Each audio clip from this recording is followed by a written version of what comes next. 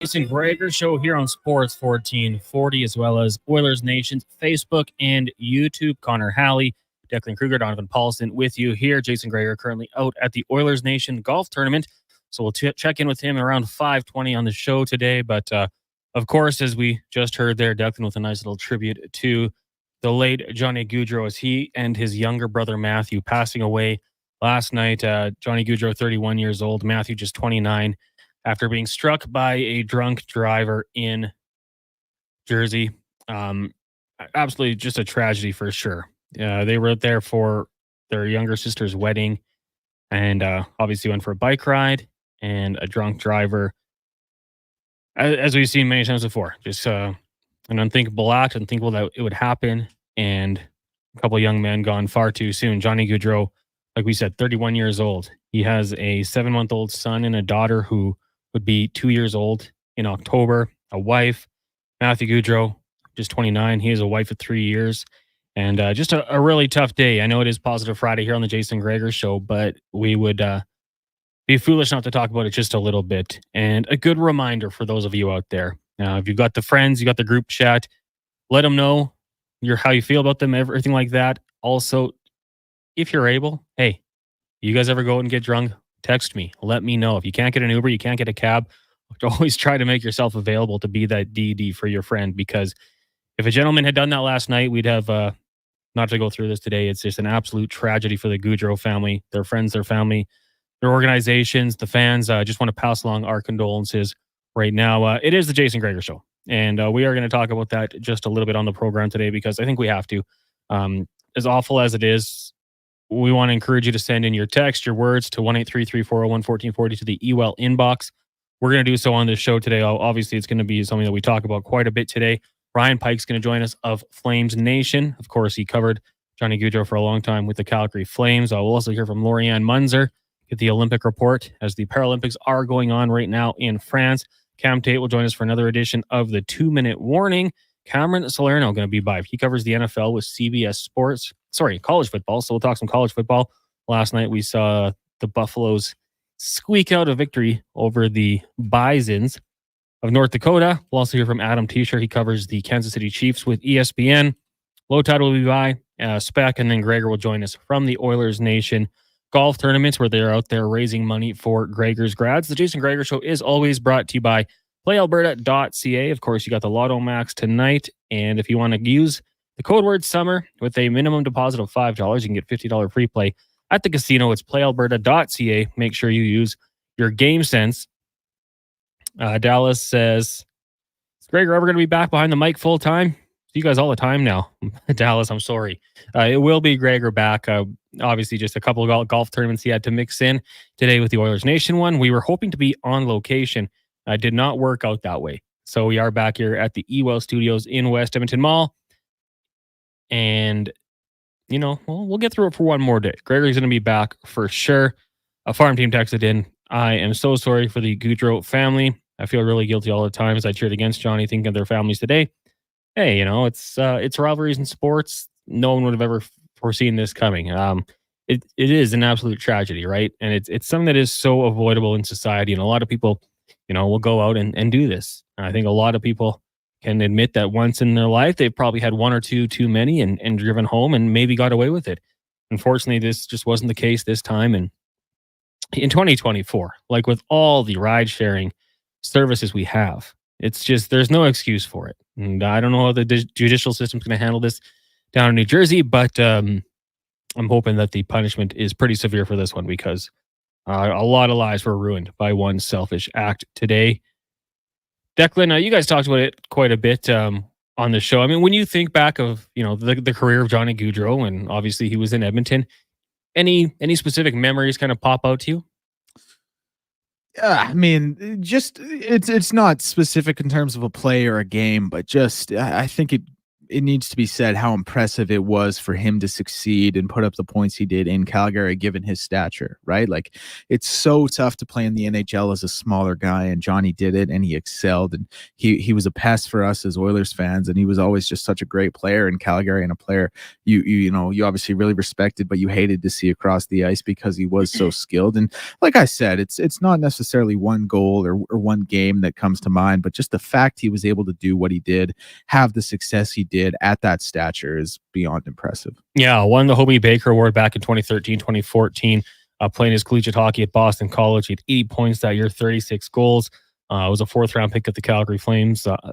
Played 3 years at college. Fantastic career with Boston College. Then goes to the Calgary Flames. Scores a goal in his first ever game. It was back in 2013, 2014, same year. Got into 1 appearance, had the 1 goal, and then burst onto the scene in year 2 with 24 goals, had 30. Career high that 2021-2022 season when the Oilers and the Flames met in the second round of the playoffs. He was a 115-point player, 40 goal scorer, and then obviously went down to Columbus, wanted to be a little bit closer to home, and just an absolute tragedy, tough one to get over here. We are going to talk some sports today, though. This is a sports radio station, so we'll blend in a little bit, unfortunately, of the tough news, tough to talk about, but there was also an interesting night in sports, especially if you are a college football fan, Declan. And last night, you and I were watching it from the studio here. The Colorado Buffaloes, a school that has got a lot of hype, I would say, because of their coach, Deion Sanders. Obviously, his children going there as well, Shadur and Shiloh. Shiloh getting kind of ripped apart on social media, maybe a little reckless with his penalties, but the Buffs do pick up the win.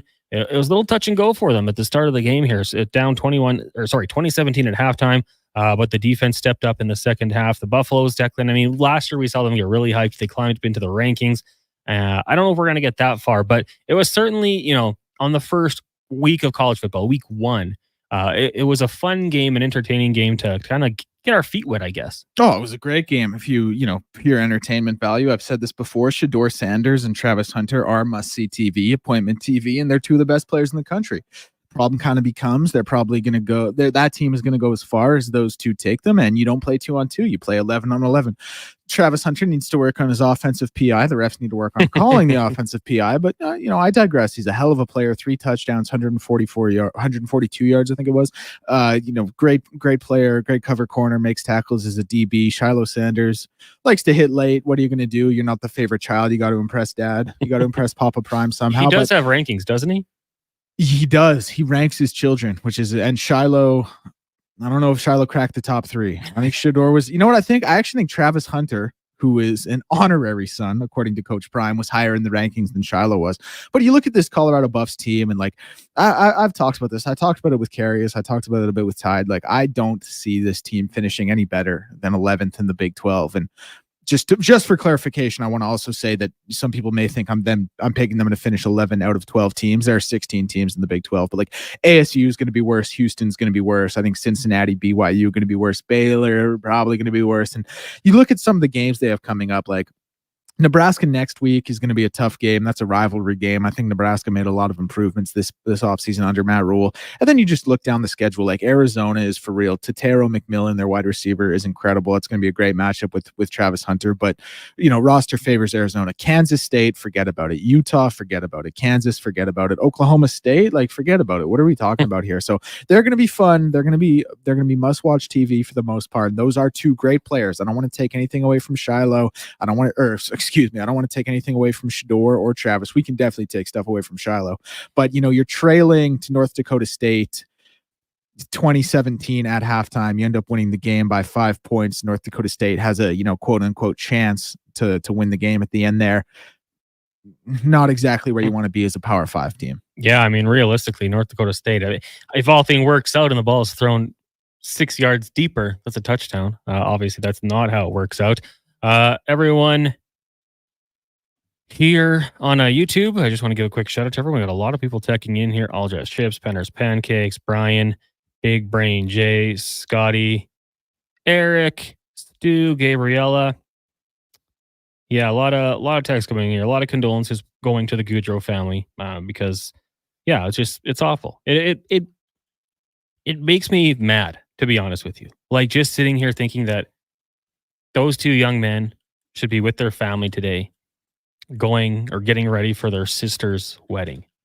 And instead, everyone gathered to this town and they have to go through this because one idiot made a stupid decision. Like, it just really frustrates me. So we'll talk about that quite a bit here on the show today. At the very least, we get a lesson out of it. Don't be stupid. Call an Uber, call a friend, call a cab, walk, take a scooter, hop on the train, the bus, whatever it is. You're having drinks, you're smoking weed, whatever it might be.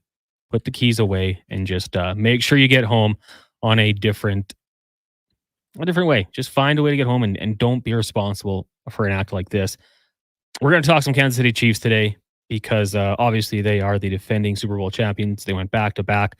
They load up with a few players. Hollywood Brown, we'll find out if he's good to go week one. A great weapon for Patrick Mahomes to throw it to the wide out position. Xavier Worthy, they drafted out of Texas.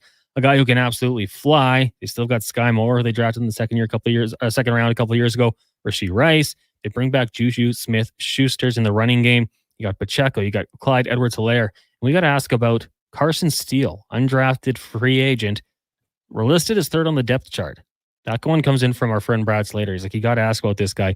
And then on the defensive side, I mean, a lot of returning starters. Obviously, we know some moves were made, sipping some members out of their secondary, but a lot of guys returning. The Kansas City Chiefs, they're absolutely loaded. They're a dynamic team.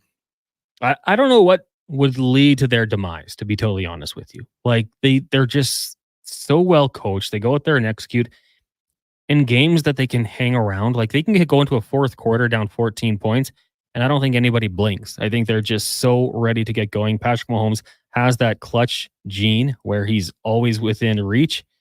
They're just such a loaded team. So we'll talk a little Kansas City Chiefs today on the show. Like we said, some college football. We're going to head down to Calgary. Ryan Pike's going to join us in about 7 minutes as we'll talk about Johnny Gaudreau and just the unfortunate news, as well as his younger brother, Matthew, who played some sports, played professionally as well. And of course, we'll take your text, 1-833-401-1440. Northside Lou says, hey boys, real talk, sports and real life are never more disconnected when days like this occur. I've also participated in chatting Johnny live at games on social media today. I'm not a sports fan. I'm a human crushed by the tragedy for all. So unnecessary, and a reminder for all of us. Please do not drink and drive. My heart goes out to the Gaudreau family and their unfathomable loss. Rest in peace, Johnny and Matthew. Austin from Flin Flon says, I'm so sorry, and my deepest condolences to the Gaudreau family. To the hockey world, it wasn't just any specific game or play that Johnny did. It was the rivalry. It was McDavid versus Gaudreau, Calgary versus Edmonton. Who's going to come out on top? Rest in peace, John, knowing what you forever brought to the province of Alberta. Austin Flin Flon. And Bad News says, best memory has to be Game 7 overtime goal versus Dallas to set up the Battle of Alberta. Yeah, for sure. Just going back into the YouTube chat here. Lauren says, death by motor vehicle under the influence is max 10 years in New Jersey. That's ridiculous. 10 years just doesn't seem like that's going to be enough. 1-833-401-1440. Maddie C. checking in says, not much to say other than Johnny was a stud of a player and a great human. Yeah, you're starting to see the stories about Johnny come out here on social media. A lot of the friends, the family, the former teammates sharing their thoughts, talking about, just a prankster, just loved life, had a good time, was always fun to be around. Seeing some of the quotes come up. He said when at the All-Star game, he wanted to light his stick on fire in the skills competition because he plays for the Flames, but they said it might be a fire hazard. The way he delivered it, very good. I'll always remember the cannon in Columbus kind of scaring him. A humanizing moment for sure, because that cannon, I tell you, it gets the best of us when they blast that off down in Ohio. It is the Jason Gregor Show. Connor Halley, Declan Kruger, Donovan Paulson with you here today. Of course, lots to get to on the show still. Later on, Jason Gregor will join us. He'll be by at about 5:20. We'll have Mark Spector as well from Sportsnet. Alan Mitchell, who you just heard on the Lowdown with Fotide at 4:20. At 3:40, Cameron Salerno. He covers college football with CBS Sports. We'll talk a little bit about that. Preview the weekend. We've got the Cam Tate and his 2-minute warning at 2 o'clock. Adam Teicher from ESPN covering the Kansas City Chiefs. At 2:40, Lori-Ann Muenzer, Olympic gold medalist. We'll talk about the Paralympics and more. And coming up next, we'll head down to Calgary and talk about the life, the legacy of Johnny Gaudreau with Ryan Pike of Flames Nation. You're listening to the Jason Gregor Show here on Sports 1440, Oilers Nation, Facebook and YouTube streams brought to you by playalberta.ca. Legacy Heating and Cooling is your supplier of maximum comfort, bringing you the cool AC you need. You just have to call Legacy. Call Legacy for comfort at night when the hot air suffocates you. Call Legacy. Call Legacy for comfort in your wallet with no payments or interest for 1 year. Call Legacy. Call Legacy. You deserve comfort. Cool off today with AC from Legacy Heating and Cooling. Hey, Leduc, can leading edge physiotherapy help you? Well, this is a question I face every day. Let me answer the best I can. Do you have a pain or injury to your toe, foot, ankle, knee, hip, lower back, middle back, neck, shoulder, elbow, wrist, hand, or finger? Are you dealing with a sprain, strain, fracture, tendonitis, bursitis, arthritis, dizziness, balance issues, surgery, whiplash, or headache? Okay, I can't list all the problems that we can help in leading edge physio in under 30 seconds, and I can't promise we fix everyone. But I can promise that we'll combine our experience, skills, technology, and hands-on care to give you an edge. Life shouldn't hurt. Find us at leadingedgephysio.com. The Junior Prospects Hockey League is entering its third season of gameplay. The JPHL now offers academic and athletic opportunities in the 14U, 15, 17, and 18U age divisions. All JPHL games are broadcast live on Silent Ice TV with a showcase-style game schedule and high level of travel and accommodations for its team, staff, and players. To learn more about why the JPHL is the fastest-growing elite hockey academy stream in Western Canada, visit juniorprospectshockeyleague.com. In 1973, deep in the basement of an Edmonton family home, an elite team of specialized forces came together to form Action Electrical. Action Electrical Divisions, assemble! Projects team reporting. Service team reporting. Testing team reporting. Energy team reporting. Supercharged with skills in their electrical fields and grounded by strong family values. Facing an electrical menace? Call on the men and women of Action. Operating throughout Alberta at actionelectrical.net. Honk your home for Papa John's newest deal. It's one big deal for one big pizza. An extra large New York style one topping pizza for only $17.99. Papa John's original fresh, never frozen dough. Hand stretched thinner to make 8 extra large slices with your favorite mouth-watering toppings. So hold and fold that slice like a New Yorker. Bigger is better when it comes to pizza. Better ingredients, better pizza. Better get some extra large New York style one topping pizza for only $17.99 at Papa John's. You turn on the tap and water comes out. You press the handle and flush the toilet. Living in our modern world, we sometimes take for granted or don't even think about all of the services and conveniences that are around us every day. But GS Construction does. Right under your feet, there's a whole network of underground infrastructure that needs to be built and maintained in order to have these basic services. GS Construction has been laying the groundwork for your community for 50 years. Find out more by going to gsconstruction.ca. So you've decided you want to start hiking. Nobody would say, I'll just wear my kids' flip-flops until I have more experience. The first thing you do is buy the right shoe size and style to fit you. Same with golf. You can't just buy clubs off the rack. They won't be the right size or style for you. Only Fitted Golf works with you to identify your swing style and then matches your clubs exactly to that swing. Check out our Instagram and YouTube channel to see the success others have with clubs fit to their swing. Fitted Golf, where we continue to prove it's your clubs. Buying a vehicle at Sherwood Honda comes with 0% intimidation. Seriously, they want you to feel comfortable. So ask anything. There are no dumb questions. How does this car compare to the truck? This? Could the payment be this much instead? Feel free to ask. At Sherwood Honda, you can ask anything without fear of judgment. Like, do you folks have a jingle? Okay, a few dumb questions. And if you have questions about car buying, it sure would make sense to ask Sherwood Honda. People living with Parkinson's disease are unshakable, and every year we celebrate them. On Saturday, September 7th, join Parkinson Association of Alberta at Randall Park for our 12th annual Step and Stride Walk for Parkinson's. Visit parkinsonassociation.ca and support those affected by Parkinson's disease and Parkinson Plus syndromes. Come together with family and friends and raise much-needed funds. Your donation provides support, education, and programs that improve quality of life. Learn more, register a team, and donate today at parkinsonassociation.ca.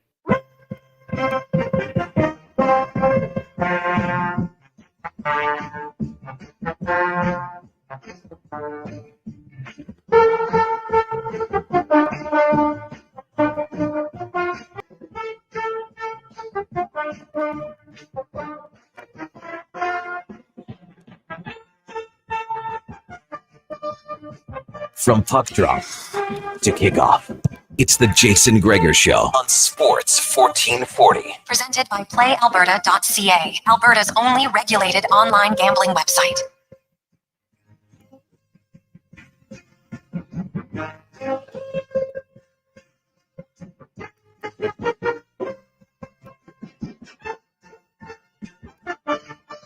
Welcome back. It is the Jason Gregor Show here on Sports 1440. Connor Halley, Declan Kruger, Donovan Paulson with you from the Ewell studio here in West Edmonton Mall, where the real power place to shop. Ewell.ca for all your electrical needs 24/7. Ewell.ca is your partner in power. The show, as always, brought to you by PlayAlberta.ca. Lots to get to on the show today.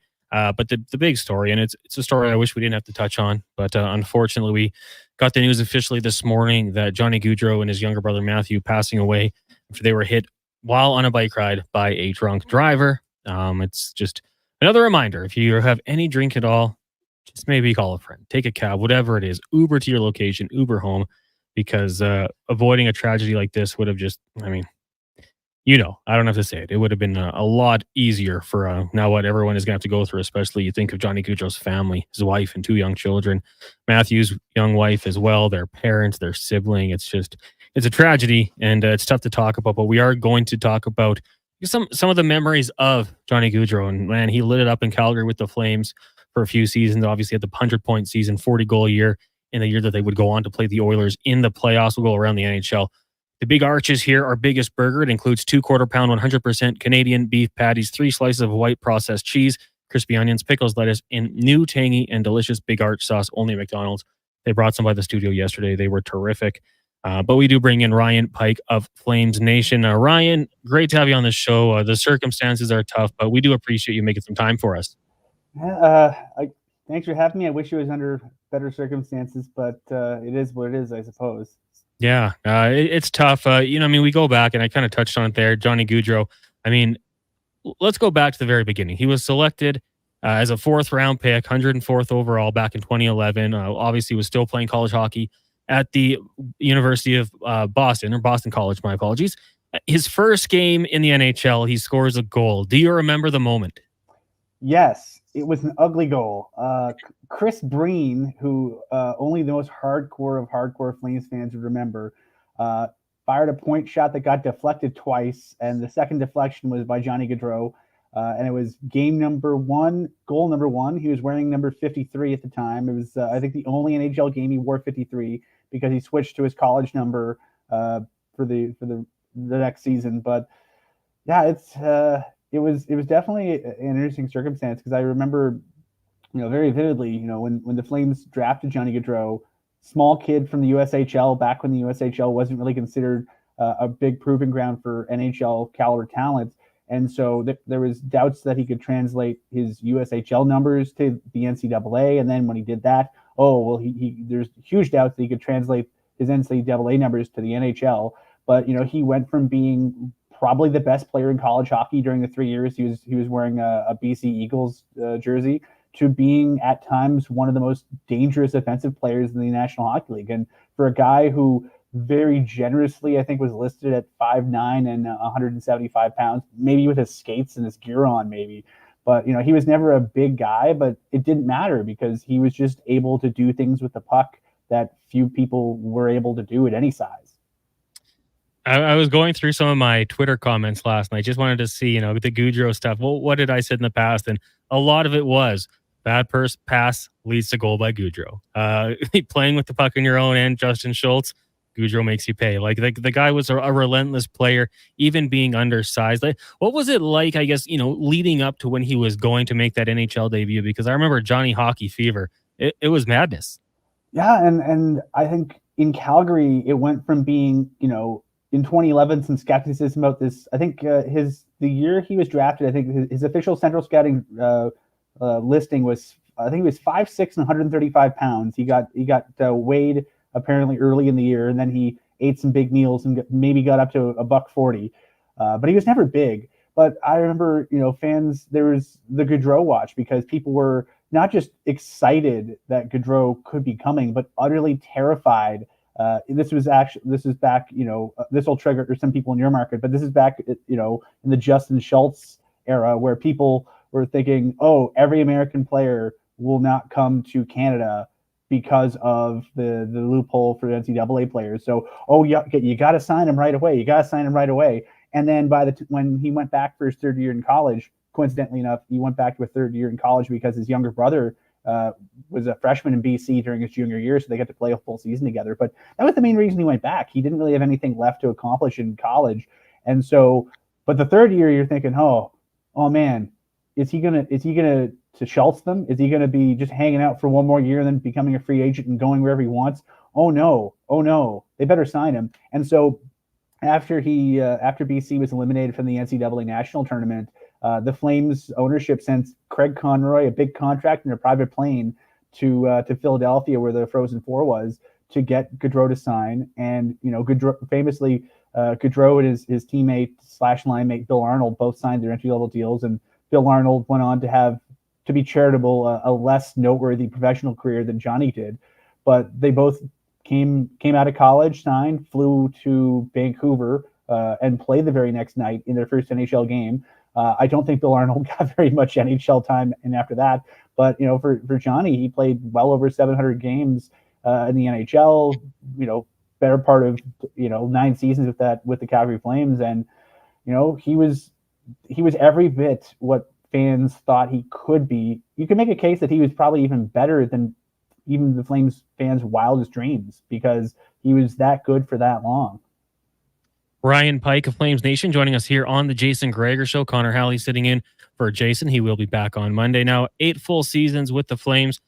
I don't know if you can pick a couple, but when it comes to favorite memories, we've had a few texts come in here saying, not one, but just being a part of the revival of the Battle of Alberta. Also, the overtime or the game winner against the Stars, Game 7. For you personally, what stands out as some of the best moments with Johnny Gaudreau?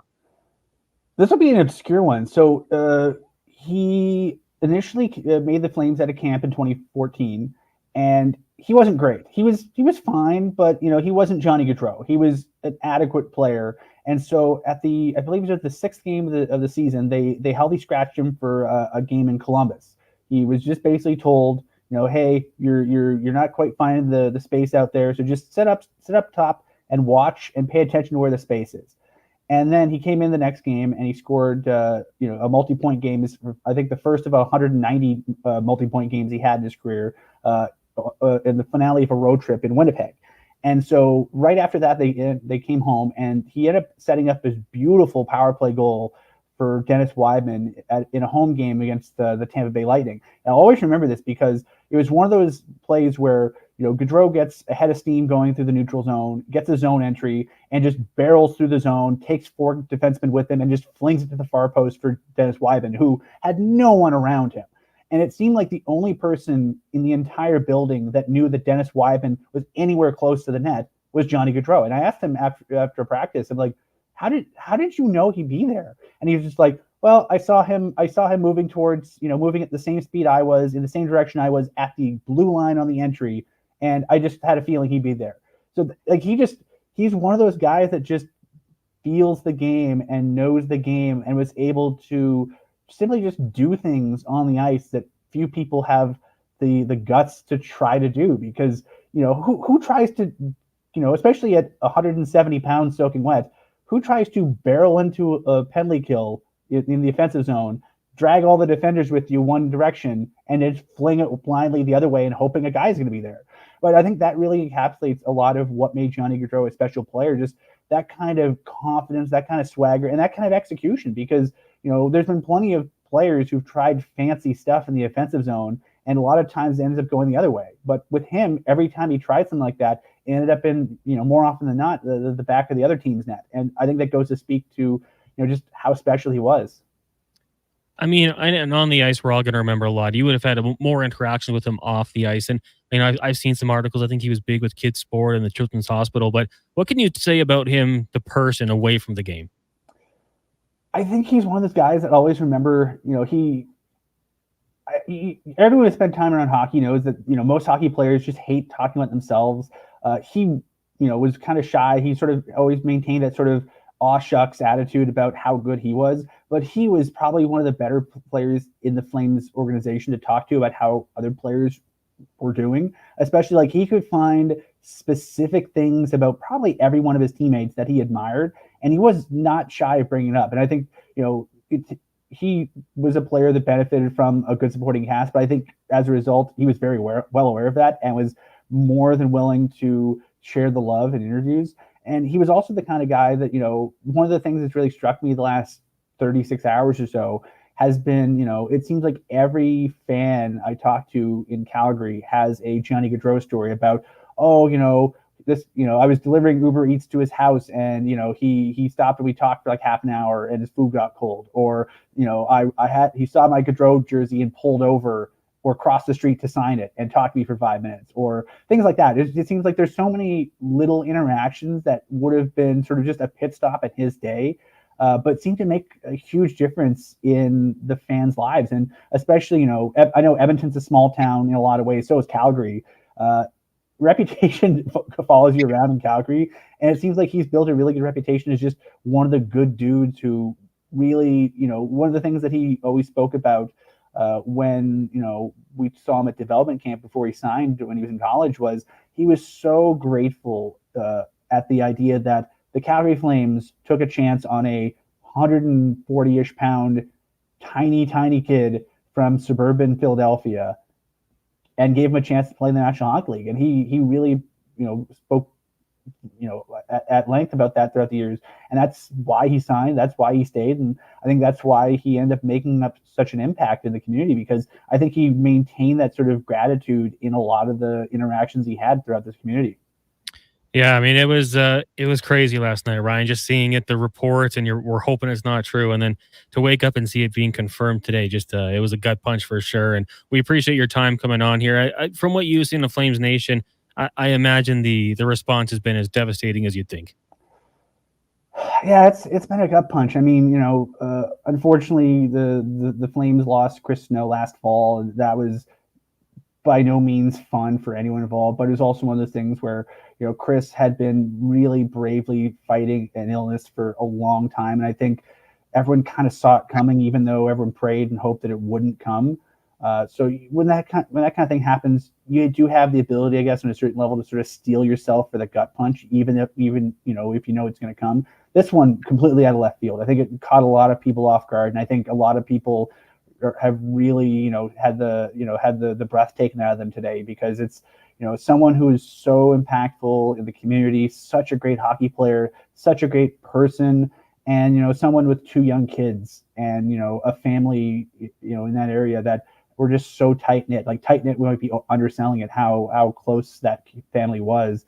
And so, it's tough, especially, this, you can make a case that Johnny Gaudreau was one of the first online hockey stars to coin a phrase, in that, his parents were on Twitter, his sisters, his brother, his uncle is a minor celebrity in Calgary because of how interactive and how enthusiastic they were about Johnny Gaudreau and him playing with the Calgary Flames. So I think the Flames fans feel like the Gaudreau family is kind of part of their family, and I think that's the thing that makes it hurt all the more right now. For sure, Ryan. Well, thanks so much for doing this today. Really appreciate it. And hopefully, we'll get back to some normalcy, but not for a little while here. I think everyone's going to need a little more time to grieve. Yeah. Thanks for having me. There you go. That is Ryan Pike, covers the Calgary Flames with Flames Nation. That was Around the NHL, brought to you by McDonald's. The Big Arch is here only at McDonald's. A good little treat. If you're a little bit of the Friday blues, you want to go treat yourself to a treat, go grab one of those. Very delicious at McDonald's. Connor Halley here, in case you did miss it. Don't know how you would have, but unfortunately, former Flame, current member of the Columbus Blue Jackets, Johnny Gaudreau, passing away at the age of 31 last night after he and his brother, Matthew, were both struck by a drunk driver. Johnny Gaudreau survived by his wife, 2 children, and Matthew with his wife as well. Statement came out from their dad earlier today, basically just saying thank you for all the thoughts, the prayers, and the kind words, but they asked for some respect and some privacy. So, yeah, you can't even imagine it. Losing 2 children like that in what was supposed to be such a joyous occasion for your family, I couldn't imagine. So, from everyone here at Sports 1440, thoughts, prayers, condolences to the Gaudreau family, their friends, teammates, fans, everyone. It's just tough day in the hockey world. When we come back here on the Jason Gregor Show, we'll be joined by Olympic gold medalist Lori-Ann Muenzer in studio. It is the Jason Gregor Show here on Sports 1440 and Oilers Nation YouTube and Facebook, brought to you by playalberta.ca. Honk your home for Papa John's newest deal. It's one big deal for one big pizza. An extra large New York style one topping pizza for only $17.99. Papa John's original fresh, never frozen dough. Hand stretched thinner to make 8 extra large slices with your favorite mouth-watering toppings. So hold and fold that slice like a New Yorker. Bigger is better when it comes to pizza. Better ingredients, better pizza. Better get some extra large New York style one topping pizza for only $17.99 at Papa John's. Legacy Heating and Cooling is your supplier of maximum comfort, bringing you the cool AC you need. You just have to call Legacy. Call Legacy. For comfort at night when the hot air suffocates you. Call Legacy. Call Legacy. For comfort in your wallet with no payments or interest for 1 year. Call Legacy.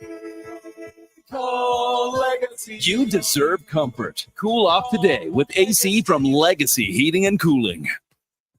I take possession of my commercial space in 3 months. I need lighting. I need a fire alarm. I need data. I need a generator. I need panels. Sounds like a job for the men and women of Action Electrical. Projects team reporting. We design, build, and construct all the electrical systems for your projects. Need everything to work right? Get the Action Electrical project team on your site. Facing an electrical menace? Call the men and women of Action. Operating throughout Alberta at actionelectrical.net.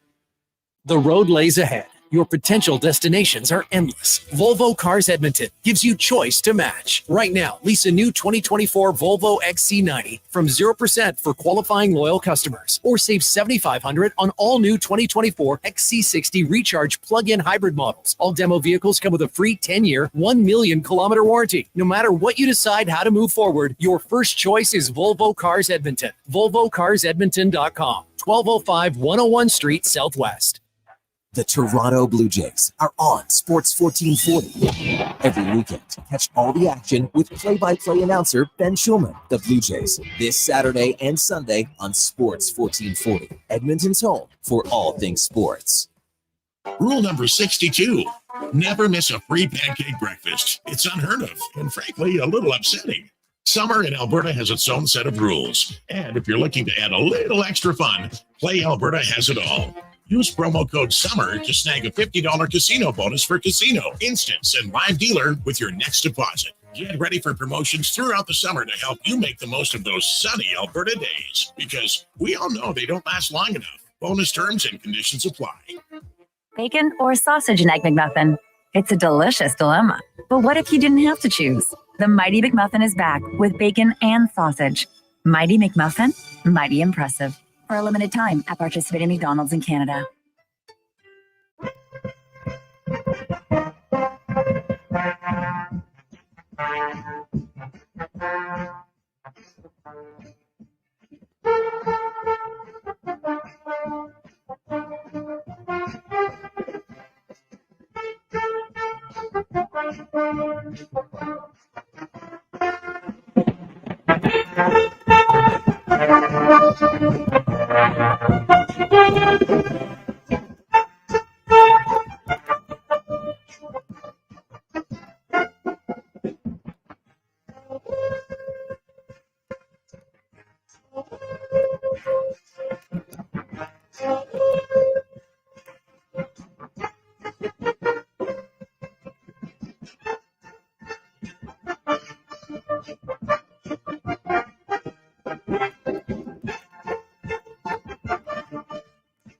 Golfing, Jason Gregor. He's out at the Oilers Nation tournament out in Mill Woods. I believe he's stuck on one hole, just hitting drives, and he can take one for you.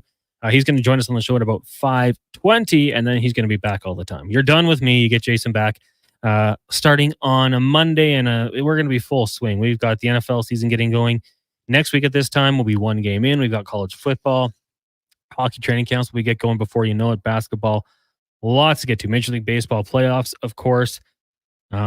Blue Jays are in action, taking on the Minnesota Twins tonight.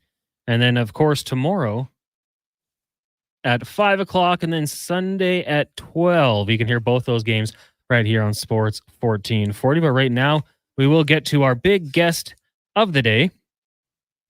Brought to you by the JPHL, an academy-style approach for U14, U15, and U18 players with a focus on skill development and education. Learn more at juniorprospecthockeyleague.com. We bring in Olympic gold medalist and author Lori-Ann Muenzer. Lori, good afternoon. How you doing? Hey, doing awesome. Happy Friday. Happy Friday. It's good to have you in studio here. A bit of an off day.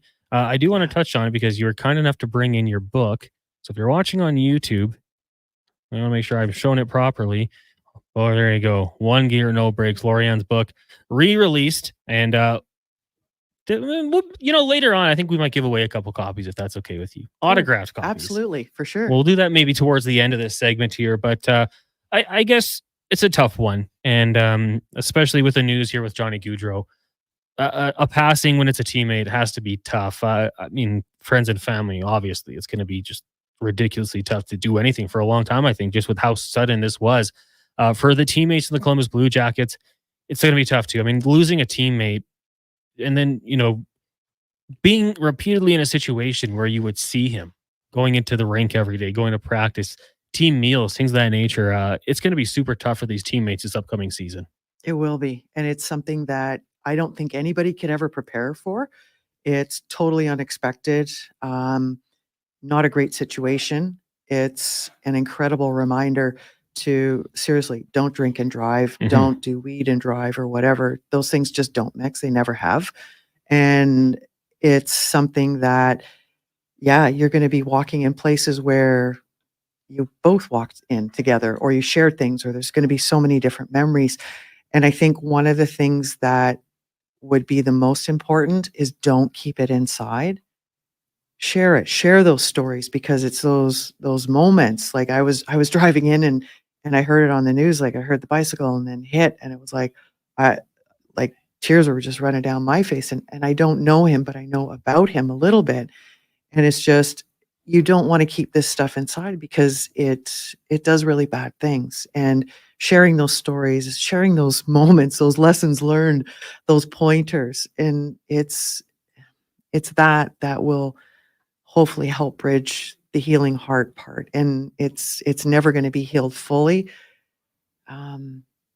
But it's thinking about the good things and doing what you can. Yeah, certainly going to be tough for a while here. And I just want to get your thoughts on that, because I think, you obviously discuss kind of the mental side of sports and how to continue through these sorts of things. So I want to just touch on that very quickly with you. Also, we got the Paralympics going on right now, and Alexandre Hayward picking up a bronze today. How locked in are you with the Paralympics? Because let's be real, the Olympic Games get all the coverage, and I think the Paralympics to a lot of people kind of slips through the cracks a little bit. But these are world-class athletes, and you're getting some great competition. It does. And I think it's the media thing that is now stepping up to the plate, because it hasn't, and they haven't been showcased. Like, they're incredible athletes, and they're out doing what they love to do. And that's the cool thing.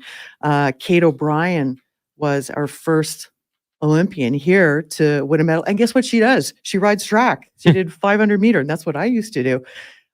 So we're learning a lot about a lot of athletes in our own backyard, our province, across the country here. Not only did Alexandre win a bronze, Keely Shaw, also in pursuit, won a bronze. So we had a double bronze. And then I was thinking, I actually lived in Saint-Jean-sur-Richelieu, Quebec for 5 years. And Aurielle Rivard, who's one of our swimmers, she took home a bronze as well. Now, okay, the thing with Aurielle, if you don't know, she has won her 11th. 11th para medal. So when you think about this, there's a number of athletes here who have been around a long time. Katrina Roxon, another para swimmer, 5 Paralympics. You're talking 20 years when you start adding up the numbers, doing the math.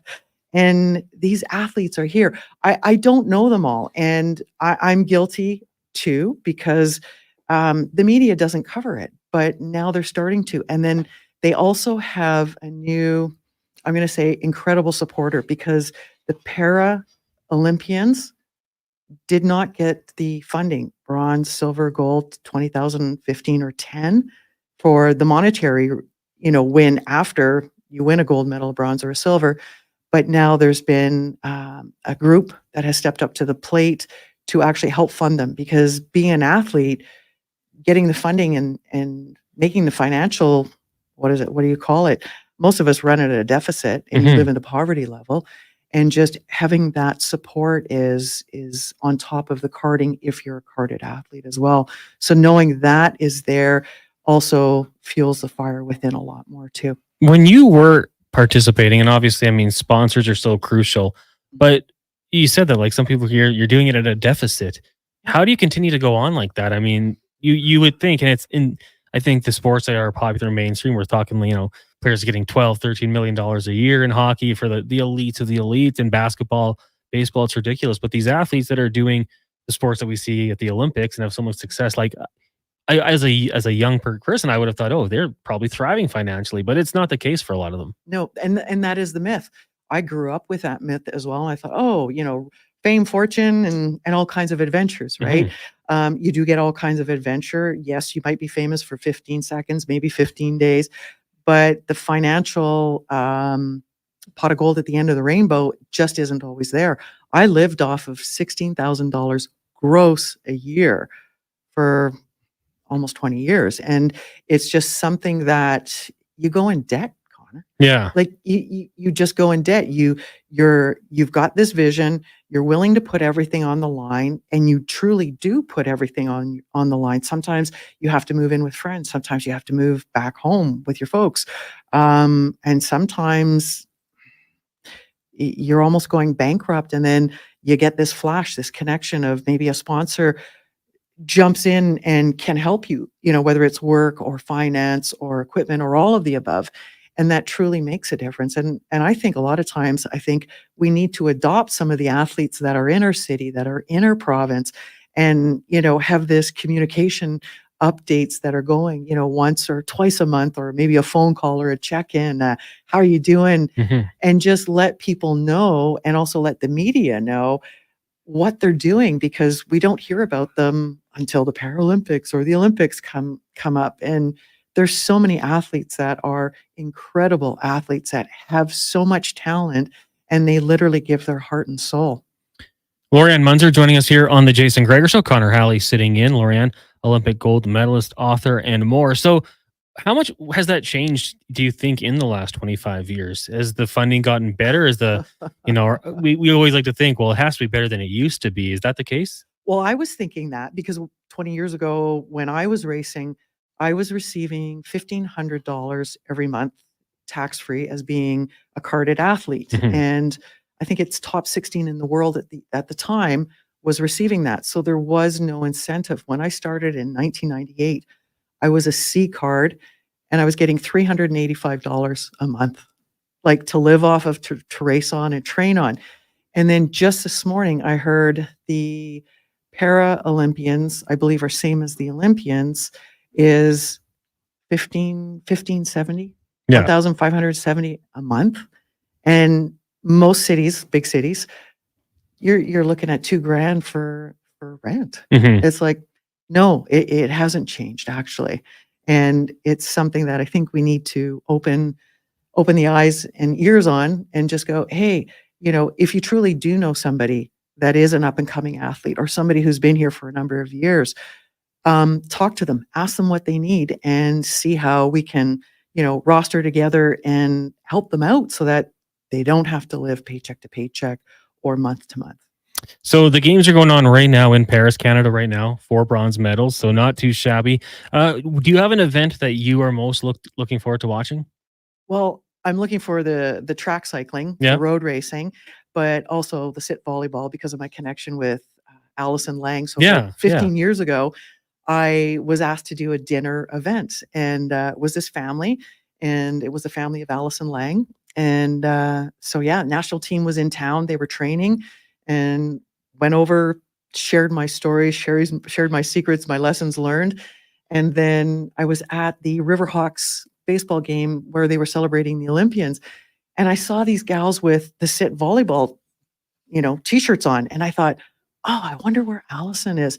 And literally two minutes later, I got a tap on the shoulder. I turned around, and guess who it was? It was Allison. And she was saying, yes, I'm going to the Olympics. And it was just, what a dream for her, you know, coming true. Canada is ranked #1 in the world. Yeah. They won yesterday 3-0 Canada versus Slovenia. Tomorrow they play Brazil. So following them really close too. Did you ever train with any Paralympic athletes? Was there any crossover? I did. I got to experience down at, where is it? Rundle Park. Yep. Danielle Pierce, wheelchair basketball. Okay. Oh my goodness, is that ever crazy? It is fast. And the one thing that she told me, because I wasn't very good at shooting, she says, you cannot rush the players. That is like illegal. It's like, oh man, that was the only move I had. So really cool to experience that. That's the only para athlete I've trained with, but I think, an athlete is an athlete. Get out there. The competitive juices will get going. You betcha. Yeah, I can't wait for wheelchair rugby. Did you ever see the documentary? I think it was called Murder Ball. Yes. Like that is a intense sport right there. Oh my gosh. I think that's crazy and just, it's exciting. Now, Lori-Ann, you did bring a couple copies of your book here. You brought one in for us to read. I'm looking forward to it. I might have to get you to sign it. You also brought 3 copies to give away today. If you were just, trying to hype it up a little bit or sum it up, however you want to take this, how would you describe this book and what can readers look forward to seeing here? Well, on the front cover, it says Lori-Ann Muenzer's Ride to Belief, Belonging, and a Gold Medal. And I think that sums it up in a couple words, because we all want to believe in something. We all know that we're really good at something, and it's about our belief of bringing it out. Belonging, I think we all want to belong to a community, a tribe, a group, a sports team, whatever it is that you want to call it. Could be home, whatever it is. The gold medal is I guess the final, I don't know, what do you call it? When you cross the finish line, it's the icing on the cake. Yeah. It's not just about the gold medal. It's about the journey. It's about the people that are around you. It's about what you learn, and then it's about what you share as well. So this is a crazy story. Don't start it if you have something to do. Go do the stuff you have to do and then read it, because it reads like a roller coaster, almost going off the rails, and then it comes back. So lots of trials, tribulations, adversity, a lot of fun story. And it's pretty much exactly as it happened. Now, what do you think we should do here to give this away? We could just open it up to the text line and just say, hey, whoever wants to come away with this book, let us know. We could do a contest. What are you I think we feeling? should do a contest. Okay. Yeah. What about, I don't know, best question today? Text it in, and then you and I, let's reconvene. Let me know what it is, and we'll pick the 3 best questions. Sure. That sounds good. So best question for you? Sure. Best questions you'd ask Lori-Ann Muenzer for a chance to win. We won't say guarantee, but a chance to win One Gear No Breaks autographed copy. We've got 3 of them here, so send those questions in. 1-833-401-1440. Lori-Ann, thanks so much for doing this today. Awesome. Thanks for having me. There you go. Olympic gold medalist Lori-Ann Muenzer always joins us here Fridays at 2:40 here on the Jason Gregor Show. Our big guest of the day, brought to you by the JPHL, an academy-style approach for U14, U15, and U18 players with a focus on skill development and education. Learn more at juniorprospectshockeyleague.com. Lots to get to here on the Jason Gregor Show. Of course, he's out on the links right now, swinging the clubs around for the Oilers Nation Golf Tournament, raising money for Gregor's grads. He'll be back on Monday. He's also going to join us at about 5:20, so we'll see how the day went. Coming up next, we're going to talk some NFL. We'll go out to Kansas City. We've also got Cam Tate's 2-minute warning. Cameron Salerno of CBS Sports to talk some college football. Alan Mitchell of the Lowdown Flow Tide. And of course, we'll get to Spec at 5 o'clock. But right now, we'll get to a Sports 1440 update brought to you by EWELL, supplying the city of champions and all of Alberta with great electrical gear since 1976. Order yours now at ewel.ca. This is a Sports 1440 update.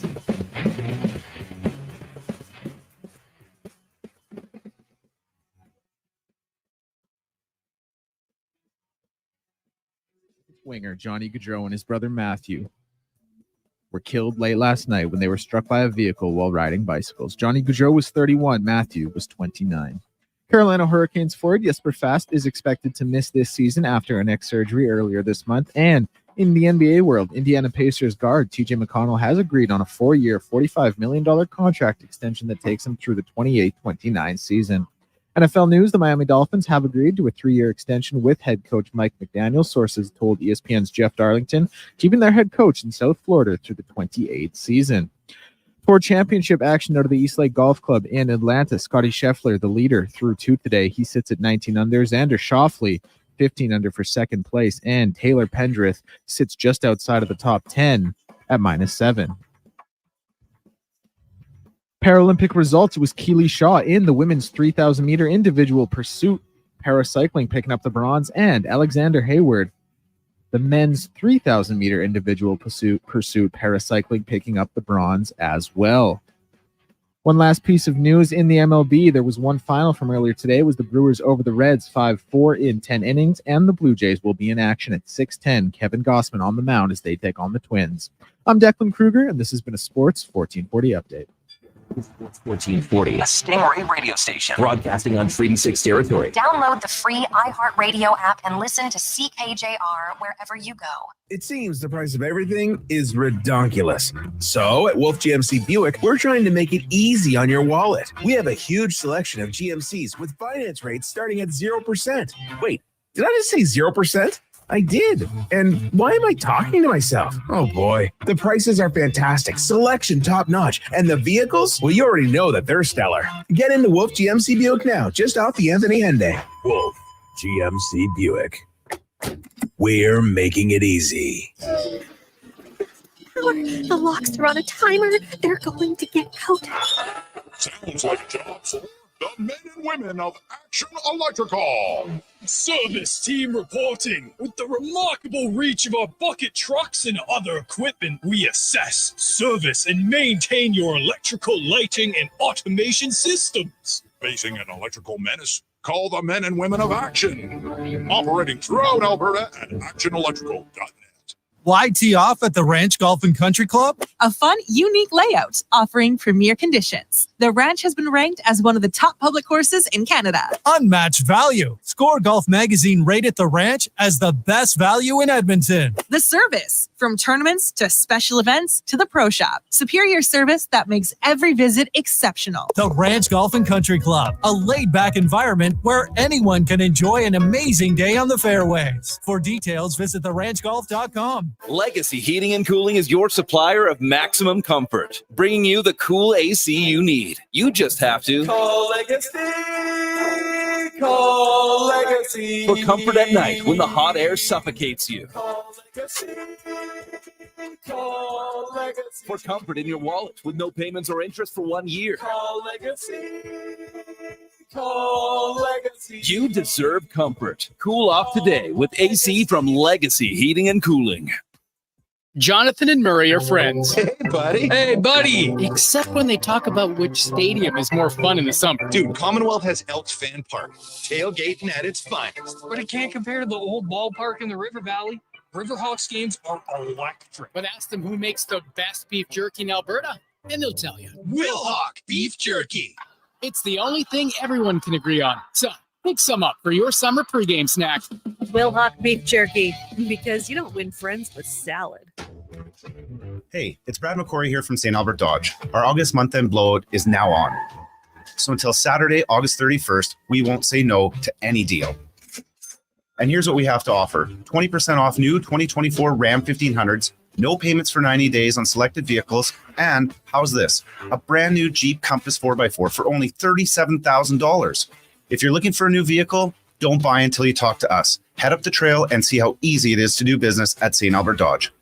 I'm Rick Showers from No Bull RV. Anything that's exposed to the elements or has moving parts needs regular maintenance. And when you consider an RV, well, it falls into both categories. Lots of moving parts and sitting out all the time, which is why we hire the best RV technicians in Alberta to come work here at our new, bigger store in Leduc. Noble has giant indoor service space that can hold the biggest RVs in the world. That's right, Bob. The vast majority of our indoor space at No Bull is dedicated to service and repair. You spend the summer in the great outdoors, and we spend the winter doing scheduled maintenance, so you're ready to go next season. Sounds like a year-round thing, Rick. That's it exactly, Bob. Our techs are the most highly experienced men and women in the business. We're solving problems and creating solutions every day. Whatever your used RV needs, our service team has seen it before and knows exactly what to do. And that's No Bull. NoBullRV.ca.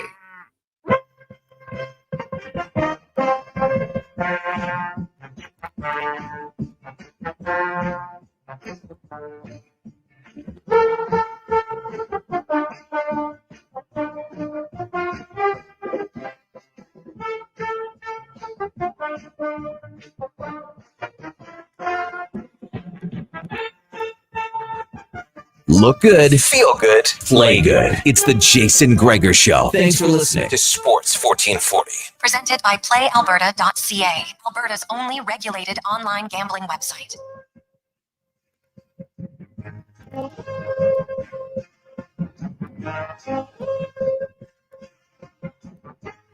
Welcome back. It's the Jason Gregor Show here on Sports 1440. Connor Halley with you here, sitting in for Jason. The show brought to you by PlayAlberta.ca. Of course, tonight, Lotto Max.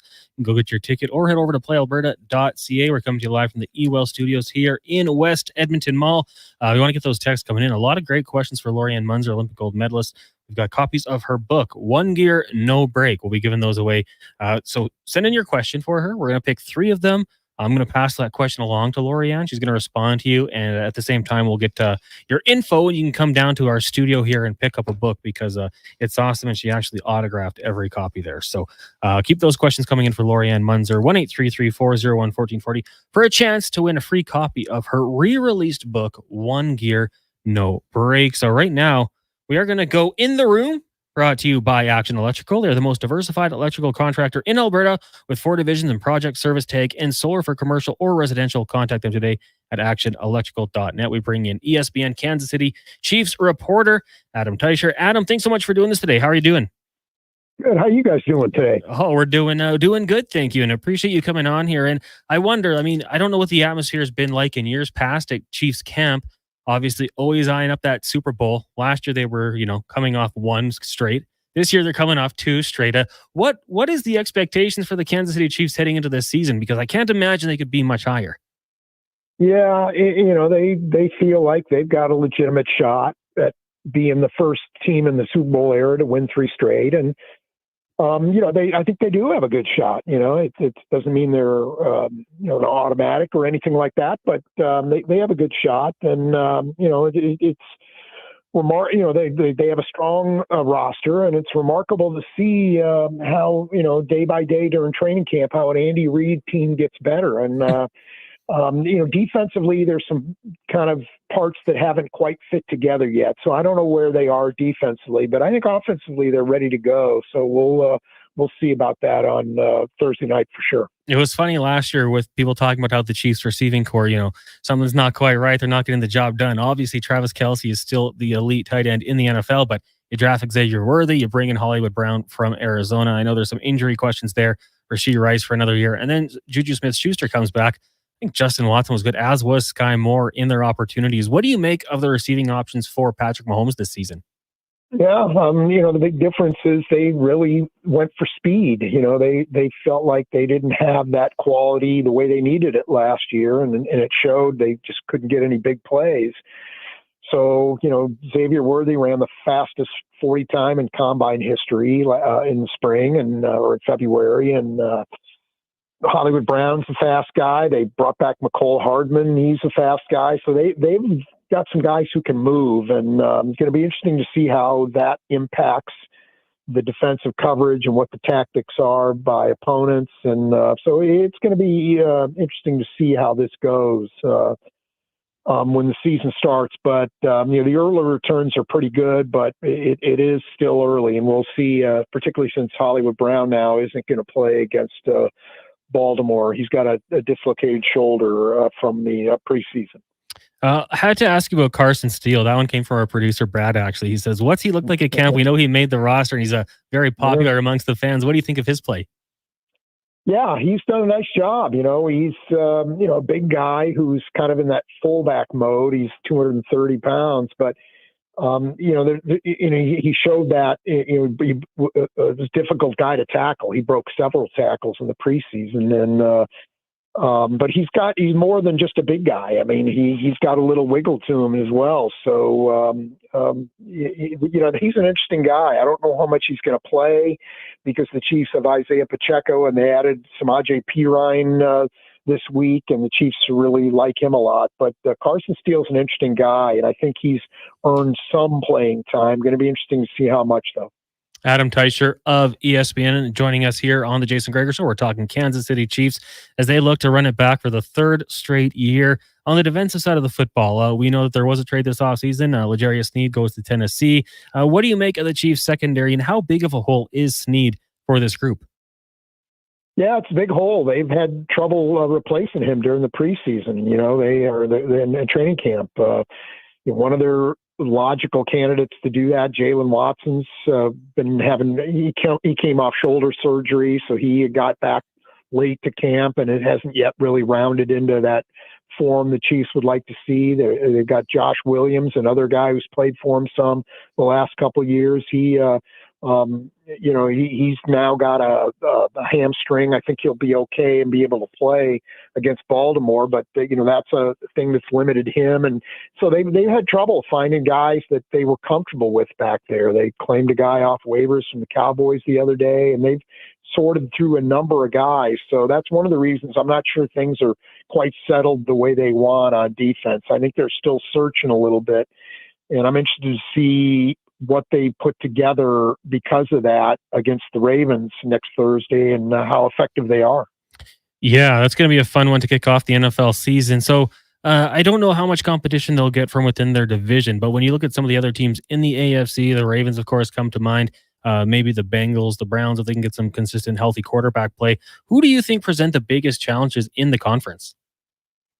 Wow, there's a lot of candidates. I mentioned some of them right there. I like Cincinnati if everybody's healthy and they, if Jamar Chase plays, I mean, that's a big concern for them. And, they're a different team without him, I think. So, we'll see what he does. But I don't know how, without hardly practicing at all, he can be ready to go when the regular season starts at this point. But maybe he can. So we'll see. But so we'll follow that situation. But Cincinnati, I think, has a good roster. Baltimore, certainly.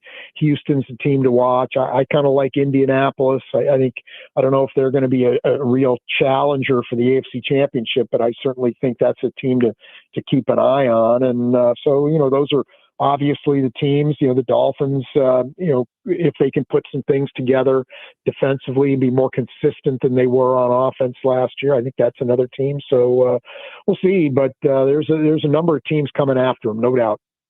And just a last question for you before we let you go here. The offensive line, it looks like you got a rookie lined up at left tackle. How do they look as a group? Yeah, the starters are solid. I mean, they've that interior three from guard to guard is about as good as you're going to get in the NFL with Joe Thuney and Creed Humphrey and Trey Smith. And they're pretty good at right tackle with Juwan Taylor, but it's Kingsley Suamataia, who is a rookie, as you mentioned, second-round pick, but he's played well. He did a nice job in camp, and the Chiefs are banking on improvement from him. He's only 21 years old, so there's some there's some growing to do there, but the Chiefs are willing to live with that because they think they're going to get a better player by mid-season than they have by now, and a better player at the end of the year than they have at mid-season. Well, Adam, thanks so much for doing this today. I know you're on a tight schedule, so we appreciate you hopping on this show, and enjoy the rest of the season. Thanks, and you guys as well. Thank you very much. That's Adam Teicher of ESPN, covers the Kansas City Chiefs, does so very well, and we appreciate him just giving us a little bit of his time. He was on a bit of a time crunch, so we tried to make it quick and get through as much as we could. Declan, the Kansas City Chiefs, you're a Bills fan. You've gone through it. I'm a Chargers fan. I've seen it too often. These Chiefs fans just beating up on us. A good Chiefs team that they have going here, but yeah. Well, they win a lot of coin tosses in overtime. Well, let's tell it like it is. That's part of it, right? Hey, you got to play defense too. It's a two-sided game. Some might say three. The special teams, got to stop them. How worried are you about them? Are they going back to back to back? Because right now, like lots of football, a lot of things have to go right. But my goodness, if I had to put some money down on one team, it's pretty easily Kansas City.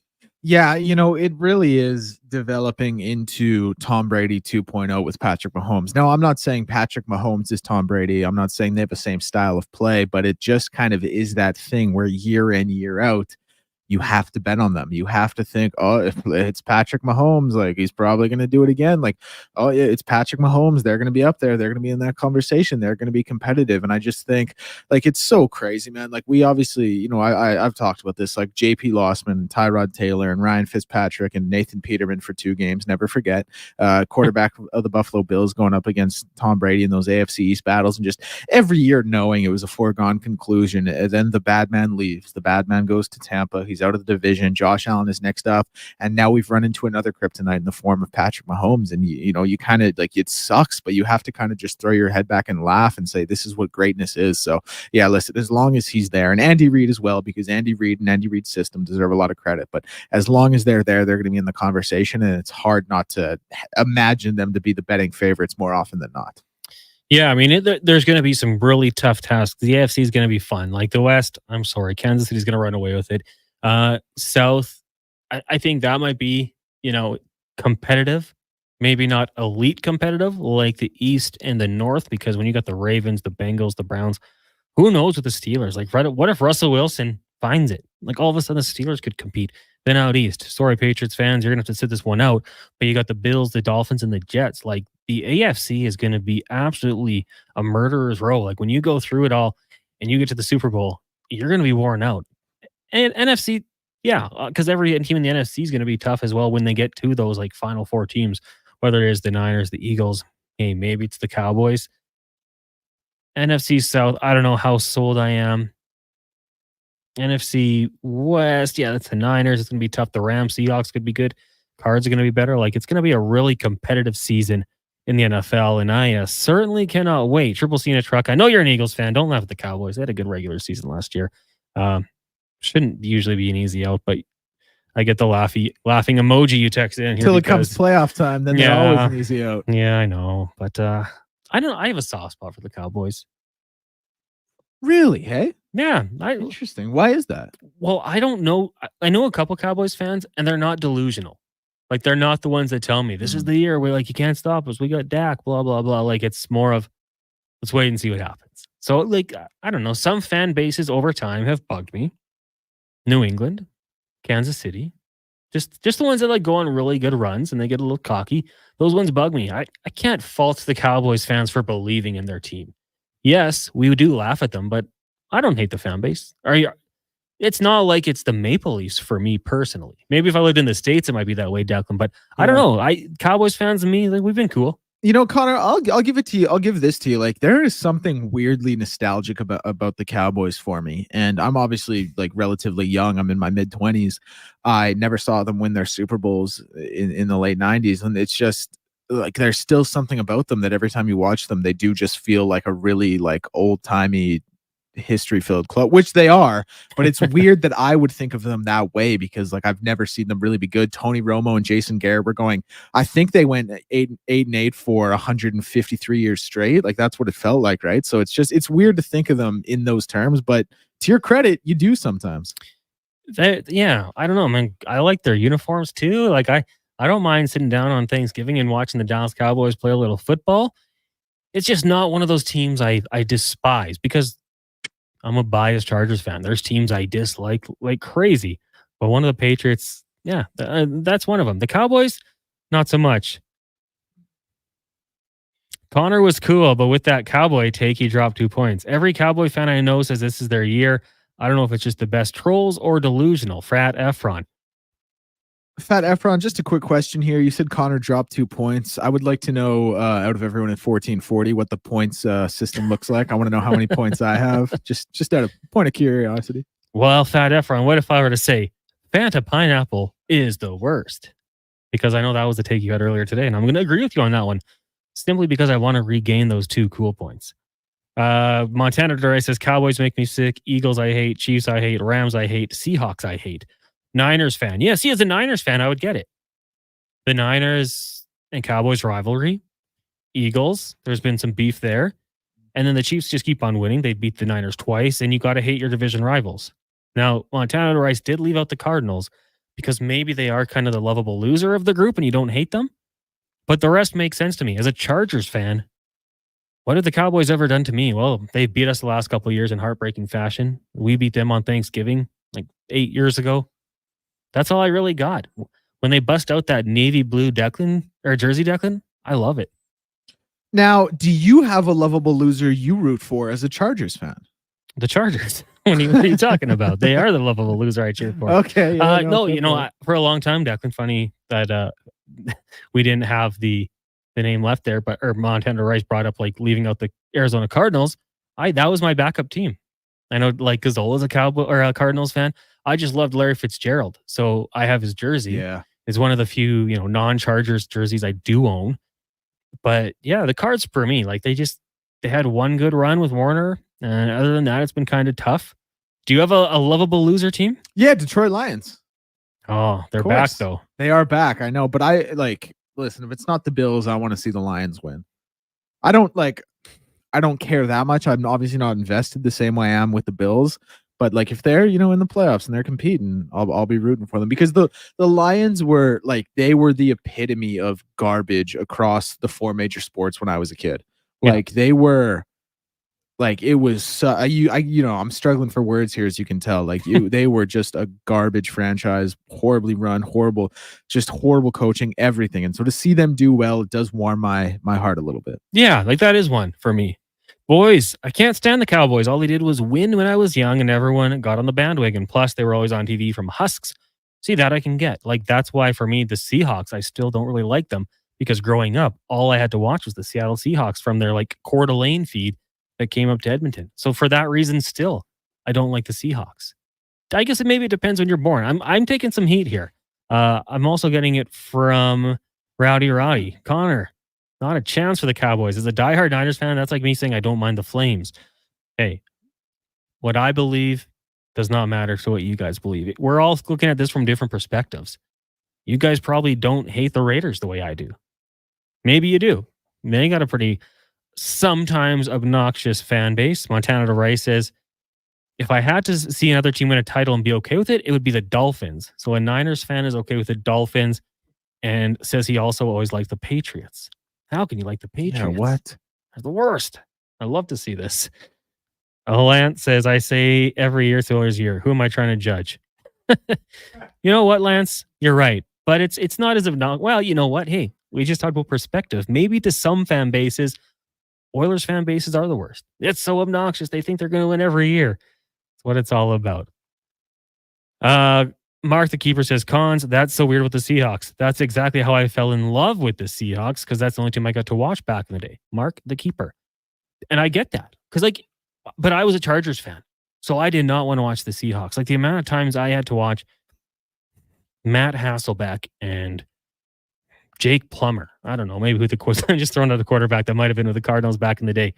Go back and forth and play mediocre football.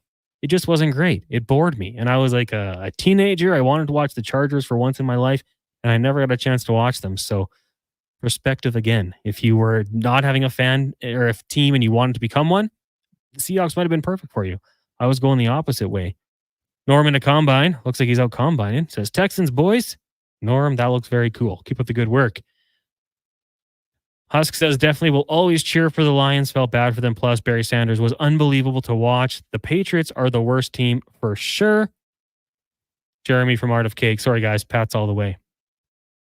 That's okay. I've got a few friends who are Patriots fans. I was watching, I can probably say his name, Alex, the Falcons Patriots game, Super Bowl. He was in tears at halftime. He was just like, this is not the way it's supposed to go. I'm not used to this. And me jokingly saying, well, hey, man, there's still another half. You never know what could happen. And then they come back and win it with the greatest comeback of all time. The Patriots, they had a really good run. I feel like the fan base has to be patient now. You had the best of the times. Now it's time for the worst of times, and it might be a struggle, but I'm sure the Patriots will turn it around quickly. Farm Team says, I like the Pats under Hoodie. Never apologized for anything. Deflategate, screw ya, Spygate, who cares? Just win. Hey, that's why the Chargers brought in Jim Harbaugh. Little scandal. Doing what it takes to win at Michigan. Bring him to the big club. Let's go for it. Russ in the barn. Hate the Cowboys. Hashtag fly, Eagles fly. We're getting a lot of Eagles fans. A lot of Cowboy hate. If you're a Cowboys fan out there, the only person defending this team is a Chargers fan. Where are the Cowboys fans out there? I thought they were everywhere. Well, they're not texting in today, but if they want to, they can. 1-833-401-1440. Fat Efron says, I hate the Titans. They won't give us our colors back, Houston. But the team who I'd like to see the win is the Lions, only because I grew up watching Home Improvement and Tim had Lions memorabilia everywhere. Yeah, Tim the Toolman Taylor certainly did. Classic show. Montana Rice says, Cardinals are a lovable loser. I can tolerate them. Team Dean says, oh my goodness, it's a lot of slander. Eagles fans are sufferable. Seahawks fans are obnoxious. They get themselves a nickname. And Chiefs fans are blind bandwagon jumpers. Yes, you, Gregor. Signed Team Dean. That's funny. Declan, who do you hate the most, fan base wise? No, sorry, just team. I don't want to trying to attack people here. Yeah, I always hated the Jets. Jets, Eh? Yeah, like and the Patriots, of course, because they were winning. But I've talked about this as well. Like Tom Brady was so good, you just had to respect it. But I always hated the Jets because the Jets, for me, like when I kind of came up watching football, also terrible, and just like they had this like snobbiness to them that they were better than they were because of like Broadway Joe way back in 1969. And I was just like, get over yourselves. So yeah, the Jets for me, I've always hated the Jets. Obviously, I'm not the biggest fan of the Dolphins, but like as far as a division rival goes, they're not the worst. So yeah, Patriots and Jets for me. The chant was good with the Jets. Jets, Jets. And one thing, like I don't like the Denver Broncos either because I've seen them beat up on my Chargers. But after every incompletion, incomplete. That's awesome. Like that's top notch. I got to respect the fans at Mile High for that one. Slurpy Sean says that the Cardinals are no longer lovable because of Kyler. And Rowdy Roddy says, so my sorry team I cheered for that are born losers are the Bills. I wore a Bills hat every year they lost. That's my team I always hope for on the AFC side. So Declan, you got Rowdy Roddy with you. Good ally to have. Let's take a break here. Coming up on the show, lots to get to still. We're going to talk some college football, some Oilers. Obviously, we'll touch on the devastating news out of Jersey with the sad passing of Columbus Blue Jackets forward Johnny Gaudreau and his younger brother Matthew. We'll have Speck and Gregor on to talk about that and a whole lot more. Is the Jason Gregor Show here on Sports 1440. Also streaming on Oilers Nation YouTube and Facebook. Connor Halley, Declan Cougar, Donovan Paulson with you here. The show brought to you by PlayAlberta.ca. Rule number 41, never challenge a goose in the Bow Valley. They run this town and they know it. Summer in Alberta has its own set of rules. And if you're looking to add a little extra fun, Play Alberta has it all. Use promo code SUMMER to snag a $50 casino bonus for casino, instants, and live dealer with your next deposit. Get ready for promotions throughout the summer to help you make the most of those sunny Alberta days. Because we all know they don't last long enough. Bonus terms and conditions apply.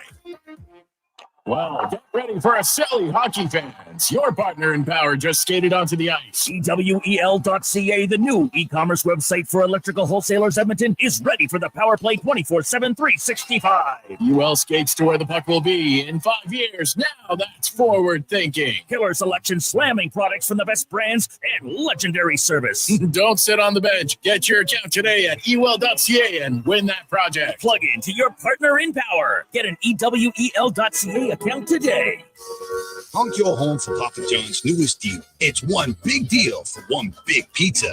An extra large New York style one topping pizza for only $17.99. Papa John's original fresh, never frozen dough. Hand stretched thinner to make 8 extra large slices with your favorite mouth-watering toppings. So hold and fold that slice like a New Yorker. Bigger is better when it comes to pizza. Better ingredients, better pizza. Better get some extra large New York style one topping pizza for only $17.99 at Papa John's. The road lays ahead. Your potential destinations are endless. Volvo Cars Edmonton gives you choice to match. Right now, lease a new 2024 Volvo XC90 from 0% for qualifying loyal customers. Or save $7,500 on all new 2024 XC60 Recharge plug-in hybrid models. All demo vehicles come with a free 10-year, 1 million kilometer warranty. No matter what you decide how to move forward, your first choice is Volvo Cars Edmonton. VolvoCarsEdmonton.com. 1205 101 Street Southwest.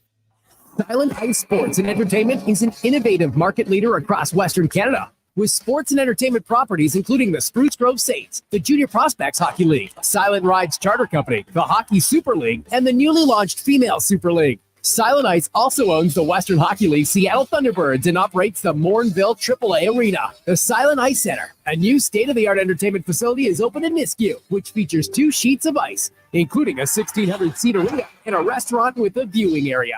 Bacon or sausage and egg McMuffin? It's a delicious dilemma. But what if you didn't have to choose? The Mighty McMuffin is back with bacon and sausage. Mighty McMuffin, mighty impressive. For a limited time at participating McDonald's in Canada. Ritchie Brothers Auctioneers presents a massive 3-day unreserved heavy equipment auction at their Nisku site, September 4th to 6th, 8 a.m. Live on site and online. A large selection of core construction equipment, mainly Caterpillar, plus wheel loaders, excavators, trucks, trailers, and vehicles. Register online to bid. It's free. Priority bids on now. On-site viewing starts August 30th. Timed auction September 1st. Demand for equipment is strong. Contact your local territory manager to consign. More at rbauction.com.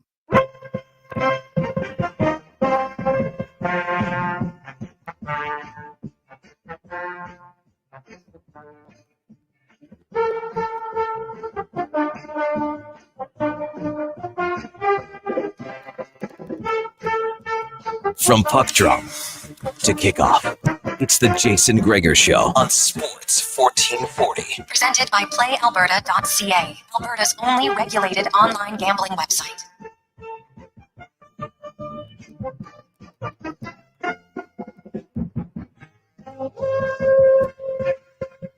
Afternoon, welcome back. It's the Jason Gregor Show here on Sports 1440, as well as the Oilers Nation Facebook and YouTube streams. Thank you guys for tuning in today, for watching on Facebook or YouTube. Make sure you hit that like button. We appreciate it. The show is always brought to you by PlayAlberta.ca, coming to you live from the eWell Studios here in West Edmonton Mall. Like we said, lots to get to on the show today. Still, of course, I will have Speck and Gregor coming up in the 5 o'clock hour. At 4:20, it is Alan Mitchell, the host of Lowdown Flowtide. And coming up in about 15 minutes or so, Cameron Salerno will join us, talk a little college football as he covers the entirety of the sport with CBS Sports. But right now, we are going to get to the 2-minute warning here on the Jason Gregor Show with Cam Tate, longtime reporter here in our fine city. The 2-minute warning is brought to you by Legacy Heating and Cooling, where the rates never change.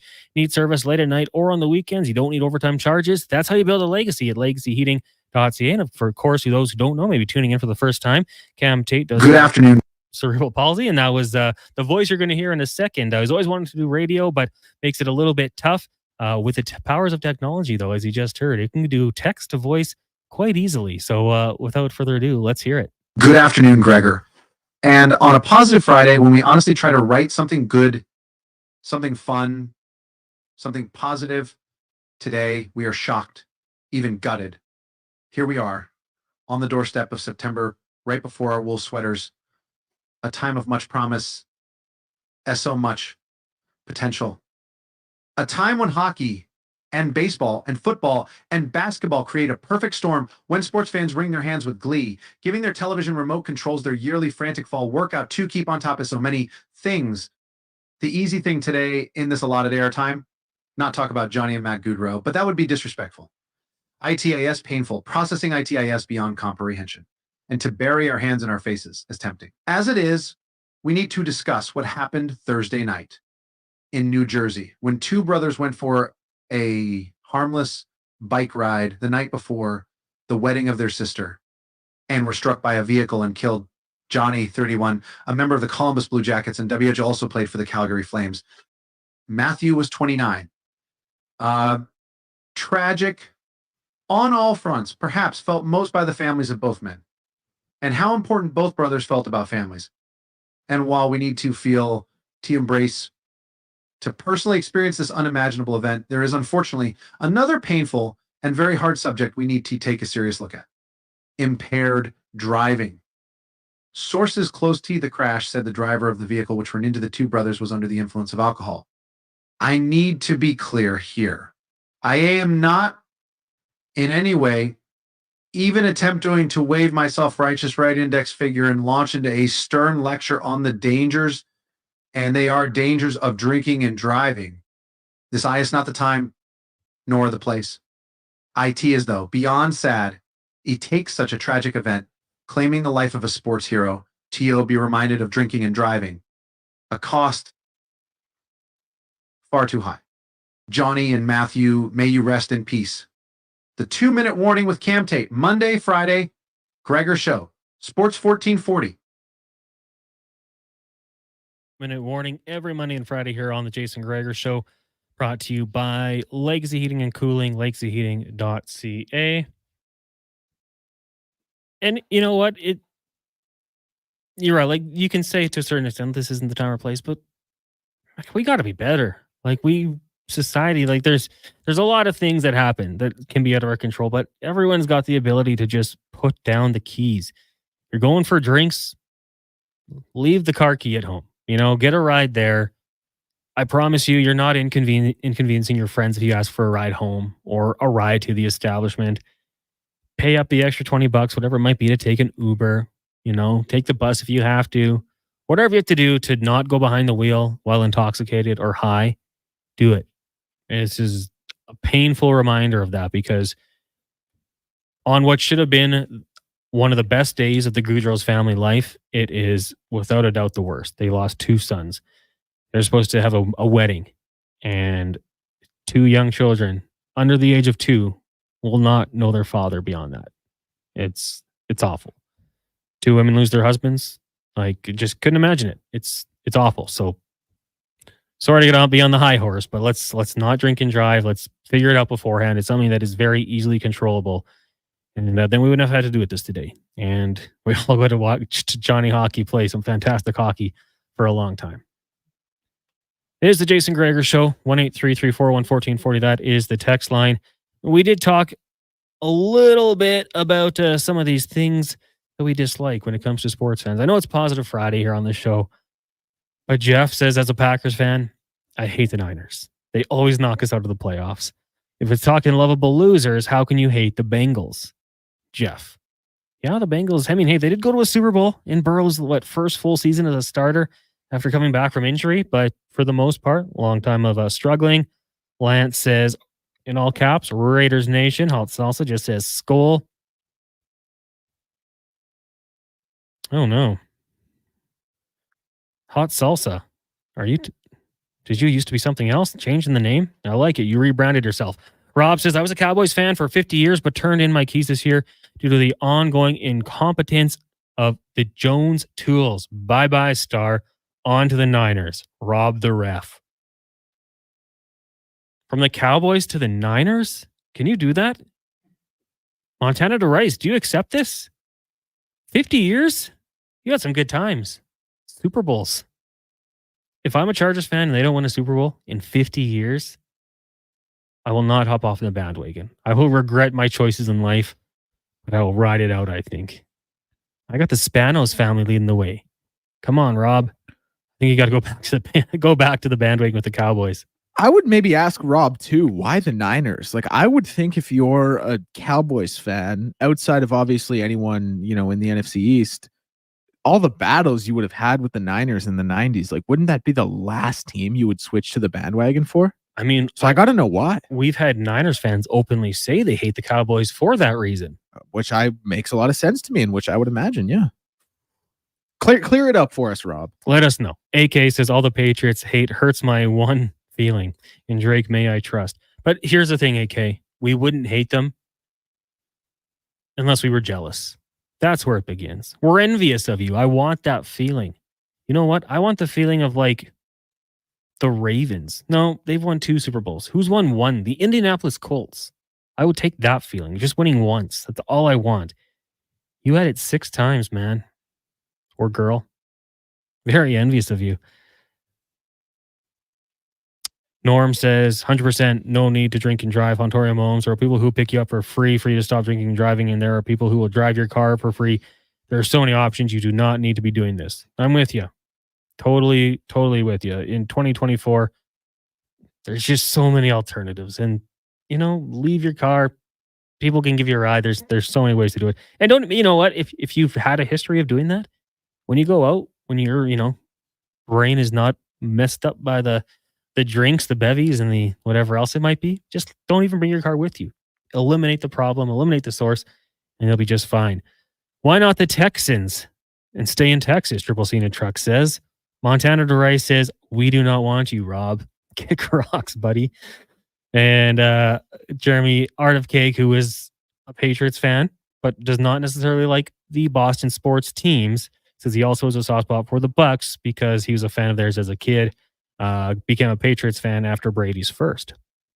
It's weird. Like, I don't think Brady won his first one in 2000. Was it 2001, 2002?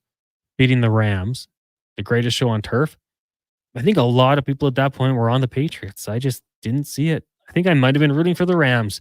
Marshall Faulk, Kurt Warner, Isaac Bruce, Torrey Holt. I think that's kind of the way I was going. Rowdy also chimes in and says, sorry, we aren't taking any 50-year Cowboys fans on our Niners bandwagon. Go away, Rob. Rowdy. Not necessarily met with the warm embrace I think you thought you would be. But you know what? I guess at the end of the day, they can't stop you. I just think, like, Declan, even if I one day was that, I proclaimed it last year that if the Chargers lost to the Patriots, I was done watching Chargers football for the year. I would not watch another game. It was such a lie because as soon as the next Sunday rolled around, even though the Chargers won, I would have been right back in there. Like, I'm an addict when it comes to Chargers football. I can't turn my back on it. Could you ever find a way to leave the Bills, even if they were incompetent for a decade? And like, the Cowboys aren't even that bad. They're a playoff team. No, it just wouldn't feel right. You know what I mean? Like, it just wouldn't feel right. I've seen some, listen, man, I talked about it. I've seen some incompetence. I had to watch Nathan Peterman start 2 games as an NFL quarterback. You know, if there was a stat that came out about him, like if he took 100 snaps and threw every single ball into the ground right from the line of scrimmage, his QBR would go up. Like, it just ridiculous things like that I had to watch. So no, man, I'm gonna stick it out. I'm gonna see it through, and it's you got to grow with your team. You got to go through the highs and the lows, and it makes the highs. Not that I've ever experienced a true high with the Buffalo Bills, but it just makes it that much better when it does come to pass. Now, if I were to tell you, going back to 2017 Chargers Bills, do you remember the game? 2017? Yeah. When Nathan Peterman went 6 for 14 with 5 interceptions? Yeah. Oh, my God, bro. I can't believe you even brought that up. I can't believe we haven't talked about that more, actually. Oh, my goodness. My days. I'll never forget that. Casey Hayward had a couple, Trey Boston. Trevor Williams, who ditched us to go to Philly, and then Corey Toomer, 59-yard score. Touchdown. That was a fun day for me. That was one of the few fun days. And then I think it was the next time the Chargers Bills played, Vontae Davis retired at halftime. R.I.P. We've had a couple good days. I think the last time the Chargers Bills won, they beat up on us, and that'll probably happen the next time as well. Anywho, let's take a break. When we come back, we're going to talk some college football because we're right in the swing of it, baby. It's all going to be good and going. Well, one game tonight and then a whole bunch more tomorrow. It's going to be awesome. Cameron Salerno of CBS Sports will join us next here on the Jason Gregor Show, brought to you by PlayAlberta.ca. Hey, sports fans, we've got a clear choice for you. At Crystal Glass, we provide customers with the perfect glass for any job. From home to auto and even commercial, installation or repairs, we're your team. Call 310-GLASS or visit crystalglass.ca. Crystal Glass. Experience more at the Edmonton Expo Centre. Come for Canada's largest trade shows, the biggest names in entertainment, and exhilarating sporting events. Get ready for global icon Paula Abdul live with special guests Taylor Dane and Tiffany at the Edmonton Expo Centre Arena Friday, October 4th. The Paula Abdul Straight Up to Canada Tour 2024. Get your tickets now and visit our full calendar of events at edmontonexpocentre.com. Mr. Rooter goes on a water slide. Welcome to the Sky Screamer. Please keep your arms crossed over your... Oh, don't worry about old Mr. Rooter. I'm the last person you have to worry about clogging this pipe. Actually, it's for your safety. This plumbing-themed amusement park is amazing. To see the world from inside a giant pipe, it feels like Honey, I Shrunk the Mr. Rooter. Now, if you'll excuse me, I'm ready to be flushed. For a plumbing good time, slide into the DMs of Mr. Rooter. What's cracking at Cattail Crossing? Every Friday after 4 p.m., it's 9 and Dine Fridays. Includes golf for 2 with a power cart at Cattail Crossing and a $50 food voucher at Out of Bounds Restaurant. Only $119.99. Tea times can be booked at cattailcrossing.ca. The Bricks Famous Tent Sale is back in town. Find up to 60% off clearance items and check out fantastic deals in every department. like up to 30% off sofas and up to 50% off mattresses. Visit the Brick while the tent is up and the prices are down. Some exclusions apply. See in store for details. The Brick, saving you more. You adore your Audi, value your Volkswagen, baby your Beamer. But some of that love fades when repairs take several days and tons of cash for the dealership to do their magic. Let Cochran's Automotive rekindle the flame. They'll professionally repair your import, usually in one day. Audi, BMW, Mercedes, Volkswagen, Honda, and Toyota. Cochran's Automotive will return her to mint condition. Open at 7 a.m. Let Cochran's Automotive repair your automotive air conditioning before things heat up. Cochran's Automotive, 780-452-5001. It's back to school time, and so begins the testing of your limits. Limited time? There's never enough. Limited cash? Totally feel that. Limited patience? Oh, yeah. With Pizza 73's unlimited medium two-topper deal, there's no limits. Unlimited medium two-topper pizzas, just $10.73. Need leftovers? Upsize to a large. Pizza 73's unlimited two-topper deal. On for a limited time. Pizza 73.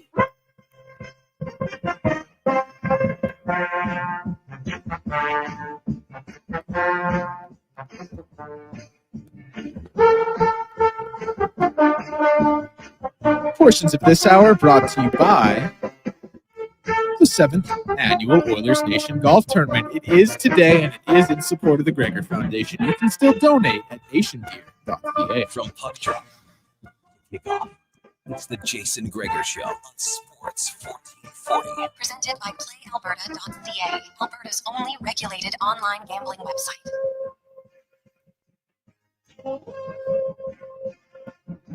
It's 3:42. Welcome back to the Jason Gregor Show here on Sports 1440. Also streaming on Oilers Nation Facebook and YouTube, as well as X.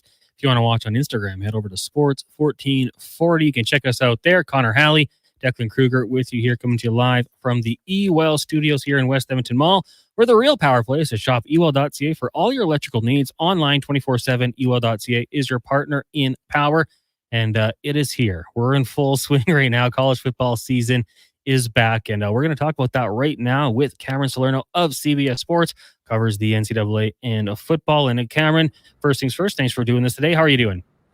I'm doing great. Football's back, so that's always a good thing. I know last week was a little frustrating because, there's only, I think, 4 games on, and so it felt like an appetizer to what was to come. And now NFL is almost back, and college football is back in full swing this weekend. And it's super cool with Labor Day weekend how there's games, Sunday and Monday as well. And I know it's only one game, but still pretty cool. So yeah, super excited. Football's back. It feels like, life is back to normal. Yeah, it's great. Nothing better than sitting down on the couch on a Saturday and just vegging out, watching 18 hours of football. It's always good. So Cameron, I want to ask you about last night's Buffalo's game. We obviously know they're hyped every year because of Deion Sanders and some of the big name players that they do have. But what do you make of this team after the performance last night?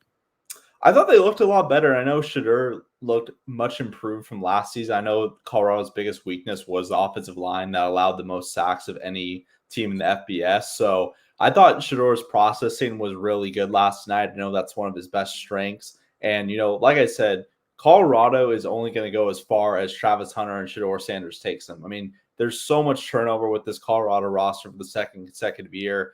But, the remains of, what was part of this transfer portal class when Deion Sanders took the job at Colorado is Shedeur and Travis Hunter, who, Travis Hunter is, I think, the best player in college football. He does stuff out there that, I haven't seen in my lifetime. And just as a two-way player to play at such a high level on both sides. And he's playing almost every snap, as a wide receiver and also on defense as well. So his just, and especially in the Colorado area too. That's also another dynamic. So yeah, I was impressed with them. Obviously North Dakota State is an FCS powerhouse. They've had so much success over the last decade plus, at the FCS level. But it was a really good game, and it was also just a fun way to kind of kick off the season and get us ready for tonight and also Saturday. Yeah, we got the one game tonight, and then tomorrow you got Georgia, Clemson, Notre Dame, Texas A&M, some really good matchups. I guess, what are a few games that you have circled? I think it's the 2 games you just said. Notre Dame, Texas A&M, that's going to be a really good game. Obviously, the first game with Riley Leonard at quarterback for Notre Dame. Really excited to see that one. And then obviously, Georgia, Clemson, which, that's two teams have won multiple national championships in the last decade. So I think Georgia is going to be really fun. I know maybe it's not the best game on the slate, but I'm really excited to watch Ohio State tomorrow. I mean, they have an entirely, new look roster with so much talent coming in via the transfer portal. And so those are kind of games I have my eyes on. I know, there's a few late night games. Excited to see some of the teams on the West Coast like Arizona and Oregon. I know Oregon plays Idaho. And then, just it's games like that are, kind of exciting. I think the coolest part about the expanded 12-team playoff is if you lost in week 1 or week 2, your season might be over. Like gaining an at-large berth, in the 4-team playoff landscape was super hard. I mean, if you had one loss, it was almost like you had to run the table the rest of the season. So with the 12-team expanded playoff, it is nice and kind of refreshing that, you can lose a game in week 1 or week 2 and still have a chance to make the college football playoff. And I think it's going to really encourage teams to kind of schedule those more, bigger marquee games down the line that we see in college basketball all the time. Cameron, one question for you about the 2 games this weekend. I just want to stick with them for a second here. Clemson and Georgia first. Like, I fully expect Georgia to win that game. I would imagine you do too. But I'm really curious to see where Clemson is, like this as a gauge game for them, because I think the ACC is wide open. A week ago, I had Florida State winning the conference. A couple days ago, I have Miami winning it. But one really interesting thing about Clemson, the stat that's been brought up, 4 schools that did not use the transfer portal in FBS this past year. Clemson was one of them. The other 3 were the service academy schools. Dabo Sweeney just seems to have such an aversion to the transfer portal. Why is that? And what do you expect from this Clemson team in the ACC this year? And that's a good point because, I was like, whenever someone asks you on the spot, like, what games are you excited for? I totally forgot about Florida Miami. Like, I'm really excited for that game because it's a matchup of, an ACC title contender in Miami and a team who's kind of having probably one of the toughest schedules in, recent memory in college football in Florida. But to answer your question about Clemson, I do think it is interesting because, Dabo not using the transfer portal is almost I just don't understand it because there's so much transfer portal talent out there and you don't even have to go after, the blue chip guys who, are off, who are former 5-stars and former 4-stars and stuff like that. I mean, even just adding players who maybe are a good scheme fit and, add depth to your roster, like those are 2, very valuable assets to have down the line. But I know Clemson really emphasizes high school recruiting, which, like I said before, the transfer portal was the lifeblood of a program.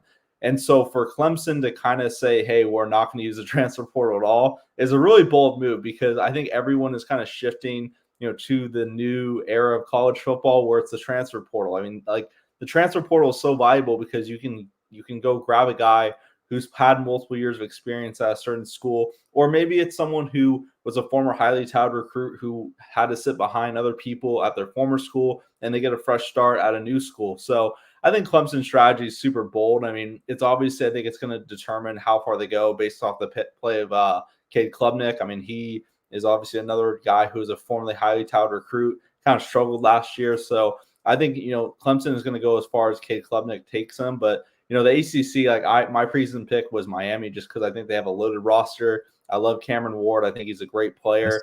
And Damian Martinez is also a really good player. I mean, a lot of people, like myself who watch Pac-12 football or, what was the Pac-12, got to see Damian Martinez at Oregon State a lot and obviously Cam Ward at Washington State as well. So I think Miami's going to win the ACC. I think they have a super talented roster. And this is kind of not a make it or breaker year for Mario Cristobal, but it's super important for him to kind of take the next step and lead Miami to the ACC title. Yeah, I'm an Oregon guy, so I have a lot of love for Mario Cristobal. Cameron Salerno of CBS Sports joining us. One more really, really quick question, because I do want to talk about A&M Notre Dame. I have a lot of questions about that Notre Dame team. But just speaking about the transfer portal and recruits, how surprised were you to see Malachi Nelson not win the starting job over Maddox Madsen over at Boise State? I was pretty surprised because, this is obviously, Malachi Nelson is a former highly touted recruit from the 2023 recruiting class. It is kind of interesting how that 2023 class really hasn't broken through. At Oklahoma, he's starting now, Jackson Arnold, that is. And he has won the starting job, and Nico at Tennessee has won the starting job. But, Malachi Nelson is a backup at Boise State. Arch Manning is still a backup to Quinn Ewers at Texas. And, other guys like Jaden Rashada, who was at Arizona State last year, now is a backup quarterback at Georgia. So I would say, for that class, it is interesting to see how, stuff has evolved. I mean, it's only been 1 year. It's been one full year, and those guys could be, inserted in the starting lineup. But I know you said you're an Oregon fan. I know Boise State plays Oregon. I think it's week 2 or 3. Week 2 on the 7th. My buddy's actually getting married, so I'm gonna have to miss the game, unfortunately. Fall wedding. That's a huge debate on college football Twitter the last few weeks. But I think Malachi is going to be the starter eventually. I know kind of the safe pick was Max Madsen. So I mean, I wouldn't be surprised if he started at some point, and I know that's what a lot of people believe as well. I think he has a lot of upside, and he's still one of the best players from his recruiting class. I mean, he just needs time to develop, and I know he obviously didn't see the field pretty much at all last year at USC because he did redshirted. He played the first game against San Jose State, but kind of only, in a very limited role. So I think he's going to eventually win the starting job. I mean, I think his best situation for now is to stay at Boise State just because, they are a Group of 5 contender. I mean, if the 12-team college football playoff was around, 15 years ago around there, I mean, Boise State would be kind of the shoe-in to be the G5 representative. So I think Malachi Nelson's going to be fine. I mean, he's a really talented player, and I wouldn't be surprised if he's a starter at some point.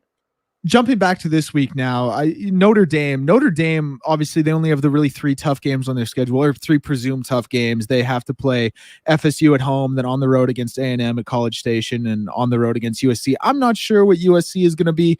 Florida State obviously had a horrible start to the season against Georgia Tech. Like, I look at this Notre Dame team, how the college football playoff is set up. It's a layup for them to get in, right? But I look at this team and does 10-2 do it? Because I don't think you can go 1-2 against the 3 teams I just mentioned, win out the rest of the schedule and be there. Like, I think they have to go at least 11-1 to make the college football playoff when you look at their schedule. Am I crazy for that? I don't know. I mean, I still think 10-2 could probably get you in to the college football playoff. I mean, if you were an 11-1 team and you had a decent schedule, last year, I mean, obviously, maybe that's not the best way to put it because, obviously Florida State got left out as a undefeated Power 5 champion. But I would say in general, I think 10 wins is going to be the magic number if you play a semi-tough schedule. I mean, if you're playing a bunch of cupcakes or you're a Group of 5 team and you go win 10 games, you're not going to get in that large berth. But I think Notre Dame has, the brand visibility. They have, the experience and pedigree of playing in the college football playoff. I know their games really haven't gone great while they got there. But, I mean, I think they're going to be pretty good this season. I know they're preseason ranked number 7, if I'm not mistaken. And, I mean, this is a huge game. I mean, I know Notre Dame's bread and butter is the offensive line. And I know they're starting multiple new players. I think they're also starting a true freshman at guard. So I'm very curious how they fare against that Texas A&M front. I mean, I know Texas A&M is going to be really good. I mean, that crowd is going to be rocking. So if Notre Dame comes with a week 1 win against Texas A&M, I think it'd be huge momentum for the rest of the season. Cameron, I've worked out my top 4 seeds, then my Group of 5 team. I don't think this is any surprise, but I have Ohio State, Georgia as my 1 and 2. I have Miami winning the ACC. I have Kansas State winning the Big 12. The smart money is probably on Utah, but I just love what I hear about Avery Johnson way too much to not pick them. And then I do have Boise State as that Group of 5 team. How do you feel about those picks there? See, I had the exact same pick, except I had Utah as my Big 12. Yeah, that's fair. I mean, that is the smart money. And Kyle Whittingham is such a great coach. Like, it's hard to pick against them.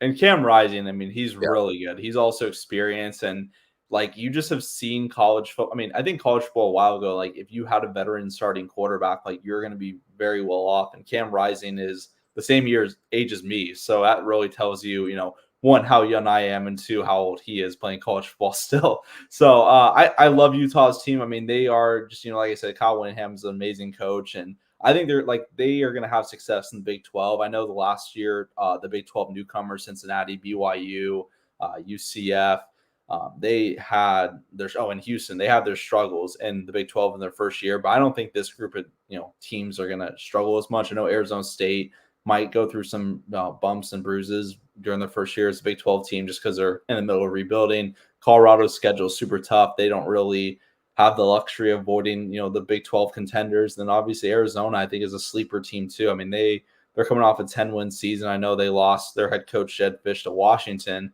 but I still think it's a really talented group and they can make a run. But I think Utah is going to win the Big 12. I mean, I love the talent, but like you said, I don't think Kansas State is a bad pick because I really like Avery Johnson as well.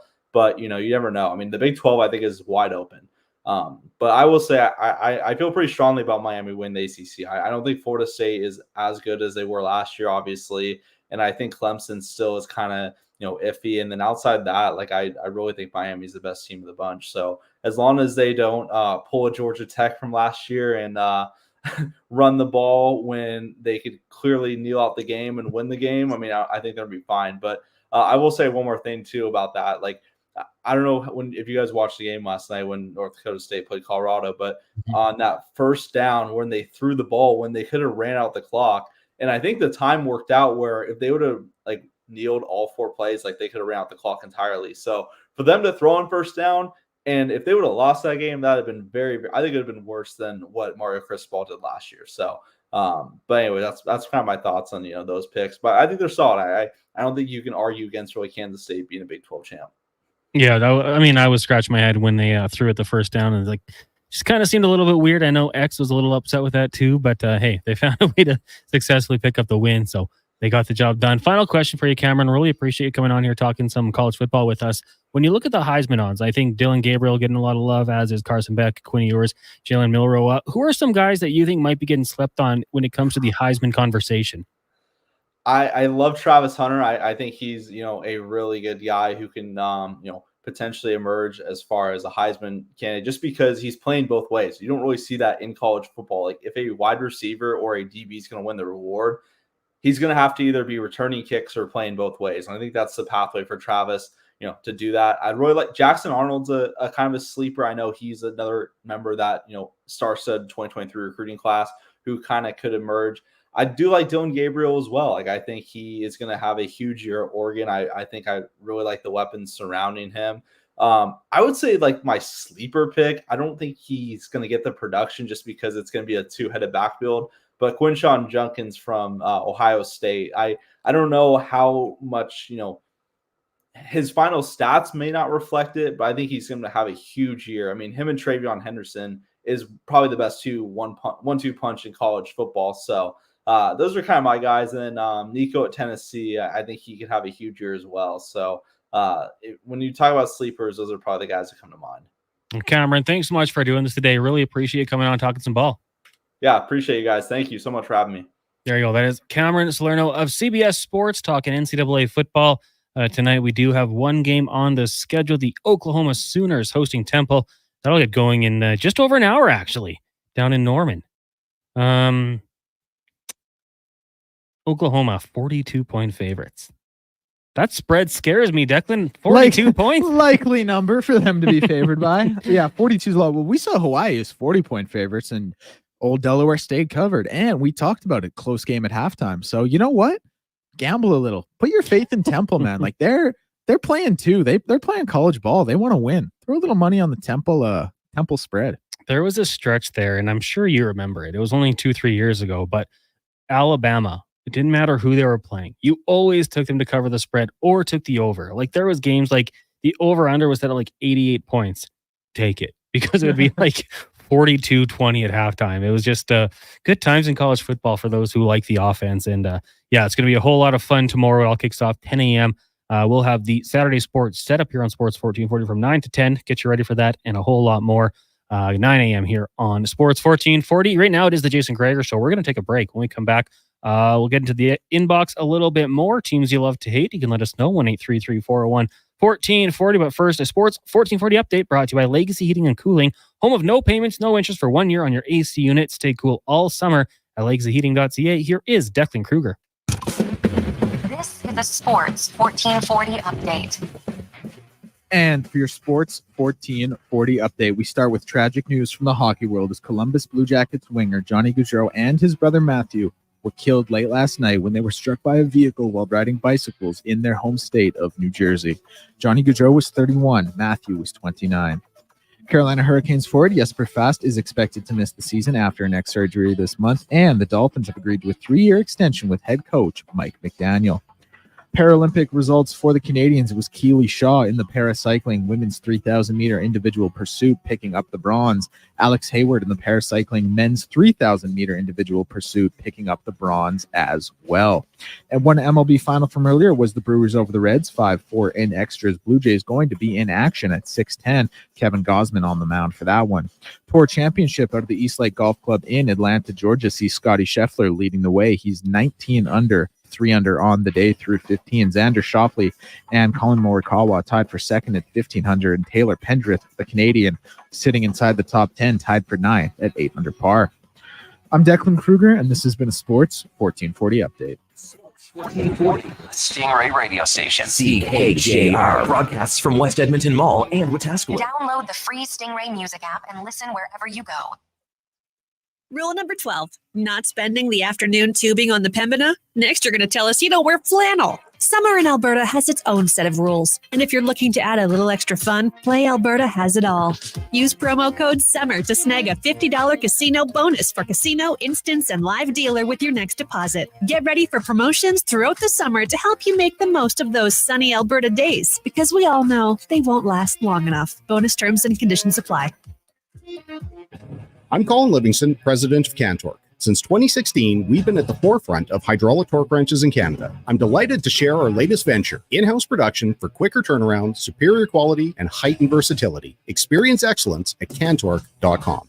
Need a new AC, furnace, duct cleaning, or water treatment system? Save up to $2,500 on a complete system and get a 12-year parts and labor warranty with Modern Air and Water. Your Air Ease Pro dealer at modernairwater.com. Introducing the Female Super League. Female hockey is on the rise with more women playing the game than ever. Join us as we pave the way for the future of women's hockey. The FSL is more than a game. It's a movement and an experience for the motivated female athlete. Teams will compete in a showcase-style format featuring consistent interprovincial competition. Come be part of the journey as the 2024-25 season unveils a 12U division, as well as the launch of a groundbreaking progressive body-checking 14U division. For more information, visit femalesuperleague.com. The Toronto Blue Jays are on Sports 1440 every weekend. Catch all the action with play-by-play announcer Ben Schulman. The Blue Jays this Saturday and Sunday on Sports 1440, Edmonton's home for all things sports. Bacon or sausage and Egg McMuffin? It's a delicious dilemma. But what if you didn't have to choose? The Mighty McMuffin is back with bacon and sausage. Mighty McMuffin, mighty impressive. For a limited time at participating McDonald's in Canada. I'm Rick Showers from No Bull RV. Anything that's exposed to the elements or has moving parts needs regular maintenance. And when you consider an RV, well, it falls into both categories. Lots of moving parts and sitting out there is all the unfortunately time, which is why we hire the best RV technicians in Alberta to come work here at our new, bigger store in Leduc. Noble has giant indoor service space that can hold the biggest RVs in the world. That's right, Bob. The vast majority of our indoor space at Noble is dedicated to service and repair. You spend the summer in the great outdoors, and we spend the winter doing scheduled maintenance, so you're ready to go next season. Sounds like a year-round thing, Rick. That's it exactly, Bob. Our techs are the most highly experienced men and women in the business. We're solving problems and creating solutions every day. Whatever your used RV needs, our service team has seen it before and knows exactly what to do. And that's Noble. NobleRV.ca.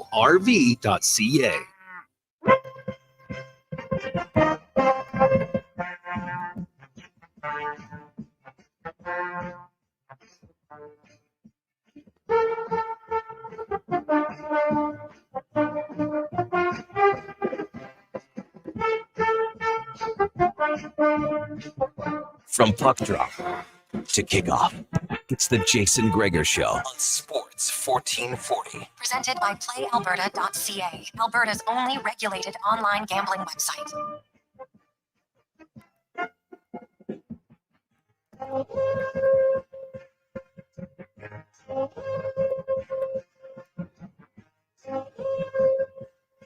Here's the Jason Gregor Show here on Sports 1440, also streaming on Oilers Nation YouTube and Facebook. And of course, if you want to watch on the old IG, you can check out Sports 1440. The show brought to you by PlayAlberta.ca. Of course, Lotto Max tonight. You can get your ticket at PlayAlberta.ca. And when you're there, if you want, you put in code word SUMMER, minimum $5 deposit, and get a $50 casino free play use your game sense. Connor Halley, Declan Kruger, Donovan Paulson with you here at the eWell Studios in West Edmonton Mall. Lots to get to on the show today. Low Tide will be by in about 15 minutes. We'll also be joined by Spec, Jason Gregor, and we'll ask 5 questions with Declan Kruger. And earlier on in the show, Lori-Ann Muenzer, she had her book. We're going to do some giveaways. We've selected a few winners, but we also said get those questions in. And Lori-Ann is actually going to answer them, email them to me, and we'll get to those later on in the show as well. If you want one gear, no breaks, check it out online. And also going to be doing a signing at Audrey's in the month of September, but we'll talk about that later on with Lori-Ann Muenzer. The text line is 1-833-401-1440. Derek says, in cameras, I might add, Vegas is already the leader in teams to hate, starting with Dinner Theater. I wonder if you're referring to their pregame show. Also disrespecting players like Fleury. Their captain pretends to be hurt every year. Too much for one text. Yeah, they're an aggressive team at the deadline. Do what it takes to make those moves, and they've had some success doing so. Obviously, didn't work out for them this year. They're a team I'm actually very intrigued by when it comes to this upcoming season. Like, the Pacific Division is going to be tough. The Oilers are going to be tough. Vancouver will be very tough. I think Vegas is going to be interesting. The LA Kings will be interesting. There's going to be some soft spots for sure. And the Ducks will be better, as will the Sharks. But yeah, the top half of that division, I think, is going to be very competitive when it gets to that point. Tonight, we did mention it. Oklahoma, 16 ranked, taking on Temple. Now, the over-under set at 57.5 points. OU, 42-point favorites. For it, the under to hit, you need like a 43-0 win. Temple's going to put up some points, right, Declan? They're going to find a way to score one touchdown, even if it comes in garbage time. CC now, but let's not forget, this is still a Big 12 defense. You know what I mean? They're used to getting 55 points hung on them week in, week out. So Temple, they won't hit that mark, but they'll score a little bit. They'll get 20. Putting you on the spot here. Maybe 14, actually. Temple's not very good. If you're watching this game, Oklahoma, is there anyone to watch out for, in your opinion? Or a little maybe less of the big name cachet? Hey, he nailed it, man. Jackson Arnold. That's quarterback at Oklahoma. Yeah, he is. I think he's a really good quarterback. I think he's kind of the forgotten quarterback in the SEC a little bit because of Carson Beck and Jalen Milroe and Jackson Dart. Yeah. But I think he's listen, I was going to say he's as good as those guys. He's not. That would be disingenuous. But he's a really good quarterback, and I'm interested to see what he can do with this Oklahoma team. Another thing we should talk about, the Edmonton Elks, of course, taking on the Calgary Stampeders on Monday. It is Labor Day weekend. All of those of you heading down, have a great time. It's always a lot of fun. Me and the boys used to do that. Probably went for 10 to 12 years straight. I think I saw the Eskimos at the time win 2 games. It was it was rare, but if you're going down, have a good time. It's always a whole lot of fun. Today at practice, Trey Ford limited once again. Heard some reports that he will dress on Monday, but they're not too sure in what capacity that will mean he plays. So I would expect McLeod Bethel-Thompson to play once again. For the second straight day, Javon Leake was a full participant. He had that hip injury a couple weeks ago, caused him to miss time. Good news as Lucius Purifoy, he's back. He had a thigh injury.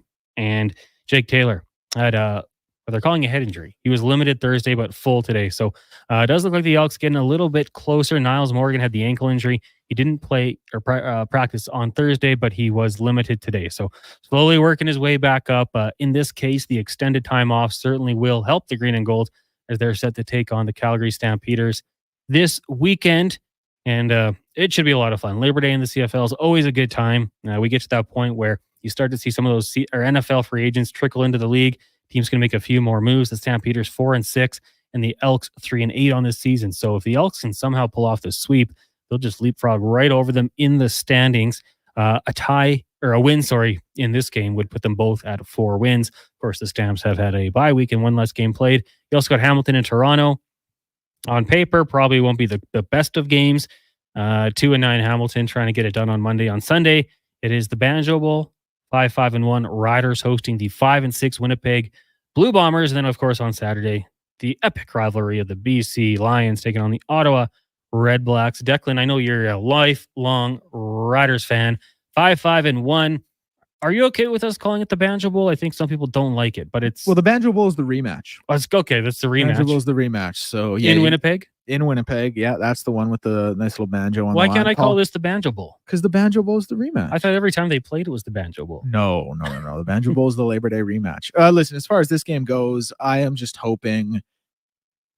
Listen, the momentum is so in Winnipeg's favor. They've won 3 in a row.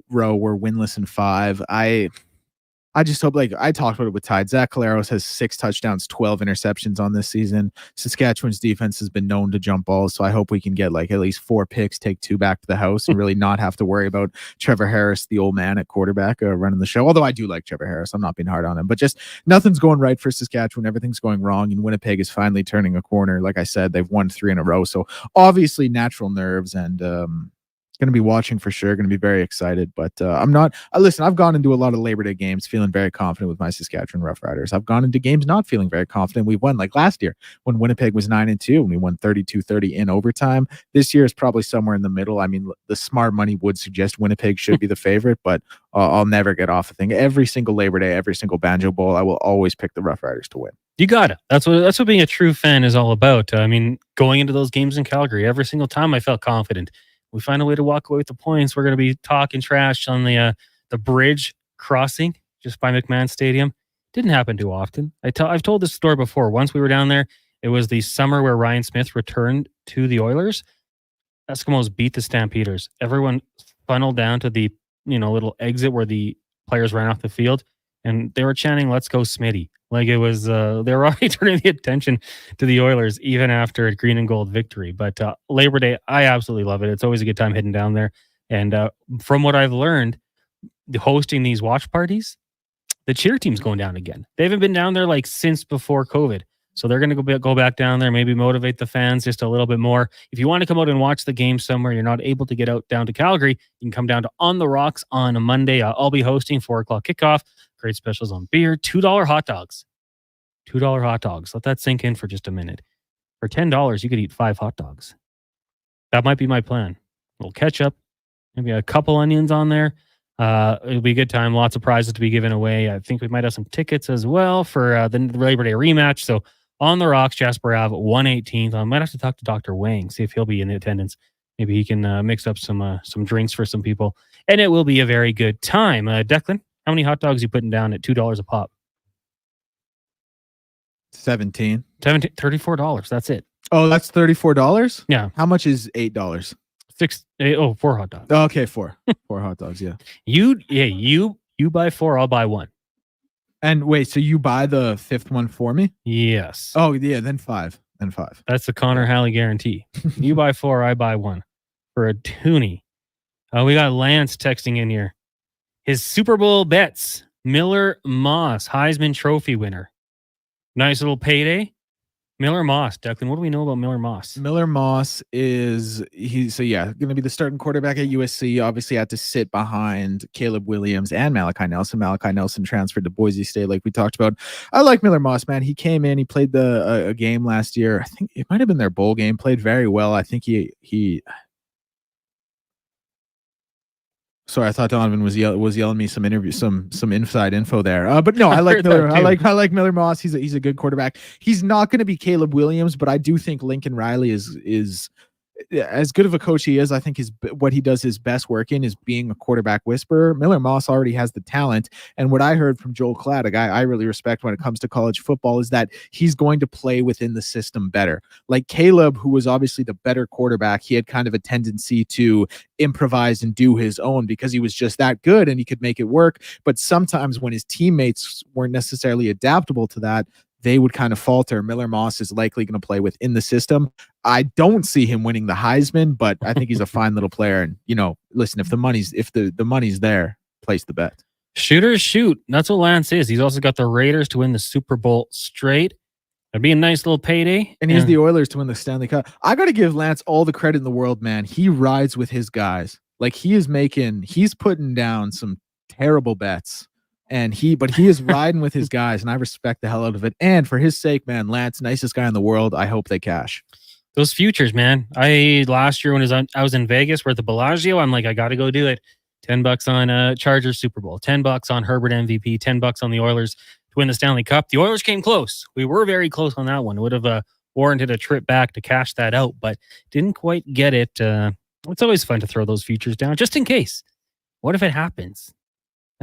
Immortal words of the kid from Angels in the Outfield. Hey, it could happen. 1-833-401-1440. That is the text line here. Any questions, comments, thoughts, topics you want to get to, please send those in because we're willing to talk about it all today. Tennis world, Declan. What's going on with the U.S. Open? Are you still looking at it? Because we did see a big upset yesterday, did we not? From one of my favorite names. We did. Bostic van de Sandenschloop, excuse me. He upset Carlos Alcaraz, probably the best player in the world, I would guess, by most estimations. I mean, obviously Novak's in that conversation, but you could make the argument best player in the world. He beat him in straight sets. Like, it wasn't even close. You know what the score in the first set was? What? It was 6-1. Ouch. It was 6-1 in the first set. Then second set goes to a tie break. Third set only had the one break, but straight sets against the 3 seed Carlos Alcaraz. Incredible stuff from him. Ben Shelton won today as well. Or sorry, he's playing right now actually against Francis Tiafoe. I was misreading my Americans here. They all start to look alike. It was Taylor Fritz who won today.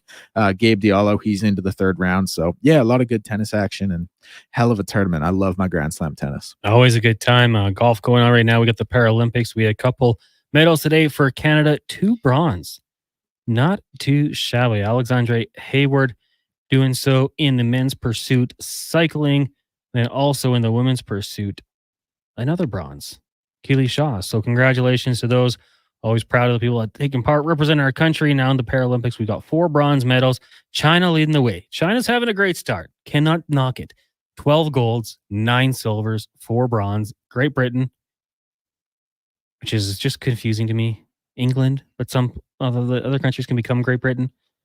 6-6-3. Brazil 5-1-6, and the Netherlands 4-1-6. Canada, we got them right where we want them. We're coming. 1-833-401-1440. That is the text line if you want to get in on the conversation. Coming up next, we're going to bring him back. You've heard of him before. Alan Mitchell will join us. We also got Spec Gregor, 5 questions coming up on this show. And more. You are listening on Sports 1440 and streaming on iHeartRadio, Player, the radio player here, wherever else you are, and watching on Oilers Nation YouTube, Facebook, and X. Connor Halley, Declan Kruger, Donovan Paulson with you here. The show brought to you by PlayAlberta.ca. Rule number 116. In Waterton, walk with a lean. The wind will always prop you up. Summer in Alberta has its own set of rules. And if you're looking to add a little extra fun, Play Alberta has it all. Use promo code SUMMER to snag a $50 casino bonus for casino, instants, and live dealer with your next deposit. Get ready for promotions throughout the summer to help you make the most of those sunny Alberta days. Because we all know they don't last long enough. Bonus terms and conditions apply. The job isn't done until the last load is hauled, and having a semi-trailer out of commission is not an option. Whether replacing or adding to your convoy, Edmonton Trailer has a huge inventory of new and used semi-trailers, trusted by the gravel, logging, oil field, fluids, and freight industries. Find a trailer right for you online or at one of their 3 locations. For sales, service, parts, rental, and finance, when you're in it for the long haul, Edmonton Trailer. Bringing every project to life requires the right team. By joining the Japa Machinery Group service or sales teams, you can be part of setting a new industry standard. Celebrating a legacy of excellence with Japa. Learn more at japamachinery.com. Move Water is your one-stop shop for all things water. From freshwater to wastewater, we've got the pumps and solutions to keep your water moving where it matters most. Move Water, your water solution experts. Visit movewater.ca today.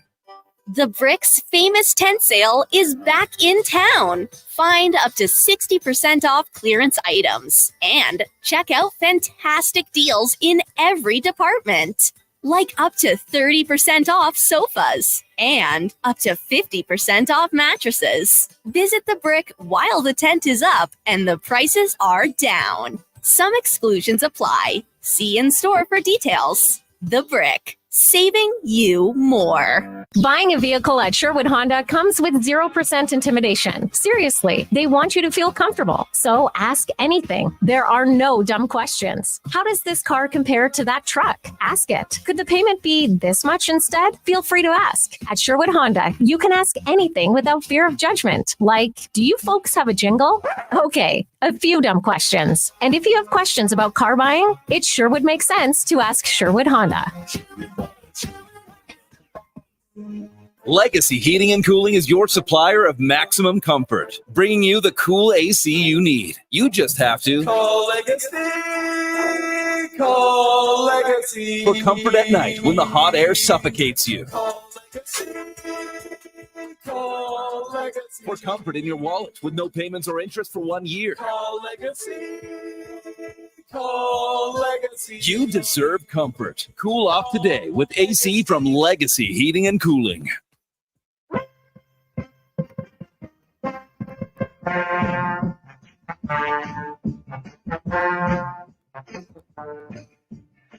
Portions of this hour are brought to you by Cantor. We are excited to announce that we now have machining capacity in-house with quicker turnarounds, improved quality control, and ultimate flexibility. You can call 780-436-2000 or you can email colin@cantor.com to find out more.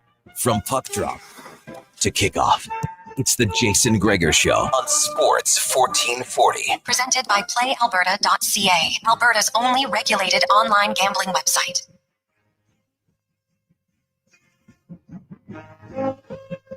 For 21, welcome back to the Jason Gregor Show here on Sports 1440. Connor Halley, Declan Kruger, Donovan Paulson with you here live on Sports 1440. Also streaming, or is it streaming, Declan? Is that the term?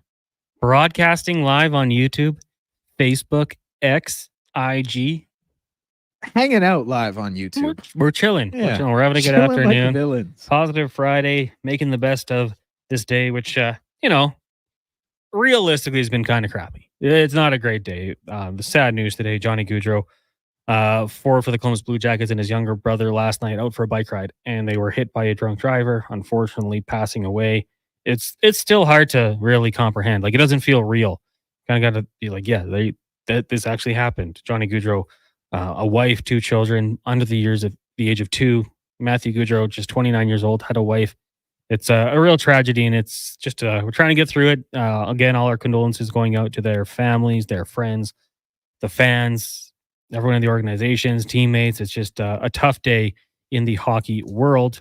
Well, we'll keep going here. We'll talk to Al Mitchell in just a second. Of course, the host of the Lowdown with Low Tide. You can catch him on Sports 1440 Monday through Friday from noon until 2.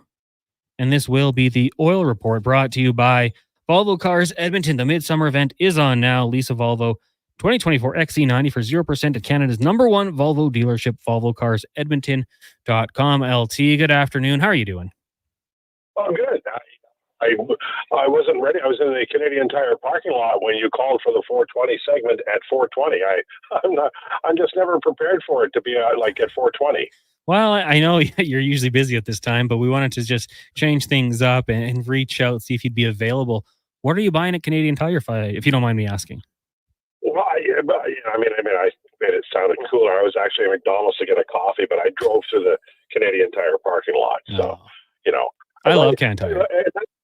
Oh, me too. Another half an hour and I'll be in my Winnie the Pooh pajamas getting ready for football. So, That sounds amazing. We're going to be here. We'll have the game turned on, but college football tonight going to be awesome. Oklahoma and Temple. So LT, it's terrible to talk about the news of the day. We saw the rumors last night that Johnny Gaudreau and his younger brother had been hit by a car, a drunk driver. Unfortunately, this morning we wake up to the worst possible outcome. It's confirmed, losing just 2 young men in the prime of their lives for something that was totally avoidable.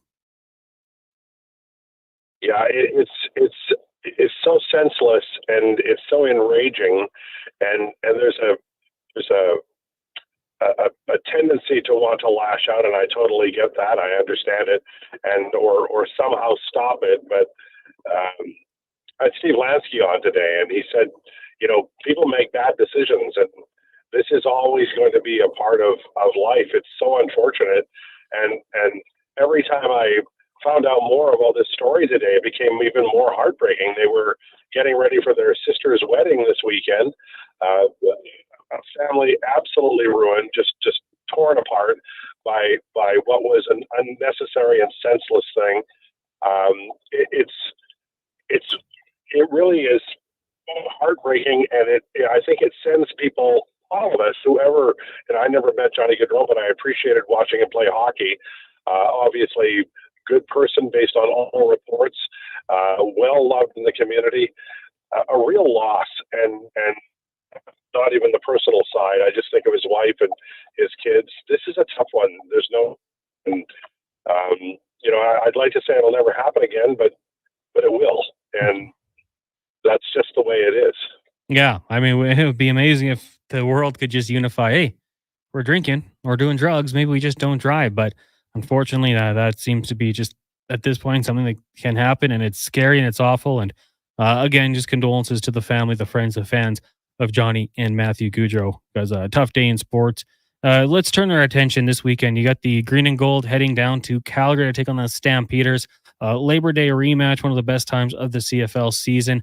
Looks like Trey Ford getting closer. He's been limited in practice the last 2 days, but we're still expecting McLeod Bethel-Thompson to get the nod at quarterback, coming off a good performance out in Montreal against the top team in the league. What are you expecting for the Elks here? Well, I think that this is a hungry group. There are a lot of players on this team that were probably looking at professional extinction not that long ago. They were 0 and whatever it was, and they were not a good team, and the chances of any of them, signing on for next year or not getting cut seem very low. Now they've got something, to look for and to work for. I think you're going to see once again a really inspired performance by them. I'd like to see a little more creativity from the offense. I thought the offensive line was brilliant. If they can, Trey Ford, he gives a different look. He can get out of the pocket and he can make the opposition defense, have to play a little deeper or a little wider, and I think that one element would really help. But I'm encouraged by the Elks. I think they're, this was a terrible story, a story nobody wanted to really talk about, and now I think it's a fantastic story. They're winning football games consistently now, and the West is such garbage. God love everybody out West. They could make the playoffs. It's awesome. Yeah, their opponent 4-6. You got Saskatchewan 5-5-1, Winnipeg 5-6, BC 5-6, and the Elks are 3-8. So a couple wins this week could go a long way. Hey, it is Labor Day weekend. The rivalries in the CFL. Who is the best rivalry in the Canadian Football League right now? Oh man, that's a good question. I'm going to go Winnipeg, Saskatchewan, because it's ugly. Like, the Edmonton, Calgary, it's been a while, right? None of Calgary isn't like they were not that long ago. Edmonton, it's been a while for them, but both Edmonton and Calgary, both Winnipeg and Saskatchewan have been strong contenders recently, and they've also, like, the verbal is just, it's mean, it's dirt mean, it's mean-spirited on both sides. They don't like each other. The teams don't like each other. The fans say the most awful things to each other and about each other. I love it personally. So I think that's the big rivalry. Definitely don't disagree with you. Alan Mitchell, the host of The Lowdown with Lowtie, joining us here on the Jason Gregor Show. Connor Halley, Declan Kruger sitting in. You can also catch Alan's work at The Athletic. And Lowtie, you got a website of your own, don't you? Yes, I do. LOWETIDE.ca. It is 21 years old today. It's now legal everywhere. Beautiful. Is it actually? Yeah. What, do you lie to you? Well, I'm on radio, man. It's quite a coincidence. I didn't think, that's impressive. Well, happy 21st birthday to your website. I'll never forget the time it was trying to direct me to, I believe, mature women in my area once upon a time. And that was a cool experience. One of the ads that popped up. Al, talking about the team that you primarily focus on there, we just had a Lance texting, and he said one day the Oilers will cash for sure because he does a future bet on them to win the cup. How are we feeling? We're weeks away from camp getting going here. That there's questions on the blue line. We got teased that there might be a trade, and it might not be the PTO route for the Oilers. How are we feeling about this team right now? Well, I think I think their top two lines, probably their top three lines, are going to be so good that you can talk Stanley Cup. And I think their top pairing is the Stanley Cup like defense on the top pair.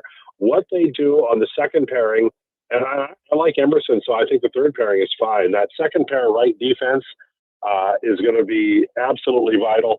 I think there's a sense that the goaltending is pretty solid, but you might see if Pickard doesn't perform as well as he did last year, which he was fine. Maybe you see a move there.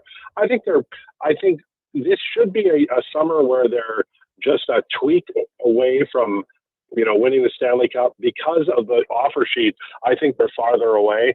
I believe they have enough in the forward group to cover for Holloway, and I don't think Broberg was the absolute answer for second line right pairing. So they did have that issue, but it's a pretty glaring weakness right now. I think Troy Stetcher's fine, but during the year, maybe even before the year, based on rumors, maybe they try to upgrade at that spot. They will have cap room. Like, they'll have right now at $1 million. If they run all year, they can accrue enough space to acquire a $4.4 million player at the trade deadline, and that would probably be a defenseman.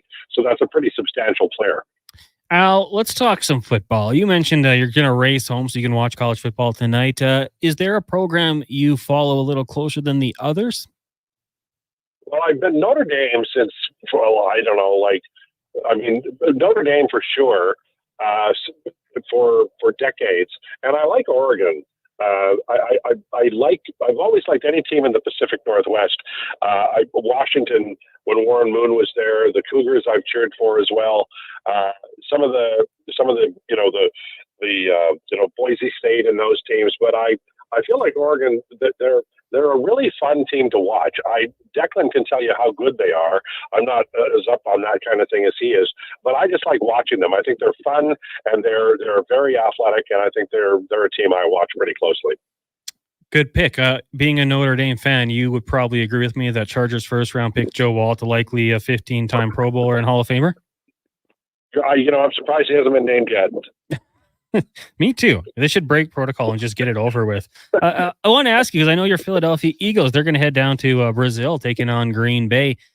And I saw, stories about this. The color green down in Brazil can be a little iffy, linked to certain games and such. And also, AJ Brown heard something like, be careful with your phone. He said he might not even leave his room. What do you think of the NFL venturing down to Brazil? Well, I think it's a cultural thing, right?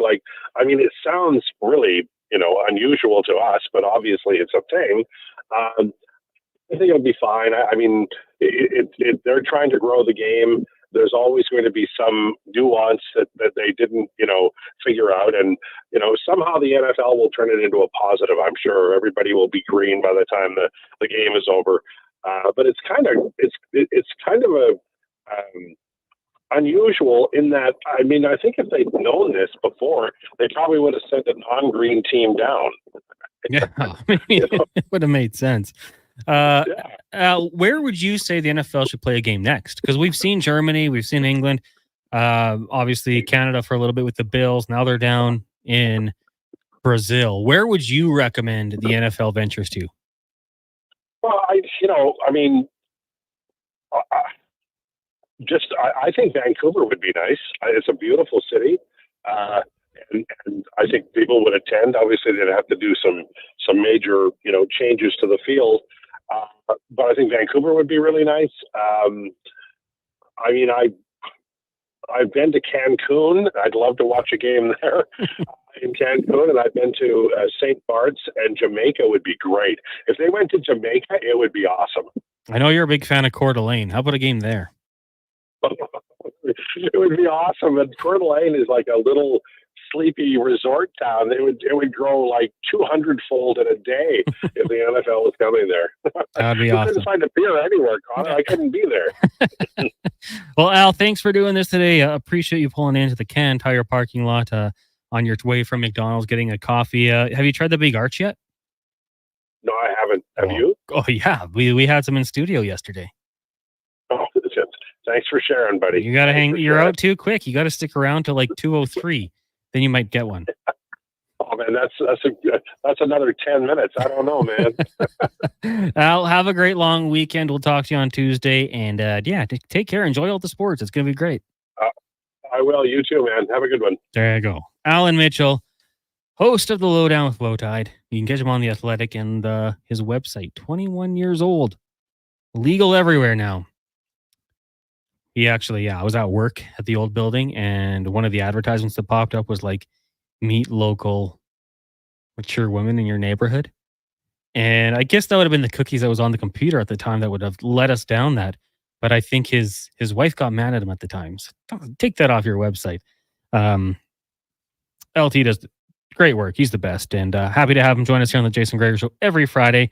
Jumped up an hour today because we're going to have Gregor on at 5:20 instead. That was the Oil Report brought to you by Volvo Cars Edmonton. Check them out online at volvocarsedmonton.com. Declan, did you see that story for the Eagles and the Packers going down to Brazil? Like, green is related to a gang, and it's kind of a color you try to avoid down there?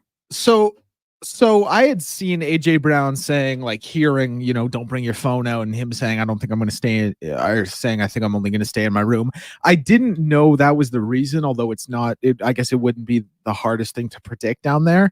Yeah, listen, I get the idea of expansion. I get that you want to, grow the game, and I don't know. It just seems like maybe there's better ways to do it. I don't know, like putting your players at risk. Like, you got two teams that wear green that are, clearly that we've now found out a huge set off for gang culture down there. Maybe it wasn't the best idea, but I don't know. Like, listen, I'm sure everything's going to be fine. I'm sure everything's going to go off without a hitch. I'm sure a lot of it's fear mongering, but it is something to think about. So from just looking a little bit closer, they tried to avoid wearing green for soccer games. One of the teams, the Eagles, are actually wearing black helmets, black pants, and a white jersey. Wow. So they're not even wearing green, but they're saying it's not related to the things I'm talking about. What's Green Bay wearing? Yellows?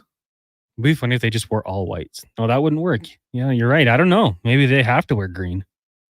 It's interesting. I don't know. I mean, a game down in Sao Paulo would be cool. Where would you go, Deck? For a game? Yeah, you got to go to, and it can't be Canada, can't be Brazil, can't be Germany or England. Oh, and wait, does it have to be officially scheduled, or can I make it up? It would have to be a real game. Yeah, okay.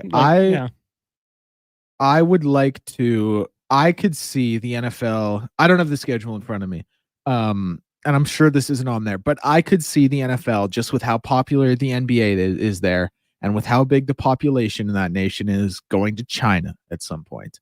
And if that came to pass, I think that'd be pretty cool. That'd be interesting. Yeah, I don't know where I'd like to go. It's weird that the NFL does have that like international marketing thing where certain teams get linked to certain countries. I never understood that. Me neither. Like, I didn't get why certain teams got assigned to certain countries. Like, I didn't know what the purpose behind it was. So, like, here's the thing that bugged me. The Chargers didn't get one country. They didn't give the Chargers a country? Not one. Now, is that because they're the world's team? Maybe. But China got the Rams. Could be. The Dolphins go to Argentina. Australia got the Rams too. Like, some teams have like 3-4 countries. Yeah. We have Detroit, Minnesota, Seattle in Canada. That makes sense. Northern teams, sure, I get it. But Germany has like basically half the teams in the NFL. Mexico's got a lot as well. So does Mexico. Oh, China does have the Rams. Yeah, but you know what's crazy? The Rams also, South Korea also has the Rams. Like, how are we doing this? And how about this? This is so strange to me. Why the hell does Nigeria have the Cleveland Browns? I think similar economies. Natural resources. Lagos has a lot of people, but I just could not imagine that there is like a demand in Nigeria. Maybe I'm wrong. Listen, maybe I'm wrong. I don't know enough about Nigerian sports culture and tourism, but I just have to think the demand there couldn't be that strong the way it might be in like a Germany or obviously in England, or, you talked with the 3 teams we have in Canada. Well, the UK has 7 teams, the Steelers, but only Northern Ireland. What does that mean? What does this mean? What does it mean? No, seriously, because now I'm getting pissed. Like, what the hell does this mean? Like, if you live in Argentina, do they just sell Dolphins gear? Is that you cannot like anyone else? Maybe there's a connection between Messi and Miami FC or whatever. Yeah, maybe. But what is it for Australia? Okay, we're gonna have to crunch some numbers here. The Rams got everywhere, man. Like, the Rams are in Australia, they're in South Korea, they're in China. They're you know what they're really trying to do? They're just trying to grow LA. That could be, but only the Rams, not even the Chargers. Njoku, the tight end, could that be a connection for Cleveland? Yeah, That's a good one from Brendan. Good point. Ghana has the Philadelphia Eagles.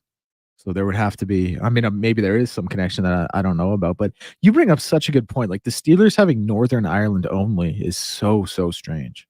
And Mexico. Well, I don't know what. Declan, get the NFL on the phone for the next segment and we'll discuss this. Because I don't know what it means. This came out a long time ago. They're like linked nations, international marketing and expansion. But I didn't get it at the time and I don't get it now. Well, whatever. We'll move on. We've seen games in London, Mexico, Germany, now Brazil. Where to next? Any ideas you have, let us know. 1-833-401-1440. Jam says it's the cultures that live in the U.S. cities. So you tell me this. Then why is Mexico getting the Rams, but not the Chargers? Chargers were like on the cusp of Mexico for so long with San Diego. Also, I'm looking it up now. And Philadelphia doesn't seem to break the top 5 for Ghanaian immigrants. Looks like Atlanta, New York, Dallas, and DC are the most popular destinations. So that may not be it either. Although I do like the train of thought. We're poking holes in this.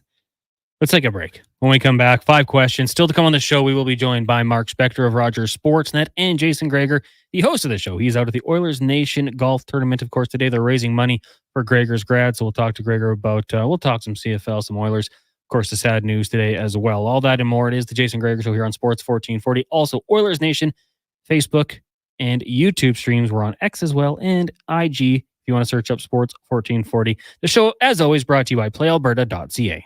Be melon jolly, not melancholy. Summer is ripe for fun, and some Booster Juice bestsellers are back in season. Watermelon smoothies, including the refreshing Watermelon Wave, a berry burst of strawberries, raspberries, pomegranate, and vanilla frozen yogurt, and fan favorites, Watermelon Explosion, a refreshing burst of bananas, mangoes, and pineapple, both made with watermelon sorbet and probiotic yogurt. All of the watermelon, none of the seeds. Visit a Booster Juice near you today or download the Booster Rewards app. Imagine hitting 13 out of 14 fairways from the tee. It can happen. It does happen with a driver created for you by Fitted Golf. We are the only company in Edmonton who fits for all 9 features of each golf club. Amateurs learn to play like amateurs from amateurs. Come work with our professional team of scientists, engineers, and club builders and get fitted with the clubs designed for one golfer. You visit fittedgolf.ca today. Fitted Golf, where we continue to prove it's your clubs. The Charm Offensive with Jim Jeffries. Every generation before you has also been the most progressive generation. And Jimmy Carr. I don't know how to explain this to you. I'm not that small, I'm just far away. One night, 2 comedy icons. September 8th, Rogers Place. Tickets available at Ticketmaster.ca. The Charm Offensive with Jim Jeffries and Jimmy Carr. Produced by Outback Presents. The Brick's famous tent sale is back in town. Find up to 60% off clearance items and check out fantastic deals in every department. Like up to 30% off sofas and up to 50% off mattresses. Visit The Brick while the tent is up and the prices are down. Some exclusions apply. See in store for details. The Brick, saving you more. For over 65 years, Denham Ford has delivered the customer service and value that keeps Albertans moving. And when it comes to value, nothing beats an employee price. For a limited time, pay what Ford employees pay during the factory-authorized employee pricing event. You'll see real invoice pricing, and you know you'll get the best deal guaranteed. It's Ford employee pricing on for a limited time where cars always cost less. Denham Ford in Wetaskiwin or at denhamford.ca. Does your bank do local? We do. When you bank with Vision Credit Union, you're banking with a rural Albertan cooperative that cares about the community where you live. There's no question. We actively support our rural communities at the local level through charitable donations, volunteerism, local team and event sponsorships, and by returning millions in profit shares to our members every year. Does your bank do that? We do local. Bank with Vision Credit Union. VisionCU.ca.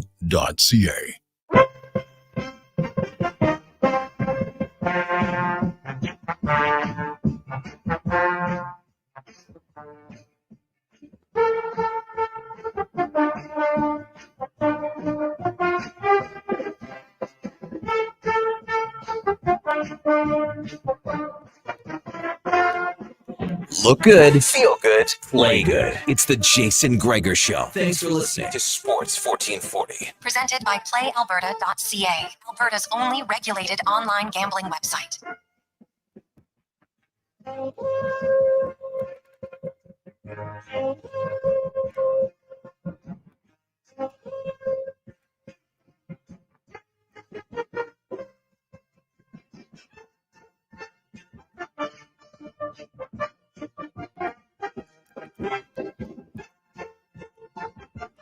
Welcome back to the Jason Gregor Show here on Sports 1440. Connor Halley, Declan Kruger, and Donovan Paulson with you here at the UL studio. The Jason Gregor Show is brought to you by PlayAlberta.ca. But in code word SUMMER, make a deposit of $5 or more, and you get $50 at the casino. Use your GameSense, GameSense.ca. Also tonight it is Lotto Max. Get your ticket at PlayAlberta.ca. Couple texts coming in here very quick. JD and Red Deer says, Connor throwing shade at Ohio. Connor versus Ohio. I've got no issue with Ohio. Not too bad. Jan says, for your information, tomorrow the U of A Golden Bears will play Carleton Ravens in Belfast. For anybody interested in watching the game, you can check it out for free at belfastgiants.com. An early glimpse of this year's Golden Bears. The game starts at 12 o'clock our time. Jan, yeah, we actually had Coach Herbers on the show on Tuesday. We talked about that. And they play Belfast on Sunday, I believe, as well. So, yeah, that's very cool. Good exhibition games. Get everybody fired up for the season. And then the G Bears head home. Not too much time to take all in the sights and scenes in Ireland, but they'll head back and get the things going next weekend. Titan had asked what we were talking about it. And that was a fair question. That last segment, we just kind of stumbled into it. The NFL has an international marketing initiative where they took a bunch of countries and assigned them teams. And I assume the teams do things in those countries to kind of drum up some exposure and some fan bases. But for me, as a Chargers fan, there's no team. We don't get nothing. Just nomads trying to find a team to root for. But hey, anyone out there looking for an NFL team, Chargers will take you.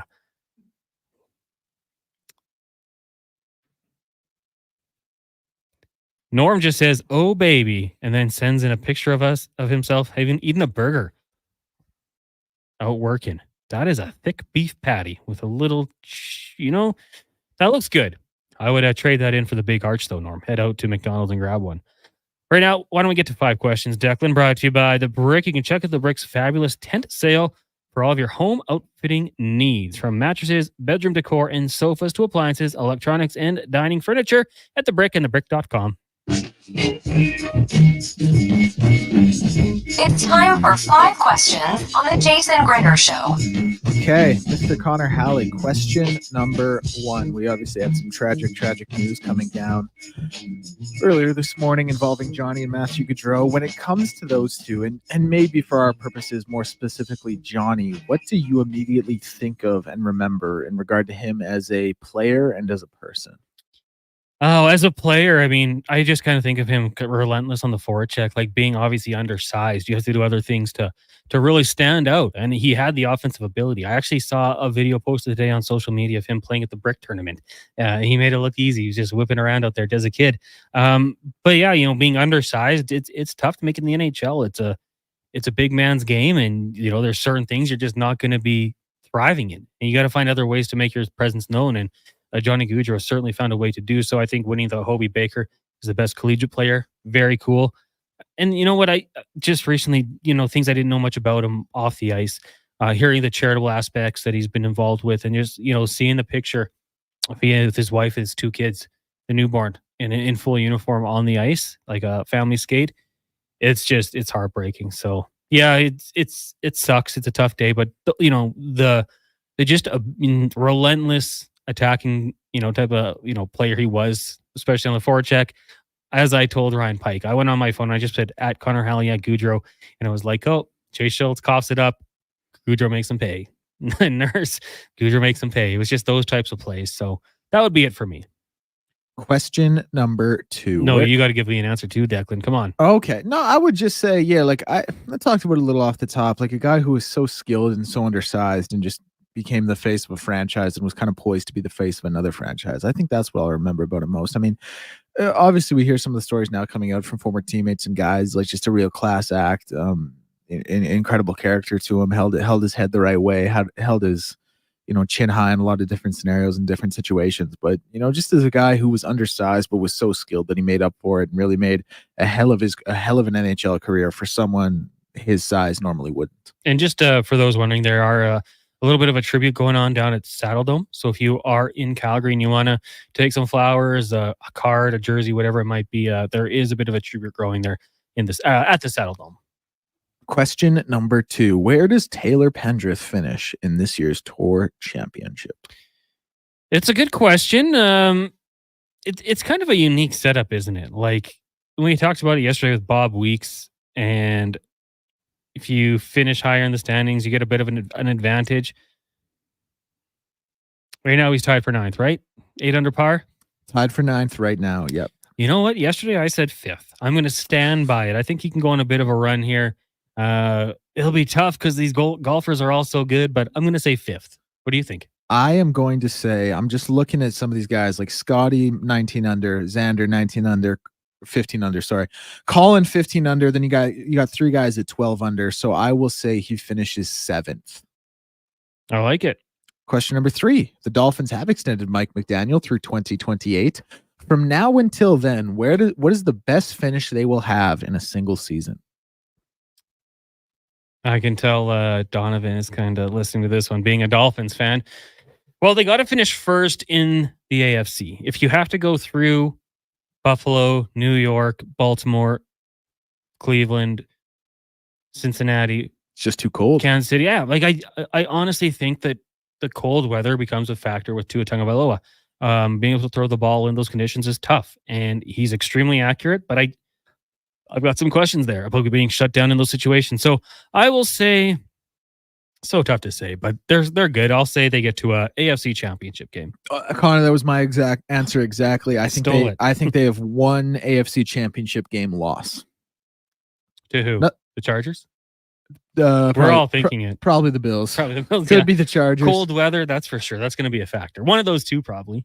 Question number 4. We were joined by Cameron Salerno to talk college football. I've given my top 4 seeds and my group of 5 team, but what are your selections? We're talking for like the final 4 teams. Yeah, so for the top 4 seeds plus the mandatory group of 5 team. So the 4 power conference champions and then the group of 5. The highest ranked group of 5 champion in the college football highest playoff. ranked group of 5. Okay, so one from each conference. So I got to say Georgia in the SEC. It's a solid pick. Probably the right pick. Is that a little obvious? Maybe a little. Now,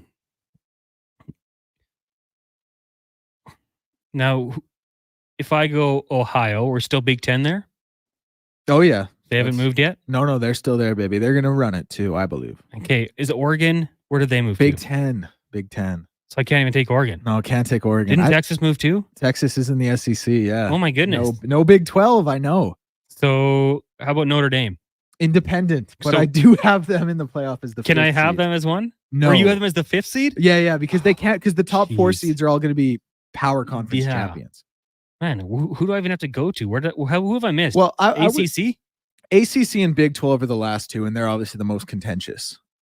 I would say in the ACC, like the teams probably in the conversation would be. I don't want to go Florida State though. Yeah, I know. Listen, I would say Clemson, Florida State, NC State, and Miami would probably be the 4 in conversation there. Clemson got rid of DJ, so I'll go with Clemson. Okay. And sorry, who am I missing now? Big 12. So that one is going to be like Kansas State, Utah, Iowa State, UCF. They're not going to do it, but Cincinnati's in that conference. Kansas is looking very strong in that conference. Oklahoma State's in that conference as well. Give me the Cowboys. Oklahoma State. I think they're in the teens right now. And then then the 5th spot. Yeah. And you had Notre Dame? No, I had Boise State as my highest ranked group of 5 team because Notre Dame's the independent. So they'll get in based on, I would assume, their strength of record and schedule. Not schedule as much as record. I'm going to just hop on your bandwagon and say Boise. Hell yeah. Yeah, I got to get these conferences down. Like I probably should have wrote these out. Well, it's such a joke because it used to be the Big 10 and it was 10 teams. Now it's the Big 10 and there's 27 teams. Like the Big 12. The Big 12 has 16 teams. Like what the hell are we doing? Let's call it the Big 16. You know what are we calling the pack now? Well, it's still officially the Pac-12, but let's be real. There's like 4 teams? 2. And Two. we're calling it the Pac-2, baby. Washington State, Oregon State. Hang the banners high. Oh, my goodness. College football is wild. Everything's going on.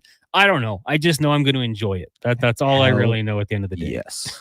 And question number 5. This is the long weekend. Some would say the last long weekend of summer. Most would say, actually, I think. What is your Mount Rushmore of long weekend activities? Ooh, there's so many good ones. I'm going to write them down here. Number 1, because you got to enjoy it while you can, barbecue. Number 2, I'm going to say Sunday afternoon nap. Good one. Love a good nap on a long weekend because, whatever. You can stay up late on Sunday night. Monday's going to be fine. Number 3, camping. Great pick. That kind of coincides with potentially barbecue, but not quite the nap. And final question, road trips are always good. It would be so lame to say sleeping in because that would just be another sleep-related activity. It's your Mount Rushmore, though. If you got to throw sleeping in there, and you is got to it throw sleeping in. It's every weekend? It's not specific to this long weekend. It's just long weekend activities in general. Yeah, so I guess it is just long weekend activities in general. But I will say, when I sent this to you and when I thought about it a little bit, I did have summer in mind with Canada Day, August long, Labor Day. I wasn't thinking too much about Family Day or anything like that. I'll just say it's close to camping, but water. Whether you're going out just to the pool, backyard, the slip and slide, maybe whatever it might be. Maybe you're going to Sylvan Lake. Just water, whatever you can do to get the water in.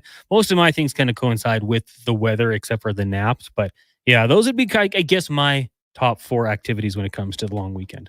I like it. What do you got? I would say boating is my number 1. Anything on a boat, I'll say is my number 1 long weekend activity. Number 2, just a couple, it's always nice to have a couple, casual pops with friends. So I would say that's on there. Absolutely. Number 3, I wasn't probably going to make my list, but you made me do it. I'm going to say barbecue on there, a good long weekend barbecue. Forget about it. Yeah. And then number 4, I am going to say the late night Sunday when you don't have to worry about work the next day and you can just do whatever the hell you want. That's my number 4. When you first said it, I thought late night Sunday, like an ice cream sundae. But yeah, those are good too. I could, throw that on. Pretty chill on a long weekend. But yeah, you're right. Something about when the moment of reflection Sunday hits and it's hey, I don't work tomorrow. I can watch The Wire for 6 straight hours. Yeah, see, nap is one. Just literally that day. Maybe more in the winter, the fall.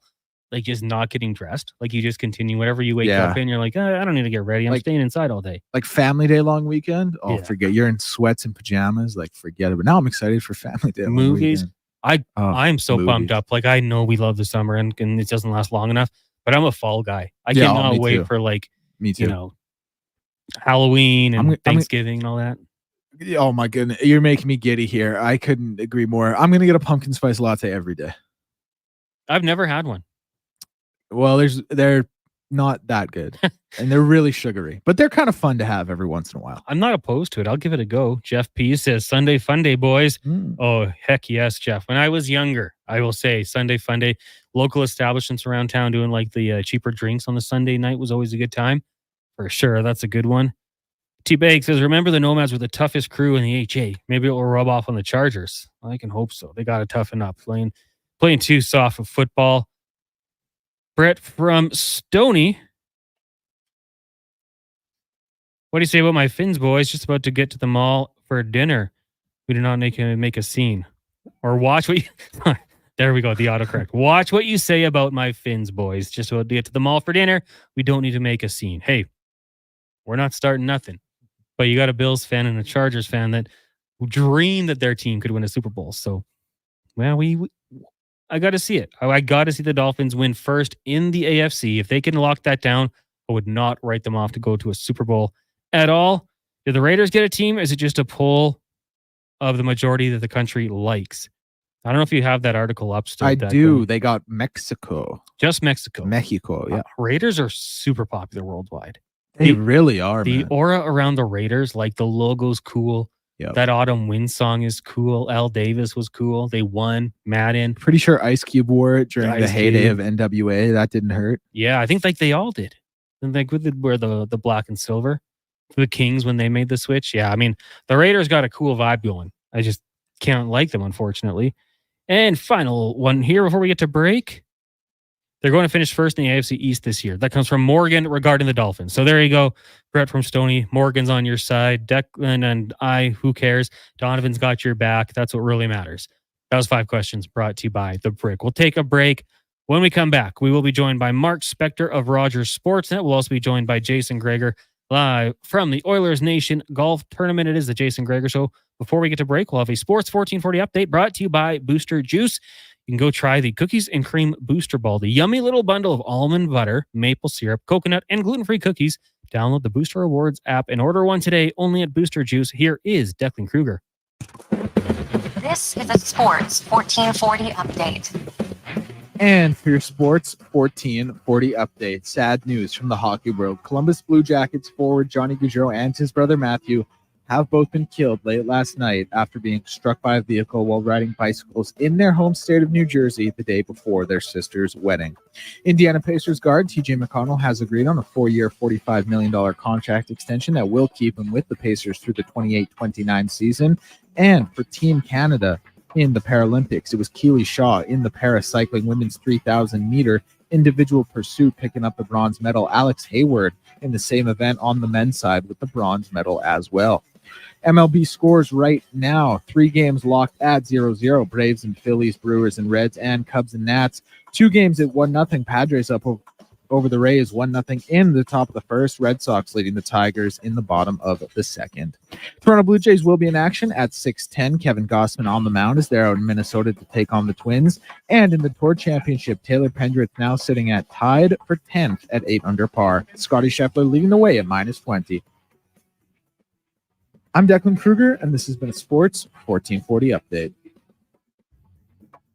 Sports 1440 in West Edmonton Mall and Wetaskiwin. CKJR is a Stingray radio station. Download the free radio player app and listen wherever you go. The only thing as hot as the weather this summer is a night out at On the Rocks. Every weekend, enjoy live music and top DJs spinning your favorite tracks. The dance floor is the place to be. Celebrating a birthday or stagette? Let OTR take the work out of the planning for you. Book your party online at ontherocksedmonton.com. Join OTR every evening from 4 p.m. for a great atmosphere and good company. There's something for everyone to enjoy. Grab your Good Vibe Drive and head to On the Rocks, corner of Jasper Ave and 118th Street.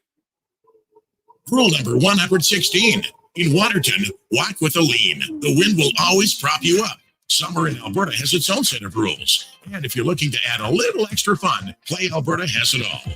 Use promo code SUMMER to snag a $50 casino bonus for casino, instants, and live dealer with your next deposit. Get ready for promotions throughout the summer to help you make the most of those sunny Alberta days. Because we all know they don't last long enough. Bonus terms and conditions apply.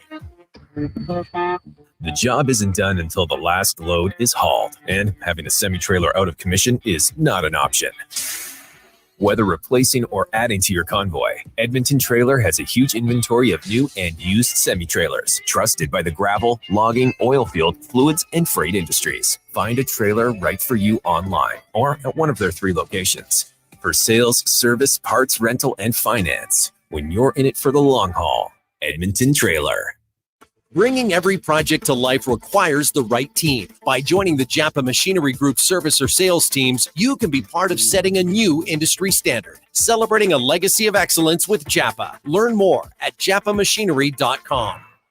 Gather around the radio, kiddies, for the best time of day. It's Oodle Noodle time. Listen in this week as your noodle hero battles the barbarous Bobby Burger. Now sing along. You know the words. Oodle Noodle time.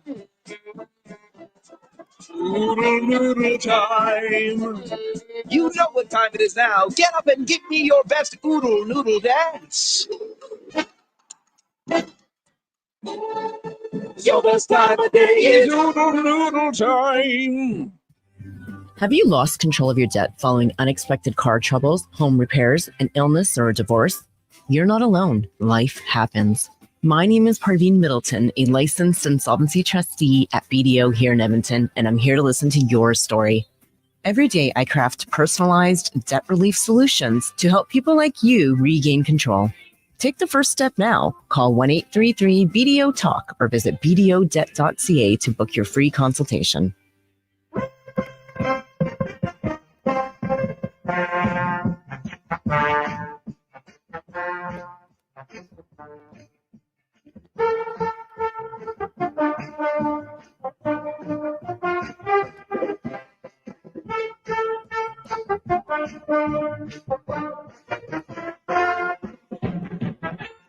From puck drop to kickoff, it's the Jason Gregor Show on Sports 1440. Presented by PlayAlberta.ca, Alberta's only regulated online gambling website.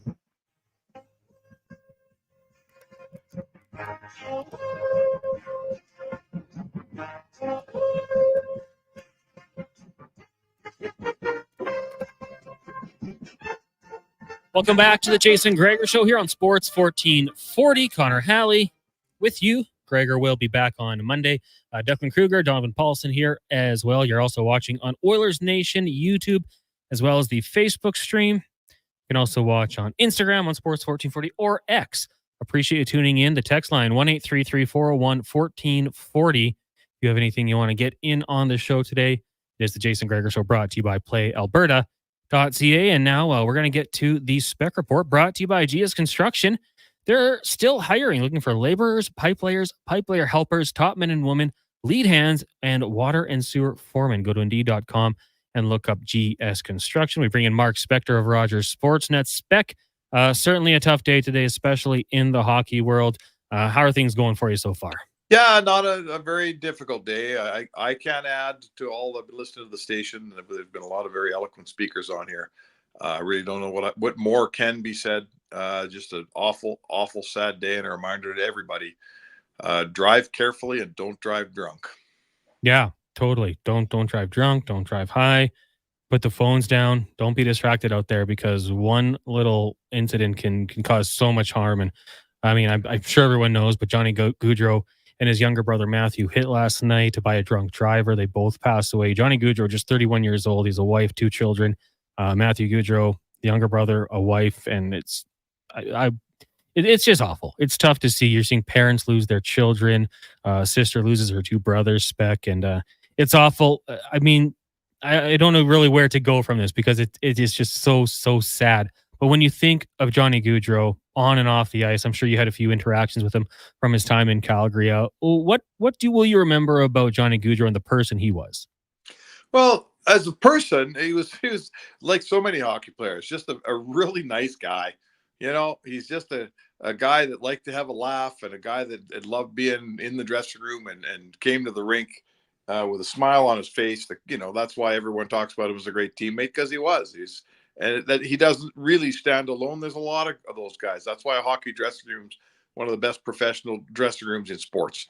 On the ice, you've often heard me say that if you're going to be a small player, you have to be good enough to be a small player. And Johnny Gaudreau, like a Patrick Kane, he was good enough to be 5'8" and 165 pounds or whatever he was. See, that's how good he was. Absolutely superior talent, and figured out how to have eyes in the back of his head. You didn't see Johnny Gaudreau getting lit up out there, and everybody tried. Believe me, when you have a little skilled guy, the playbook is always the same: knock him over, put him down, run him over, and he seldom got run over because he has such great vision. It was a fantastic, superior hockey player. Just a terrible shame that a guy that accomplished that much in his profession has it cut short when he's reached a point where he's obviously comfortable. He's an annual All-Star. He's one of the best players in the league, acknowledged as such. And it ends so quickly. His buddy Sean Monahan came to Columbus to play with him. I thought that was a really cool story when that happened. And alas, right, they won't play a game together in Columbus, and it's a very sad thing. Yeah, you're absolutely right. I mean, I think he was just on a podcast speaking about Sean Monahan, saying he's looking forward to getting back playing with his friend and having their kids grow up together because they were so close in age. And, just 5'9", 163. I don't know if that's being generous, but that's what he was listed as. I got to think, as a legacy, there's going to be a young generation of smaller hockey players that look up to him and say, you know what, if Johnny Gaudreau could do it, so can I. Well, for sure. I mean, because, for years, we used to, a generation before, you had to play like Theron Fleury to be a small man in the game. And that meant you had to bring your stick and you had to play as, sometimes dirty and hard and put up with a lot of physical play. It's a new game now. It's a more skillful game now, and it's a more welcoming place for the small player. And Johnny Gaudreau, he showed that, he proved that. And guys like him and Patrick Kane are a perfect example of it can be done. You got to be good. What's the old saying in the game? The big player has to prove he can't play, and the little player has to prove he can. And that's never going to change. Big and good's always going to beat small and good.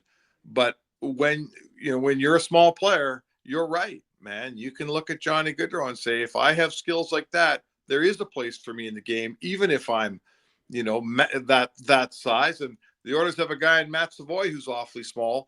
And I don't sense talking to him that he has any doubt if he's going to play or not.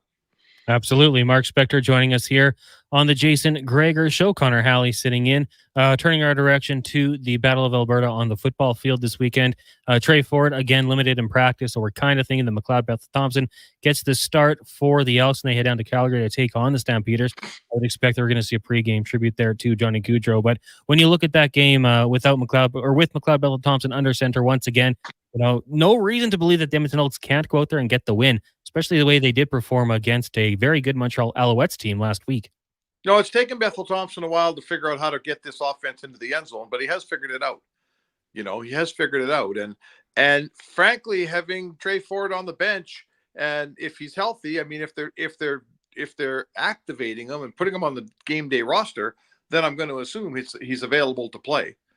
Having that guy could come out in if you go a couple of 2-and-outs, having him come out and spread that defense out is a very, very valuable tool. He's a polar opposite quarterback to Bethel-Thompson.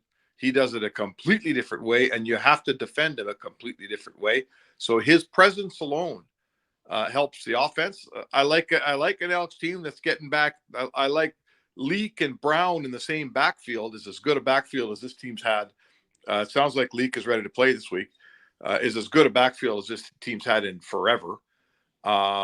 I like the fact that I don't know if now Morgan can come back at linebacker. He's an important player. And Trey Ford coming in, like I say, gives you a real wild card in the backfield.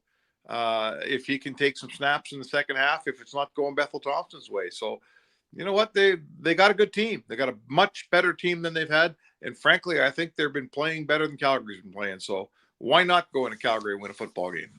Yeah, Javon Leake practicing the last 2 days, and then Niles Morgan. Let me get that one out there. Niles Morgan did practice today, didn't practice yesterday, so he's working his way back in there. Limited. He'd be a huge add this weekend against the Stamps. And so is Purifoy at safety. It sounds like he's going to play. So the Elks are getting back some important players here, not just anybody, right? Leake's a good back, and Purifoy is us starting safety all day long. Hopefully Morgan can play. He's an important linebacker, and Trey Ford's Trey Ford. So they're getting better, and they've been pretty good lately as it stands.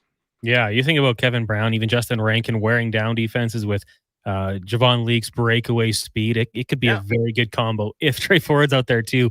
Big things coming, we think, for this Elks offense if they can stay healthy. Now, always fun on Labor Day. You get the rivalry there. You got Hamilton, Toronto, as well as Saskatchewan, Winnipeg, Ottawa, BC. Not quite in that rivalry category, but what do you think is the best CFL rivalry going right now? Because I would always fall back on Labor Day in Calgary, but I'm afraid to say that the pedigree of football has been better in recent years in Winnipeg, Saskatchewan, right? They've been better teams. Winnipeg's a perennial Grey Cup team. Saskatchewan's been pretty good, right? Pretty good. Edmonton and Calgary, certainly Edmonton hasn't been good enough the last few years to put them into any best categories. So if I had to pick one, it would be the Saskatchewan-Winnipeg rivalry. It's a ton of fun. I watched that game on Saturday for a lot of years in a row, and then I think it's the Banjo Bowl is the one next week, right? Yeah. That's always a ton of fun too. Confirmed by noted Riders fan Declan Kruger earlier on in the show. The rematch is the Banjo Bowl. Spec, how about college football? Do you get into that at all? Yeah, I do. I'm watching. I got Oklahoma and Temple on in front of me right now. Yeah, that's true. I love the football because it's wide open football and there's mistakes, which makes for more offense and great plays. I don't have a team that I follow. I can barely name a player, I'll be honest with you. But the football's a ton of fun, and I'll turn a game on anytime. Yeah, Declan asked me about who's going to win each conference, and I can't lie to you. All the movement, I'm a little confused by it, but you give me good football, I'm going to take it. I don't know about the conferences anymore. The names and numbers don't seem to match up, but good football is good football. We're going to enjoy it. I want to ask you about the Toronto Blue Jays, and they're out of the playoff push. They traded away a bunch of players. But now we got this kid, Bowden Francis, popping up and going up and almost making it, appointment viewing when it comes to the Blue Jays. Is he sucking you in as well when he's getting the start? Oh, I'll tell you what, I turned that game on in the first inning last night, not knowing who was starting. And when I saw that it was him, it stayed on the TV right till the end. We had some visitors, so it goes on mute, but don't worry, I'm keeping an eye on it. And I mean, what did he give up? Did he give up did he have another one hitter last night? I think it was through the sixth at least. Yeah. He's been something fun to watch. The guy's really dealing. And I mean, you can just tell because his misses are all, even the pitches that miss, he's nibbling. He's 2 inches out of the strike zone. Like, he's not missing. He's not walking anybody. His misses are intentional misses. He is absolutely on it. He's like a guy on a hitting streak. He's on a pitching streak. You can't be this good for the rest of the season. But right now, man, he probably wishes he could start again tomorrow night because his command is unbelievably good. And right now, I mean, we've got some fun races in the division and then into the wild card. The Yankees and Orioles slugging it out. You got the Guardians and the Royals. Kansas City trying to make a late season push. Houston 4 games up on the Astros. And some of the other series or divisions, not quite as close divisionally, but some wild card. You're a Cubs guy, correct? Yeah, I'm a Cubs guy. Yep. What are we thinking about the Cubs? We got a late season push here? What are they, about 5 games back? So they better start pushing hard. I believe they just swept. Did they sweep the Pirates? Swept the Pirates, so they're pushing. I mean, I have a feeling it's probably too little too late. But the NL's kind of funny. There's some teams. St. Louis is usually better than they are. There's some teams there that I think, they're not. The Giants are usually better than this. There's teams that I think can be had. If there's a year when you could make a late push in the NL, this might just be the year. I'll always cheer for my Cubs. I wouldn't put any money on them this year, pal. Duly noted. Well, Spec, thanks for doing this today. Have a fantastic long weekend, and we'll talk to you on Tuesday. All right. Thanks, Connor. There you go. Mark Spector of Rogers Sportsnet joining us as he does every day here on the Jason Gregor Show in the 5 o'clock hour. Glad to have him popping on. We had a few people actually that had texted in when Lori-Ann Muenzer was on the show earlier today, and we said, hey, ask Lori-Ann a question. We'll take 3 of them, send them her way. Just for sending in that question, you'll win a copy of her book. And she did reply to me. We've got the winners. We had Nick, Michelle, and Jim. So I just want to get to those very quickly. The question we had come in from Jim, he said, what was your most challenging hurdle to overcome as an athlete trying to qualify for the Olympics? She told me this. My biggest hurdle was when I was at the Olympics. My coach was in Edmonton and I was in Athens, and I had to be timed for the final effort before we started sprinting. This would let my coach know if I was on track to physically win an Olympic gold medal and that our training had been the right amount or not. My bike has 1 gear and no brakes. Title of the book. I cannot time myself riding over 65 kilometers per hour. I needed someone to do that for me. Unfortunately, the Canadian and national track cycling coach had gone to do something else with the road team, which left me by myself. All right, then, who could I ask? The first coach I asked was Des Dickey, who was working with the U.S. national cycling team, but he ended up not being available when it came up to my time. Now what? There was only one person available that wasn't busy. My biggest competitor's coach, Martin Barras, the Aussie coach. Oh, yes, I can help you, he said, and he did. When I told my coach my time, he was happy. But when I told him who had timed me, he was livid. My competitor's coach timed me and knew how fast I was. True, I said, but there was nothing Anna Maris, her competitor, could do in 24 hours that would make her faster. All the physical work had been done, and there was nothing more physically that would make Anna or her faster. I was right. There was nothing physically that could make us faster. The difference was going to be who could put it together, but mentally, all 3 days of racing, or for all 3 days of racing. So there you go. That was one of them. We got Michelle, we got Nick. We'll get to those answers coming up later on in the show. Cody Bellinger just hit a home run. That's good news for our fantasy team on Fantasy Frenzy. That just popped up on my phone. When we get back, we'll talk to Jason Gregor. He's down at the Oilers Nation Golf Tournament in Mill Woods, raising money for Gregor's grads. We'll talk to him on a variety of topics. Of course, it's his show. We're just keeping the seat warm till he returns on Monday. Connor Halley, Declan Kruger, Donovan Paulson with you here at the Jason Gregor Show, brought to you by playalberta.ca. Be melon jolly, not melancholy. Summer is ripe for fun, and some Booster Juice bestsellers are back in season. Watermelon smoothies, including the refreshing Watermelon Wave, a berry burst of strawberries, raspberries, pomegranate, and vanilla frozen yogurt. And fan favorites, Watermelon Explosion, a refreshing burst of bananas, mangoes, and pineapple, both made with watermelon sorbet and probiotic yogurt. All of the watermelon, none of the seeds. Visit a Booster Juice near you today, or download the Booster Rewards app. The road lays ahead. Your potential destinations are endless. Volvo Cars Edmonton gives you choice to match. Right now, lease a new 2024 Volvo XC90 from 0% for qualifying loyal customers, or save $7,500 on all new 2024 XC60 Recharge plug-in hybrid models. All demo vehicles come with a free 10-year, 1 million kilometer warranty. No matter what you decide how to move forward, your first choice is Volvo Cars Edmonton. VolvoCarsEdmonton.com. 1205 101 Street Southwest.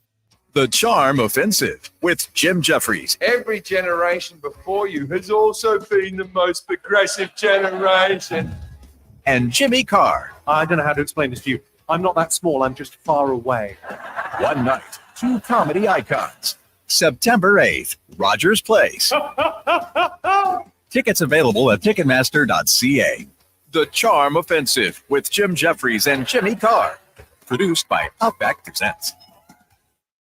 The Brick's famous tent sale is back in town. Find up to 60% off clearance items and check out fantastic deals in every department, like up to 30% off sofas and up to 50% off mattresses. Visit The Brick while the tent is up and the prices are down. Some exclusions apply. See in store for details. The Brick. Saving you more. You got a go-to coffee spot, a trusted barber, even a lucky game day jersey.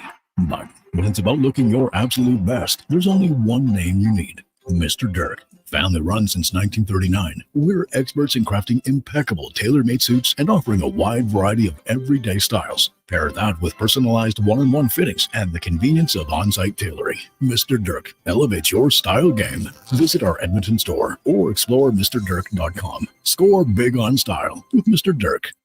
Japa Machinery Group knows that XCMG may not roll off the tongue, but Japa's team will help keep your construction jobs rolling on time and on budget with heavy equipment sales and rentals. Visit japamachinery.com to find out more. Bacon or sausage and egg McMuffin?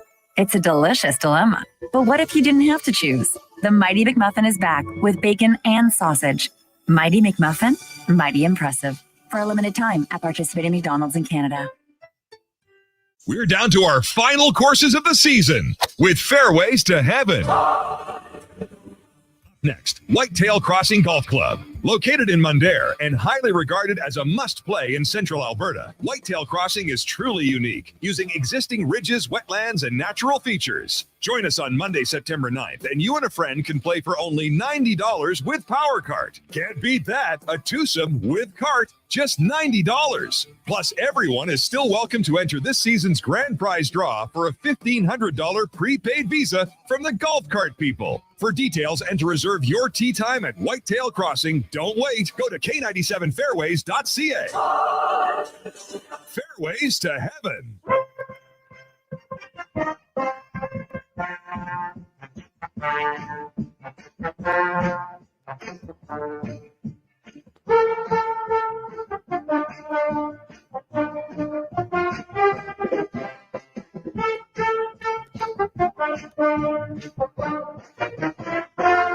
From puck drop to kickoff, it's the Jason Gregor Show on Sports 1440. Presented by PlayAlberta.ca, Alberta's only regulated online gambling website.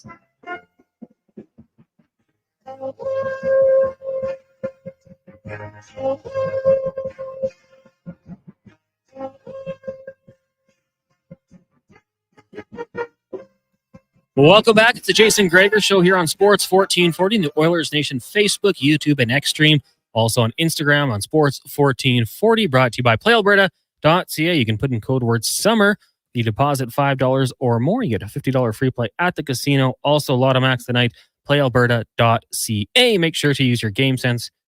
It is the Jason Gregor Show. Connor Halley, Declan Kruger, Donovan Paulson in with you. You can always reach us in the email inbox at 1-833-401-1440.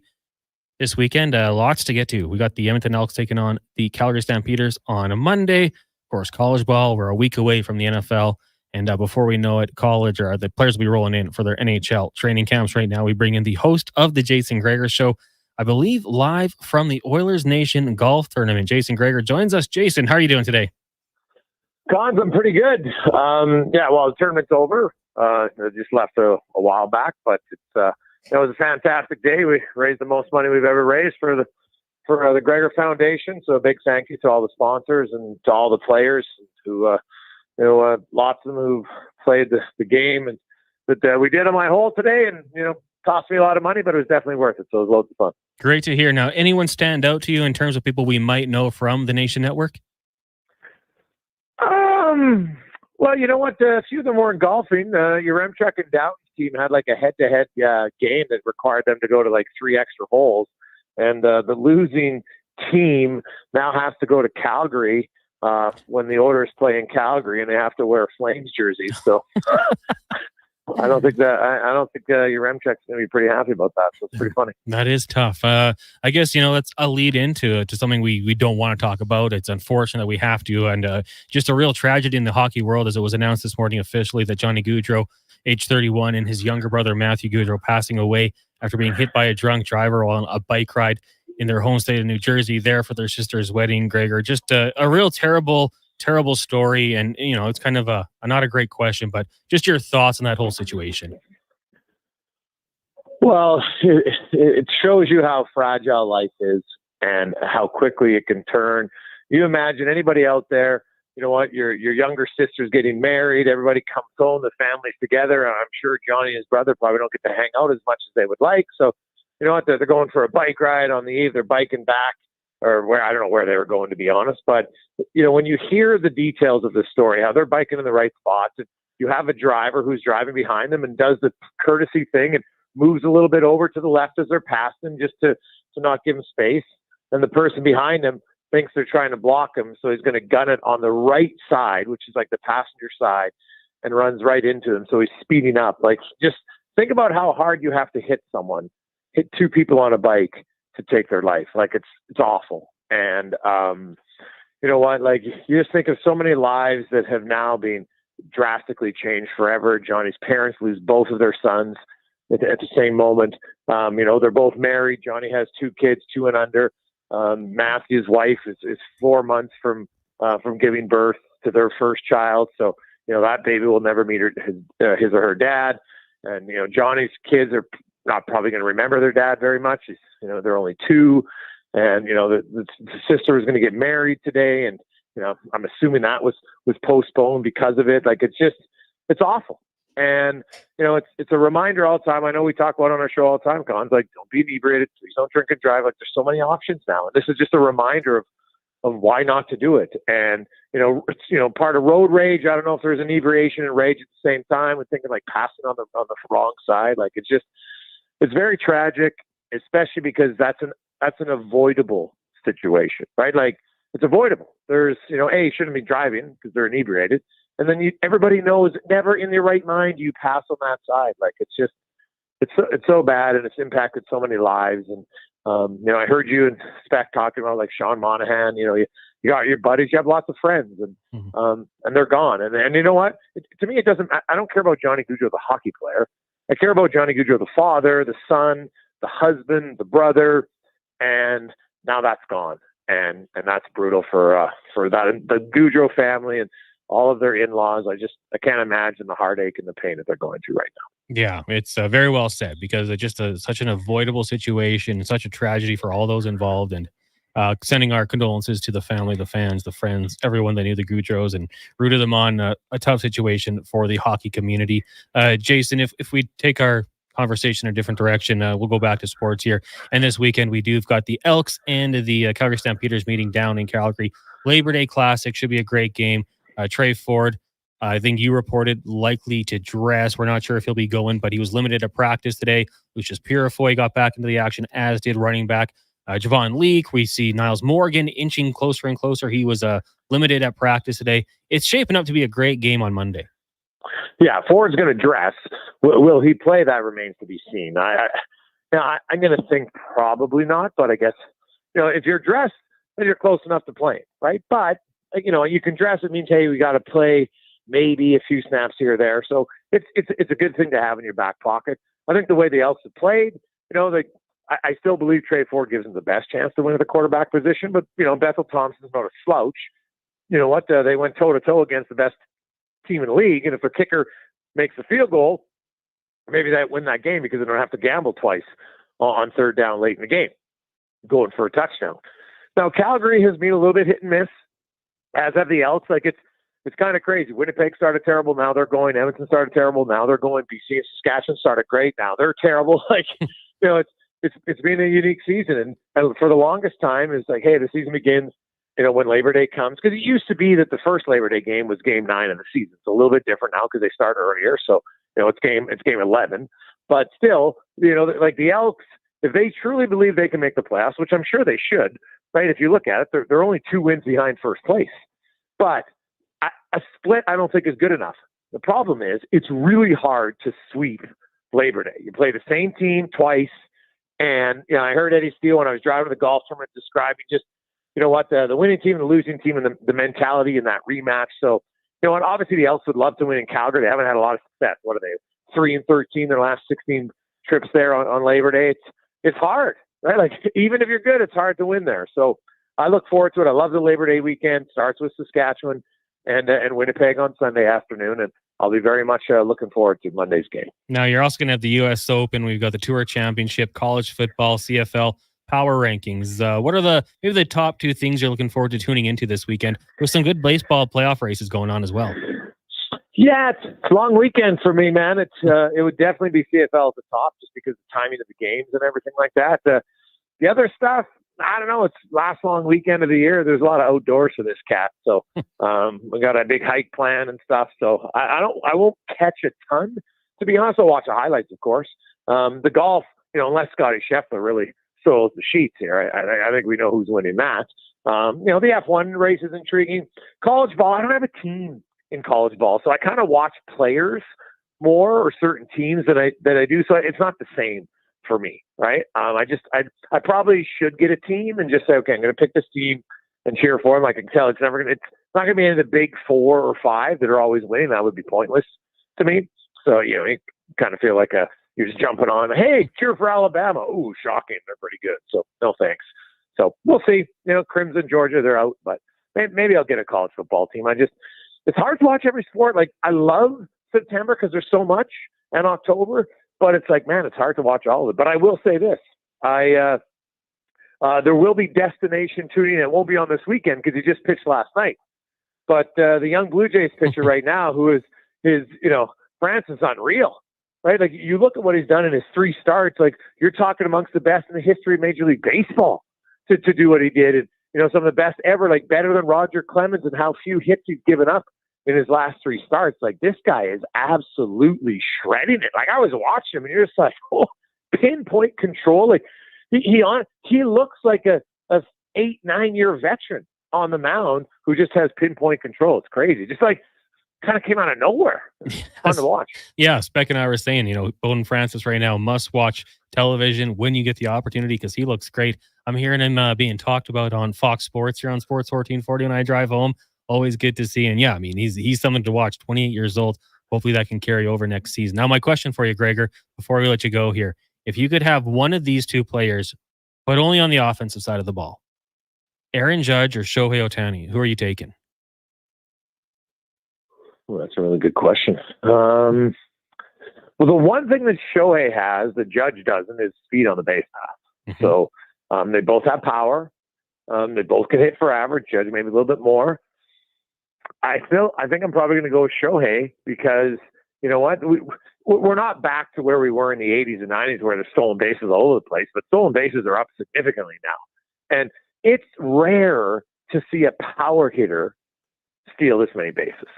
Right? Like, obviously, we've seen he was the quickest ever in the 40-40 club, but he could be a 50-50 guy, which is mind-blowing. Oh, by the way, in his spare time, he can also be a starting pitcher. So, yeah, I know it's just on offense, but I'm going to take Shohei because he can help you with small ball if need be. Good answer. Well, Gregor, thanks for doing this. Glad to hear the tournament was a success. Have a fantastic weekend, and we'll be back on Tuesday. Yeah, thanks to you and Deck for filling in here today and obviously the last few weeks with holidays. So I really appreciate it. Big shout out again to everybody who donated to the Gregor Foundation, whether it's sponsors or all the players. It means a lot. It's helping so many kids. So thank you very much. It was a huge day. Raise over 25% of what we need for fundraising all year today in one tournament. So it's amazing. Awesome stuff. There you go. That is Jason Gregor, the host of the Jason Gregor Show, of course, on 2 to 6 Monday through Friday here on Sports 1440. Also can get his writing up at Oilers Nation. And I'll just reiterate, big thank you to everyone who got out there today, helped raise some money for Gregor's grads, because it is a great charity here in town here, helping young people get those suits for grad. And then it's not just grad. They take it into life, like job interviews, whatever it might be. And Jason Gregor joins us. Jason, how are you doing today? Very big thank you to everyone who did get involved. We said we're going to get to more of the questions that came into Lori-Ann Muenzer. Of course, she's got her book out. It does for sale right now. One Gear, No Breaks. If you're watching on YouTube or Facebook, you can see it here. And we gave away a few copies of these to people that sent in questions. Michelle had a question. She said, what can parents do to help support but not push their children to focus on training for their sport? Ask your children questions, and then more questions, and even more questions about their training. What are they doing, and why are they doing the activity, etc.? Your questions will get them to think about what they're doing or not doing and help them learn how to analyze their situations. This is problem solving at its finest, and it will teach them a lot and you a lot. And if they ever have a situation where the coach isn't around to tell them what to do, they'll have a better understanding because they have explained it to someone else who gets it or understands what they do. We need to teach up and coming athletes this skill.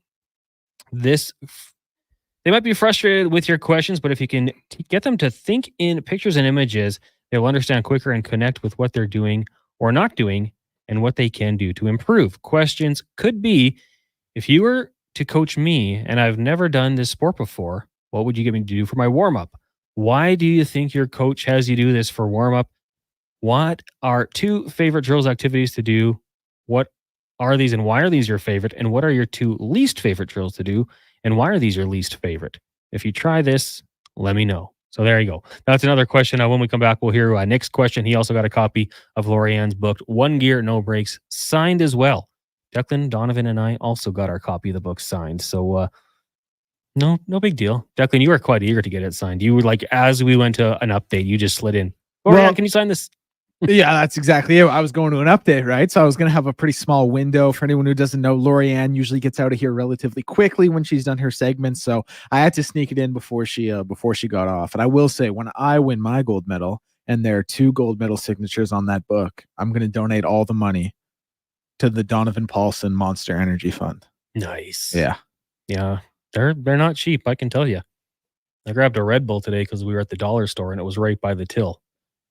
Donovan, no chance. He's going Monster all day. When we come back, we'll hear Nick's question for Lori-Ann, talking about a rival who we already mentioned and more. It is the Jason Gregor Show here on Sports 1440, as well as Oilers Nation YouTube and Facebook page, brought to you by playalberta.ca. The only thing as hot as the weather this summer is a night out at On the Rocks. Every weekend, enjoy live music and top DJs spinning your favorite tracks. The dance floor is the place to be. Celebrating a birthday or stagette? Let OTR take the work out of the planning for you. Book your party online at ontherocksedmonton.com. Join OTR every evening from 4 p.m. for a great atmosphere and good company. There's something for everyone to enjoy. Grab your Good Vibe Drive and head to On the Rocks, corner of Jasper Ave and 118th Street. The job isn't done until the last load is hauled, and having a semi-trailer out of commission is not an option.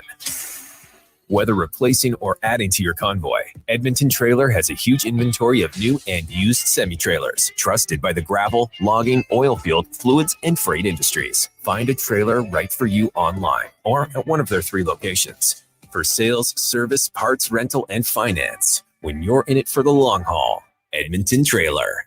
You've got a go-to coffee spot, a trusted barber, even a lucky game day jersey. But when it's about looking your absolute best, there's only one name you need. Mr. Dirk. Family run since 1939. We're experts in crafting impeccable tailor-made suits and offering a wide variety of everyday styles. Pair that with personalized one-on-one fittings and the convenience of on-site tailoring. Mr. Dirk, elevate your style game. Visit our Edmonton store or explore MrDirk.com. Score big on style with Mr. Dirk. You see us working on the roads. You see us working in neighborhoods throughout Edmonton and area. But what are we doing? We are GS Construction, and we're moving, upgrading, and repairing all of that underground infrastructure so that other work can go on. Things like maintaining water, wastewater, and stormwater draining services. Things you may take for granted, but definitely need. For 50 years, GS Construction has been laying the groundwork for your community. Find out more by going to gsconstruction.ca. Gather around the radio, kiddies, for the best time of day. It's Oodle Noodle time. Listen in this week as your noodle hero battles the barbarous Bobby Burger. Now sing along. You know the words. Oodle Noodle time. Oodle Noodle time. You know what time it is now. Get up and give me your best Oodle Noodle dance. Your best time of day is Oodle Noodle time.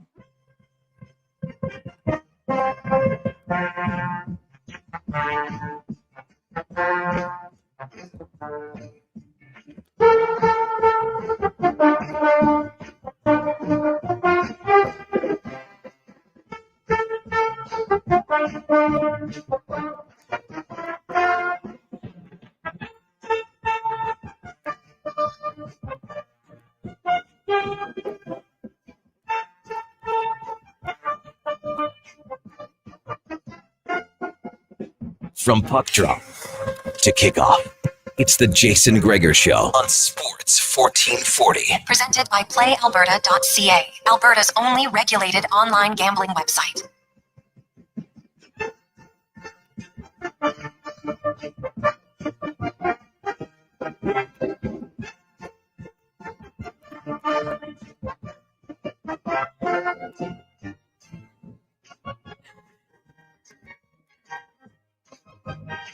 Hi, 42. Welcome back. It is the Jason Gregor Show here on Sports 1440 and Oilers Nation YouTube and Facebook. Those tuning in via the stream, thank you. Make sure you hit that like button. We would appreciate it. I see Gene's Apprentice. I'm your Huckleberry, William, Harmono, Mixing, Jax, Avi. Thank you, guys. We do appreciate you watching on the YouTube stream and wherever else you're consuming the platform from. We love it. You can always download the show after as well. JasonGregor.com for the individual interviews. And you can check us out on Google, Spotify. If you need links, hey, send us a text, 1-833-401-1440. We can pass those along. We'd love if you subscribed and continue to download the show. You can set up the auto download. That's what I do. And it's always right there for your listening pleasure. You can also do so for the Lowdown with Lowtie, Fantasy Frenzy, and the Kevin Carius Show from 6 till 9 a.m. tomorrow. We got Fox Sports Radio, live sports talk all night, all weekend. We also will have the Saturday Sports set up tomorrow morning at 9 a.m. I'll be there. Donovan might be there. Declan's a maybe. Brandon's going to Cook County tonight, so he's probably not going to show up, but who knows? Crazier things have happened. We'll talk about the big day on Saturday. And then we also got Jays baseball coming up as well. Norman at Combine. Us old school radio guys getting no love. Hey, you guys are the originals. We love the ones who tune in on the AM dial. You get rewarded because you can listen to Blue Jays baseball tomorrow. I know, Norm, you're an Astros fan, but those out there who want to, you got Jays baseball, 5 o'clock tomorrow, and then on Sunday, 12:10. Even though it's been a tough season, Jays baseball on the radio, AM, I'm sorry, can't beat it. Yandy Diaz home run. Another home run for us in fantasy baseball today. Let's get to our final question to Lori-Ann Muenzer. This gun came in from Nick, and he says, guys, I got a question for Lori-Ann. Who was your biggest rival? And what caused the rivalry? Was it based purely on competition or perhaps an altercation that led to the rivalry? The rivalry in cycling. Lori-Ann's response. And this also got Nick a copy of her book, One Gear, No Breaks. Hey, Nick, happy Friday. No one's ever asked this question before. So, Nick, good question. I should have asked it. My biggest rival was Aussie champion, world champion, track cycling world record holder, Anna Mears. Why? Because she was 21 years old and I was 38. She was old enough to be my kid. So we only had one rule. There were no kid jokes and no mom jokes. We were two athletes racing it out on our bicycles to see who would finish across the line first. At the 2004 World Championships in May, the Olympics were in August, Anna and I faced each other a lot in semifinals, and I lost the race by 1/1000th of a second. If you blink your eye, that's equal to 1 second. 1/1000th of a second is so fast that it's the width of a hair, and you need a photo finish to see who won. One of the commissionaires, the cycling officials, gave me the photo of it as a gift of our finish, and I looked at it every morning and evening between the World Championships until I ended up racing Anna in the semifinals at the Olympics. I vowed that if we met again at the Olympics, that it would be me who was crossing the finish line first. I lost in the first heat against Anna in the semifinal at the Olympics, which meant that I had to win the next two. If I didn't, there would be no Olympic gold medal for me. I thought about this photo every single day after losing the first heat, and I said to myself, this is my second chance to turn the outcome around. We're all given second chances or second opportunities. It's what we think about in the moment that determines our outcome. It's a good ass story. There's more of that in her book if you want to check it out. One Gear, No Breaks. It had a big group of people texting in questions for Lori-Ann. So I'm going to send all of those to her, and we'll get to more of those responses potentially later on in the Jason Gregor Show. Colin says, Sobrowski probably makes his MLB debut this weekend. Oh, the Edmonton prospect. Good for him. With Cleveland. We're actually hoping to have him on the Jason Gregor Show next week. Our producer extraordinaire, Brad Slater, had reached out, said Cleveland, very nice people. They're going to try to make that happen. So we should have him on the program next season. Norman Combine says, love radio baseball. Trappers, many hours listening to Al Coates call the Trappers. Oh, man. Yeah, Coates, he was a beauty. Well, I think we had him on down the dial back in the day, and I didn't get a chance to interact with him too much, but listening to his calls, absolutely terrific.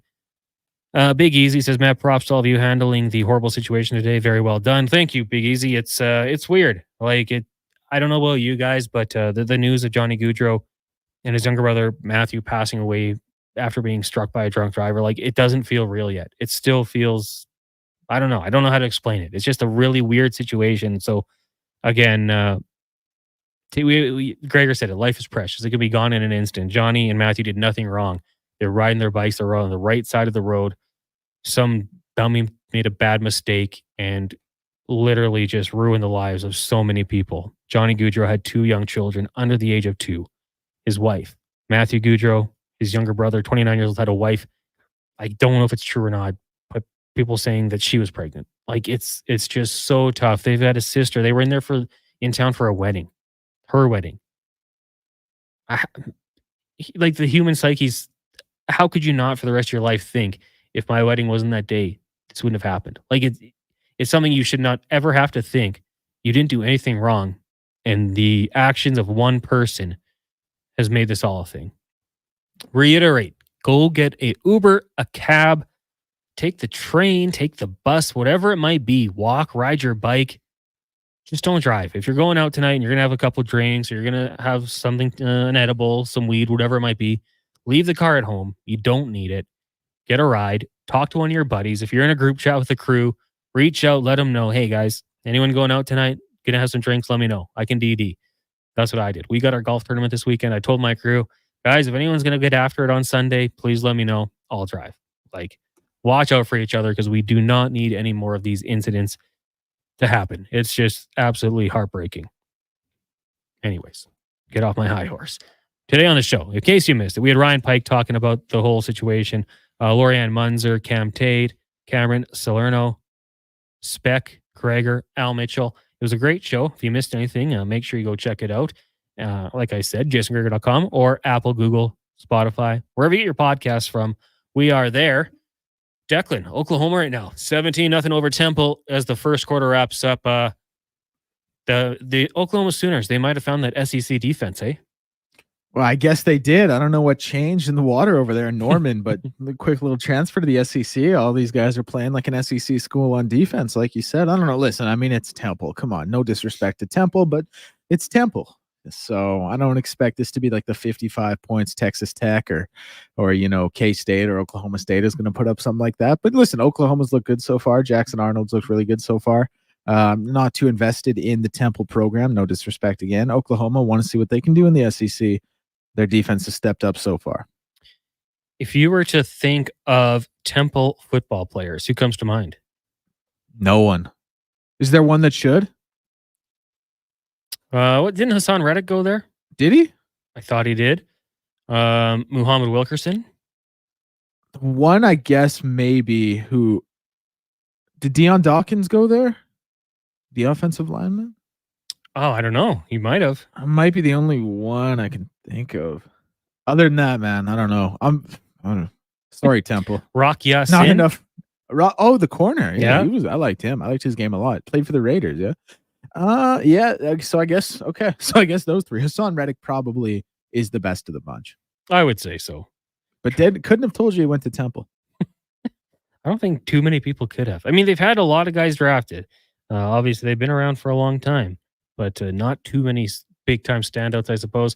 Maybe not a school that's looked at as a powerhouse, but hey, let's hope they can find a way to score a few points. They're on the national stage. You'd love to see them have a good showing, but I think the Sooners are simply going to be too strong. Declan, who are you watching tomorrow? I mean, we talked about it already on the show with Cameron, but any games you're looking forward to particularly? 10 a.m., Georgia and Clemson. 1:30 p.m., Miami, Florida. 5:30 p.m., Oregon and Idaho for a little bit till it gets out of hand, and then Texas A&M, Notre Dame. And Sunday, LSU, USC. Boy, is my weekend ever set. It's a good weekend to be me. It's a lot of football to be consumed here. It's going to be great. And I love football. Donovan, the producer, just telling us that if he had a team, it would be the Miami Hurricanes. He's a Dolphins fan. It's a good year to bandwagon the U. Are they back? Are they going to bring the swagger back? They always bring the swagger back with their big-ass turnover chain. I don't think they're going to be a top 4 team in college football, but I think they'll be a top 4 seed. Good time to be a U fan. Good time to buy stock in the U. You know, good choice, Donovan. It seems like they would have a very easy job recruiting potentially. Like you bring the recruit to a game, you enjoy it, you have a good time in Miami. Oh, by the way, we got Ed Reed. I think he's coaching actually, but Ray Lewis, Michael Irvin, the random players that you could have hanging out at games. Clinton Portis, Willis McGahee, Andre Johnson, Jeremy Shockey, Greg Olson, DJ Williams, John Beeson. Like there's a ridiculous list. Entrell Roll, Santana Moss. I'm just dropping names that I really appreciate. But like we could spend hours naming players from that 2001 team. They were so good. Like I don't know how a team can be so good and kind of drop off, I guess, over time. Other schools become good and start recruiting very strongly, the Sabins and those sorts. But man, the U I think could recruit better than anybody if they really wanted to. The one thing I would maybe think, and this probably shouldn't even be an issue in this day and age of NIL deals, and it probably shouldn't even be an issue because players were always getting paid under the table anyway. But the cost of living as a university student in Miami is probably a little different than Oxnard, Tennessee, or than Tuscaloosa, Alabama. That might be the only thing I would say. That would make sense. But still, like, these guys are all getting money anyway. Yeah, the U really, when you think about it, they should have a perennially better program than they do. Did you see the linebacker Stutzman? I think was it Oklahoma or Ohio State? Oklahoma. Did you see his story about how he was giving a good chunk of his NIL money to guys who didn't get NIL deals? I didn't, but that is incredible. Good for him. What a tip of the cap play. Yeah, people are going to question the motives because they did it on social media, but he's making $350,000, they say, and apparently going to get a good chunk to a lot of the guys who don't make that money. So not to him. I think he's an NFL prospect. I've read some reports. Could be a good three down player. So more money coming his way, but very nice gesture. The Sooners lead Temple 17-0. That's going to do it for us. Declan, Donovan, thank you guys for your fantastic work today, keeping us on track. Thank you to everyone who tuned in. Again, it is the weekend, long weekend. Don't make a mistake. Call an Uber, call a cab, get a friend to pick you up. Do not drive drunk or high. We've seen enough of that. 1 is too much, 2 is too much. We don't need to see any more of that. So again, our condolences to the Gaudreau family. Terrible loss. And let's be smart over this weekend. Enjoy it. Have a great time. We'll be back on Tuesday to do it all over again. Make sure to download the podcast if you missed anything. Right now, I'll get to one final Sports 1440 update before we hand things over to Fox Sports Radio, brought to you by Rhoda Exclusive, an exclusive membership with luxury assets such as magnificent holiday properties, a Lamborghini, a Ferrari, boats, and more. Travel, drive, and relax in style. Join now at RhodaExclusive.com. Limited openings. Here is Declan Kruger.